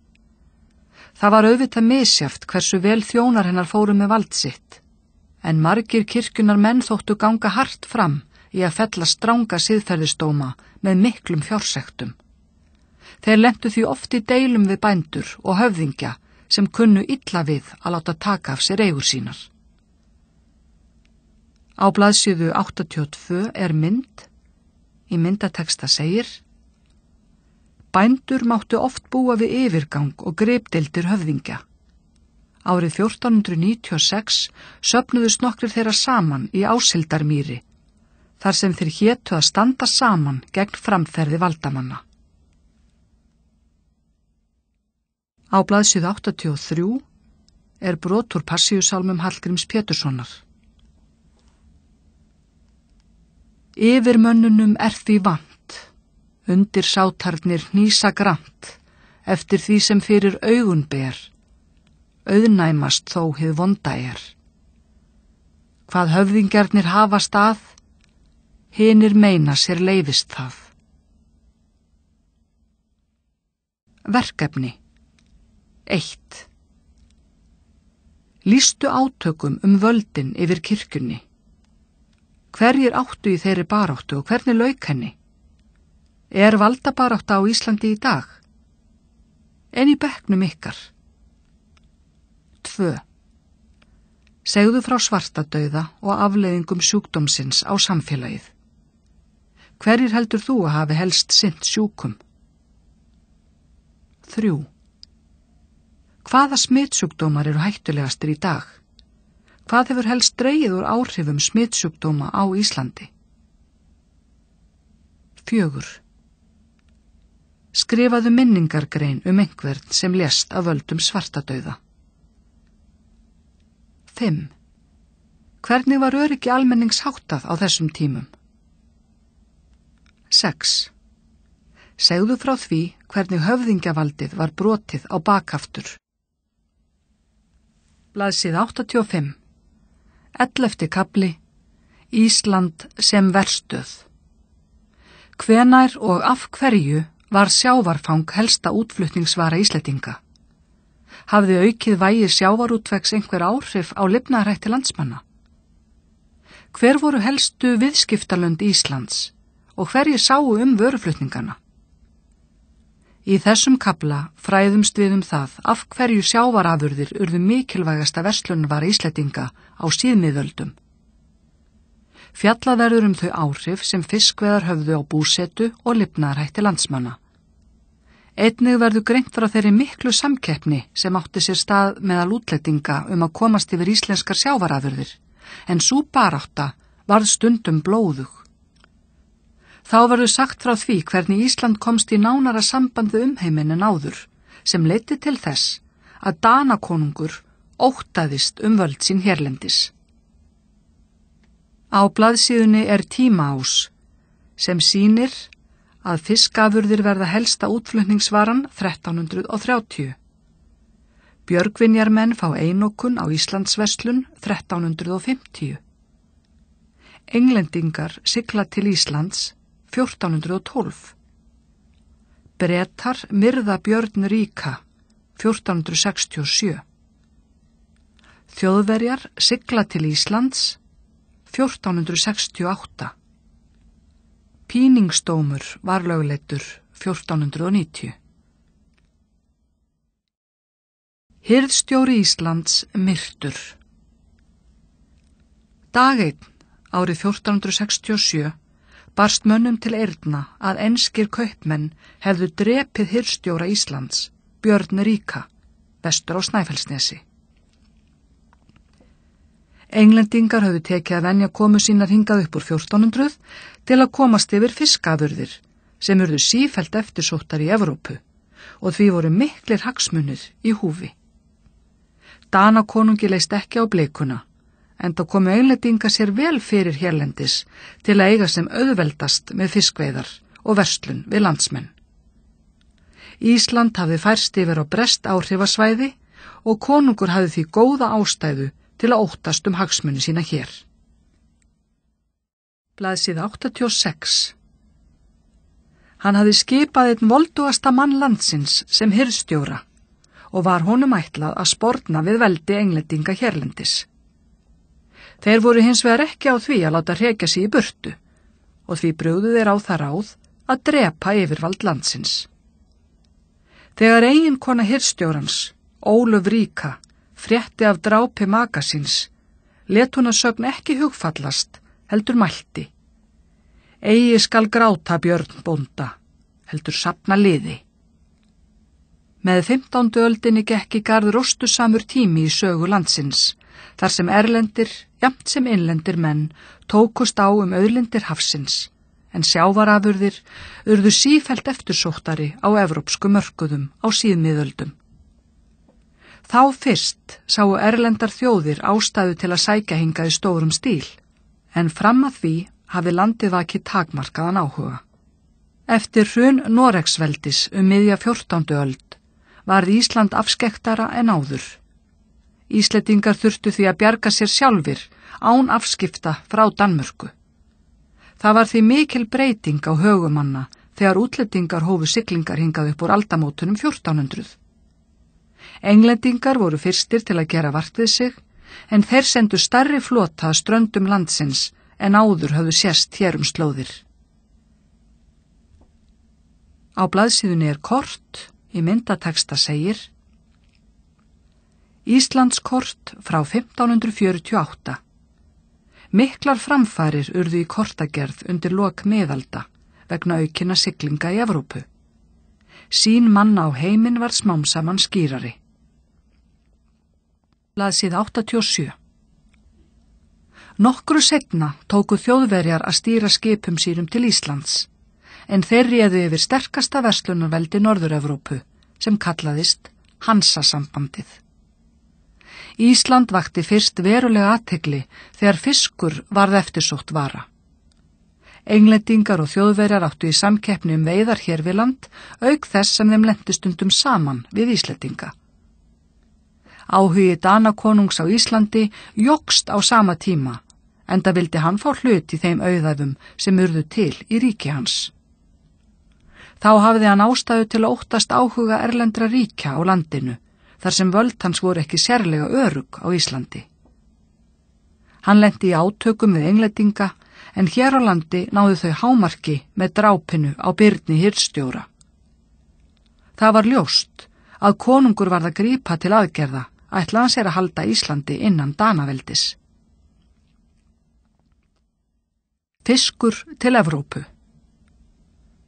Vaxandi þéttbýli og útbreiðsla kristni í Evrópu voru megin ástæður þess að sjávarfang varð sífellt eftirsóttara. Lýsi var notað til götulýsinga í evrópskum borgum og bæjum, en það var unnið úr fitu sjávardýra. Fiskur var sérstaklega mikilvæg matvara á föstutímum kirkjunnar, þar sem kristnir menn máttu ekki borða kjöt þá daga sem fastan stóð yfir. Eftir því sem borgarbúum fjölgaði og kristni breyttist lengra út til austurs, jókst eftirspurn á fiskmörkuðum Evrópu.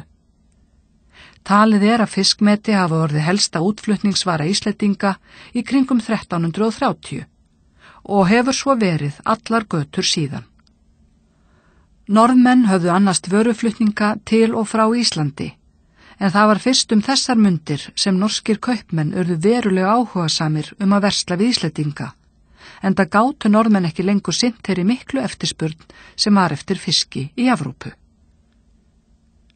Á blaðsíðunni mynd, í myndateksta segir: Björgvin, 1580. Borgin var miðstöð verslunar í Noregi og þar áttu íslensku utanríkisviðskipti sér stað á miðöldum. Á blaðsíðunni erindi úr ljóðinu Suðurnesjamenn eftir Ólínu Andrisdóttur. Sæmd hverri þjóð að eiga sægarpa enn, ekki var að spauga með þá útnesjamenn. Sagt hefur það verið Suðurnesjamenn, fast þeir sóttu sjóinn og sækja hann enn. Blaðsíða 88.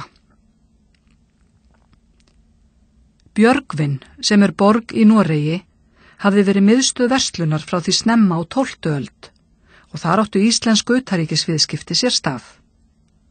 Borgin var einn mikilvægasti verslunarstaður Norður-Evrópu vegna þess að þar var mikið framboð af fiski. Bretar og Þjóðverjar voru stærstu viðskiptavinirnir, en vaxandi eftirspurn þaðan var til þess að Norðmenn fóru að kaupa íslenskt sjávarfang. Íslendingar fengu þar með ágóða af auðlindum sínum í sjónum, en Norðmenn höfðu hins vegar gróða af því að flytja vöruna og selja hana á alþjóðlegan markað. Eftir að útlendingar fóru að sækjast eftir að komast yfir íslenskt sjávarfang, voru landsmenn ekki eins háðir konungsvaldinu og áður. Ákvæði gamla sáttmála að konungur tryggði siglingar til landsins höfðu ekki sama vægi lengur. Fiskveiðar. Fiskimiðin við Ísland eru mjög fengsæl, enda hafa landsmenn stunda sjósókn frá fyrstu tíð. Hafið og fjaran hafa í gegnum aldirnar veitt Íslendingum mikilvægu lífsbjörg til viðbótar hefðbundnum landbúnaði. Þar mátti hafa til matar fugl, egg, fisk, sel, söl, skel og fjörugrös. Þang og þari var notað sem eldsneyti, auk þess sem rekaviður taldist til mikilvægra hlunninda. Þá þótti hvalreki sérstakur happafengur, þar sem hann var mikið forðabúr matar. Fiskveiðar virðast hafa aukist verulega á 12. og 13. öld og urðu þær jafnvel aðalatvinnuvegur í einstökum héruðum. Menn sóttust í auknum mæli eftir sjávarjörðum, enda fjölgaði fólki sem bjóði sjávarsíðuna og höfðingjar leituðust við að komast yfir góðar útvegsjarðir. Á blaðsíðunni er kort, í myndateksta segir: Fiskveiðar voru aukabúgrein bænda, en fiskmeti var mikilvægasta útflutningsvara landsmanna á 14. öld. Veiðar voru mestar á vetrum og bjuggu sjómenn í svokölluðum verbúðum við ströndina. Margir fóru langan veg til verbúða sinna, sem flestar voru á Vesturlandi. Blaðsíða 89. Á þessum tíma var til sú blanda landbúnaðar og sjávarútvegs sem einkenndi bændasamfélag næstu alda á Íslandi. Með kólnandi veðurfari gaf hefðbundin búskapur minna af sér og því urðu fiskveiðar sífellt mikilvægari. Miklar samfélagsbreytingar áttu sér stað þessi árin, þar sem lífshættir landsmanna tóku í auknum mæli mið af vaxandi sjósókn. Fyrst í stað virðast veiðarnar hafa miðast við innanlandsneyslu, en á fyrirhluta 14. aldar urðu fiskafurðir sífellt mikilvægari útflutningsvara. Sama leyti tók verbúðum að fjölga mikið, sérstaklega á suðvesturhluta landsins. Verbúðir voru húsakynni sjómanna sem reistar voru við sjávarsíðuna. Þar bjuggu þeir meðan á vertíð stóð, en sjávarútvegur var fyrst og fremst stundaður yfir vetrartíman, þegar minnst var að vera í búskapnum. Þannig myndaðist töluvert árstíðabundi þéttbýli á þeim stöðum þar sem best var að stunda sjósókn. Sjómannastéttin samanstóð annars vegar af búðsetumönnum og kotbændum sem voru yfirleitt frjálst vinnuafl og hins vegar af vinnumönnum sem voru í vist hjá bændum. Sjávarútvegurinn hélt því áfram að vera í höndum bænda, þrátt fyrir að mikilvægi hans hefði aukist til mikilla muna. Vistarbandið kom að mestu í veg fyrir að sjálfstæð sjómannastétt myndaðist í landinu. Búðsetumenn voru hinn eina eiginlega sjómannastétt, en bændum tókst að koma í veg fyrir að hún yrði verulega fjölmenn. Þeir sem sóttu sjóinn voru mikið til vinnumenn sem bændur sendu í róðra og rann allur ágóðinn í vasa bóndans.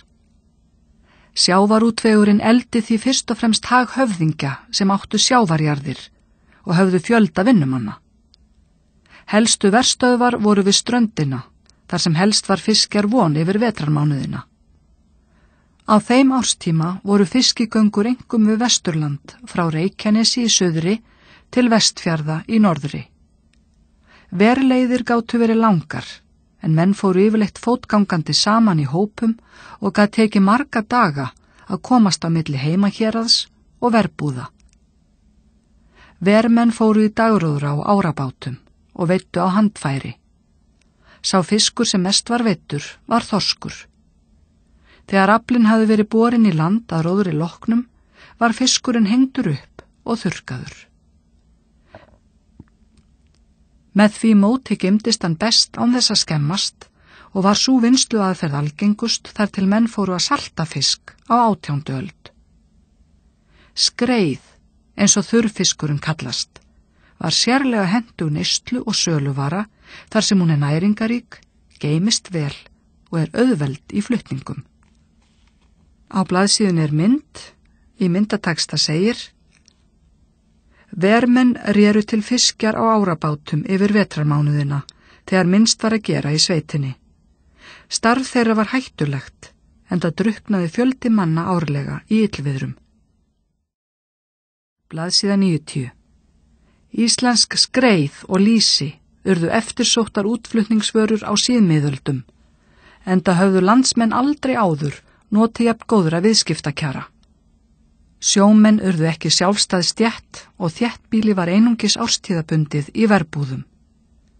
Í stað kaupmannastéttar og kaupstaða voru kaupstefnur haldnar þar sem skip komu að landi og stóðu þær einungis yfir í nokkra daga.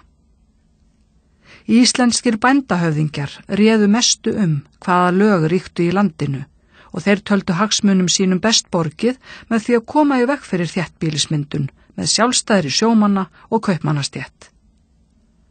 Með vistarbandið og bann við fastri búsetu útlendinga hérlendis að vopni viðhéldu þeir dreifbýlu landbúnaðarsamfélagi næstu aldirnar. Fiskveiðibæir og kaupstaðir tóku ekki að þróast hér á landi fyrir á 19. öld. Enska öldin. Íslenskt sjávarfang var smám saman það eftirsótt í Evrópu að útlendingar fóru að sjá hag í því að leggja út í hina löngu siglingu norður til Íslands. Upp úr aldamótunum 1400 komu stærri flotar erlendra skipa til landsins en nokkru sinni fyrr og komst þjóðin þar með í nánara samband við umheiminn. Vegna mikilla framfara í skipasmíðum og siglingatækni voru skipin stærri og traustari en hálfopnu einmöstrungarnir af víkingaaldargerð sem siglt höfðu til Íslands. Talið er að fram að þessum tíma hafi sjaldan fleiri en 6 skip komið til landsins á ári. Þá höfðu allar siglingar hingað átt sér stað að sumarlagi, en nú var hægt að gera út á öllum árstímum. Nýju skipin voru tvímöstrungar með mörgum seglum, en með þeim hófust úthafssiglingar fyrir alvöru. Hægt var að fara í margra mánaða leiðangra víða höf, enda var þess skammt að bíða að Evrópa kæmist í samband við fjarlægar heimsálfur. Á blaðsíðunni er mynd, í myndateksta segir: Miklar framfarir í skipasmíði og siglingatækni urðu til þess að erlendir sæfarar fóru að venja komur sínar hingað til lands á 15. öld. Gjöful fiskimið fengu menn til að sigla yfir úthafið þrátt fyrir margvíslegar hættur. Blaðsíða 91. Bretar urðu brátt eitt helsta sjóveldi álfunnar, en þeir urðu allsráðandi á Norður-Atlantshafi á fyrrihluta 15. aldar. Það má segja að Englendingar og Þjóðverjar hafi náð yfirburðastöðu á skreiðarmarkaðnum þessar mundir. Hansamenn í Þýskalandi voru ráðandi í Björgvin, enda voru þeir langatkvæðamestu kaupmenn á meginlandi Norður-Evrópu. Englendingar komust hins vegar til áhrif á Íslandi, þar sem þeir náðu sér í sjávarfang með veiðum og kaupum. Er talið að allt upp í 100 ensk fiskiskip hafi komið hingað árlega með 10 til 30 manna áhöfn. Þar við bættust verslunarskipin sem voru mun stærri, en borð í þeim gátu verið alltaf 100 manns.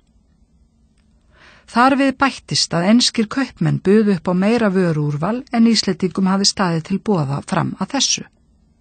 Landsmenn kynntust við fleiri nýjungum á þessum tíma en nokkru sinni fyrr, enda voru þeir ekki lengur afskekkt þjóð. 15. öldin er gjarnan kölluð enska öldin, vegna þeirra miklu áhrifa sem Englendingar höfðu hér á þeim tíma. Margir tóku raunar að óttast umsvið þeirra, en ástæður þess voru mismunandi. Danakonungi var illa við verslun enskra kaupmanna hérlendis, þar sem hann hafði engar tekjur af henni. Reyndi hann að fá Englendinga til að kaupa af sér verslunarleyfi, en það gekk erfiðlega.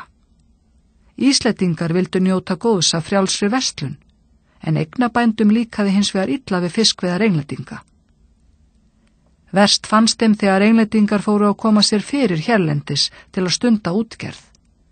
Þar með hafði myndast samkeppni vinnuafl í landinu sem leiddi til launahækkana. Jarðeigundur höfðu fram að þessu geta tryggt sér ódýra starfskrafta og því kröfðust þeir þess að útlendingum væri bannað að koma sér fyrir hér á landi. Danakonungur og íslenskir höfðingjar sáu fram á að missa völdin úr höndum sér og reyndu þess vegna að koma í veg fyrir uppgang Englendinga. Danakonungur ákvað því að skipa auðugasta mann landsins, Björn Þorleifsson, hirðstjóra yfir landinu, til þess að eignast öflugan bandamann gegn Englendingum. Eins og framkom í upphafi kaflans var Björn drepinn af enskum kaupmönnum þegar að reynda að koma í veg fyrir verslun þeirra á Snæfellsnesi árið 1467. Þegar hér var komið sögu, var Danakonungi nóg boðið. Ensk skip voru tekin herskildi við Eyrarsund sem liggur á milli Danmerkur og Svíþjóðar. Á blaðsíðunni er kort, í myndateksta segir: Kort af Norður-Evrópu frá 1539, en Ísland er efst til vinstri. Hekla er merkt inn á kortið, en í evrópskum ritum var því gjarnan haldið fram að hún væri inngangur helvítis. Blaðsíða 92. Danir voru þar í sterkri stöðu til að hafa stjórn á skipaumferð á milli Norðursjávar og Eystrasalts og gátu hæglega skotið niður skip sem sigldu hið þrönga sund. Þá fékk konungur Hansamenn til liðs við sig til að berjast gegn flotaveldi Englendinga. Var þess skammt að bíða að veldi Englendinga á Íslandi liði undir lok, en við tók tímabil sem stundum hefur verið kallað Þýska öldin í íslenskri sögu. Þýska öldin. Eins og áður hefur framkomið var Hansasambandið bandalag þýskra verslunarborga. Á 14. öld hafi því tekist að leggja undir sig mestalla verslun Norður-Evrópu og höfðu Hansamenn tögl og haldir í Björgvin, þar sem Íslandsverslunin fór fram á þeim tíma. Þýskir kaupmenn einokuðu þar með utanríkisviðskipti Íslendinga, þar til Englendingar tóku að sigla hingað í upphafi 15. aldar. Hansamenn voru ókátir með þá samkeppni sem þeir fengu frá Englendingum og hófu því siglingar til Íslands á seinni hluta 15. aldar. Þar með jókst baráttan íslenskt sjávarfang enn frekar og kom oft til blóðugra bardaga á milli þeirra. Þjóðverjar stunduðu sjálfir engar veiðar, heldur keyptu þeir fiskinn af Íslendingum. Þeir leituðust jafnframt við að efla útgerð landsmanna með því að útvega þeim báta og veiðarfæri. Þá keyptu þeir einnig landbúnaðarafurðir af bændum. Íslendingar höfðu því mun meiri hag af siglingum Þjóðverja hingað til lands en Englendinga. Landsmenn stóðu þess vegna yfirleitt frekar með Þjóðverjum sem reyndu að auka áhrif sín á kostnað Englendinga. Þjóðverjar nutu ennfremur stuðnings Danakonungs. Hansamenn náðu smám saman að hrekja Englendinga frá helstu fiskihöfnum landsins og leið ekki á löngu þar til þeir fóru að gera út eigin báta. Íslenskum eignabændum leist þá ekki á blikuna, þar sem þeir sáu fram á enn frekari samkeppni veiðar og vinnuafl. Árið 1490 létu þeir samþykkja lög sem bönnuðu veiðar og vetursetu útlendinga hérlendis. Lögin voru kennd við þáverandi hirðstjóra Íslands, Diðrik Píning, og kölluðust Píningsdómur, en þau voru eins konar stefnuskrá íslenska bændasamfélagsins fram á 19. öld. Meginmálið var að koma í veg fyrir sjálfstæðan sjávarútveg og þéttbýlismyndun. Þá vildu íslenskir bændur koma í veg fyrir að útlendingar næðu að komast hér til áhrifa á þeirra kostnað. Þjóðverjar náðu yfirhöndinni gegn Englendingum í kringum 1530. Á blaðsíðunni er mynd, í myndateksta segir: Þýskir og enskir kaupmenn berjast yfirráðin yfir verslunarhöfnum á Íslandi. Blaðsíða 93. Eftir að englendingar voru horfnir á braut, snerist Danakonungur gegn Hansamönnum. Miðja 16. öld let hann gera báta Þjóðverja, jafnt sem englendinga, upptæka og skyldu þeir vera í hans eigu. Þar næst tók hann til við að takmarka verslun Þjóðverja hérlendis, en 1620 var hún að mestu komin í hendur danskra kaupmanna. Þar með lauk þessu blómaskeiði frjálsrar verslunar endanlega á Íslandi. Jafnframt var mjög þrengt að þeim fjölbreyttu menningaráhrifum sem borist höfðu til landsins frá Evrópu. Þegar hér var komið sögu, hafði konungsvaldi danska styrst til mikilla muna. Konungur hafði yfir að ráða fjölmennara embættismannaliði og öflugri her en áður, enda var sífellt auðveldara fyrir hann að hafa stjórn á ríki sínu. Hann hafði eignast bátaflota hér á landi, sem skapaði honum aukin verðmæti en þrengdi leið möguleika íslenskra bænda til útgerðar. Öll verslun komst smám saman undir hans stjórn, auk þess sem honum tókst að ná kirkjunni undir sitt vald. Siglingar englendinga og Þjóðverja hingað til lands höfðu aukið verulega áhuga konungs á Íslandi. Jafnframt voru möguleikar hans til að hafa stjórn á þegnum sínum mun meiri en áður. Miðöldum var að ljúka, en við tók tímabil sem sagnfræðingar hafa kallað nýöld.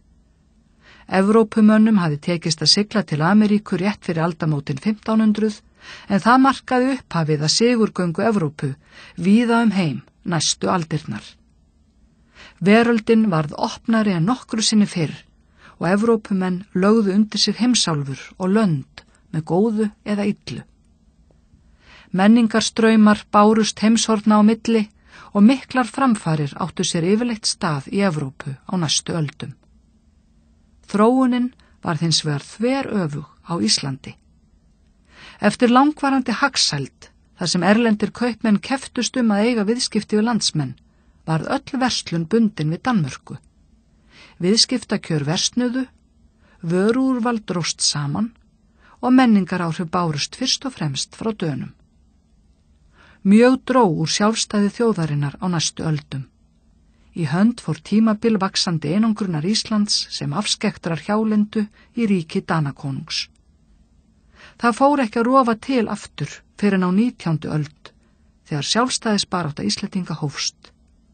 Sú saga bíður næsta bindis. Verkefni 1. Af hverju fengu útlendingar aukin áhuga á því að versla við Íslendinga? Hvernig nýttu þeir íslenskar afurðir? 2. Segðu frá sjávarútvegi Íslendinga. Skráðu niður þau hugtök sem þú þekkir sem tengjast sjávarútvegi fyrr og nú. Teiknaðu myndir af helstu nytjafiskum Íslendinga. 3. Segðu frá baráttu englendinga og Þjóðverja hér við land. Hvernig lauk henni? 4. Hvaða breytingar urðu í Evrópu og á Íslandi með lokun miðalda? Hvaða tímabil tók við? 5. Setjið upp leikþátt þar sem Íslendingar og Þjóðverjar stunda viðskipti. Hvað var selt og keypt? Hvernig gerðu menn sig skiljanlega?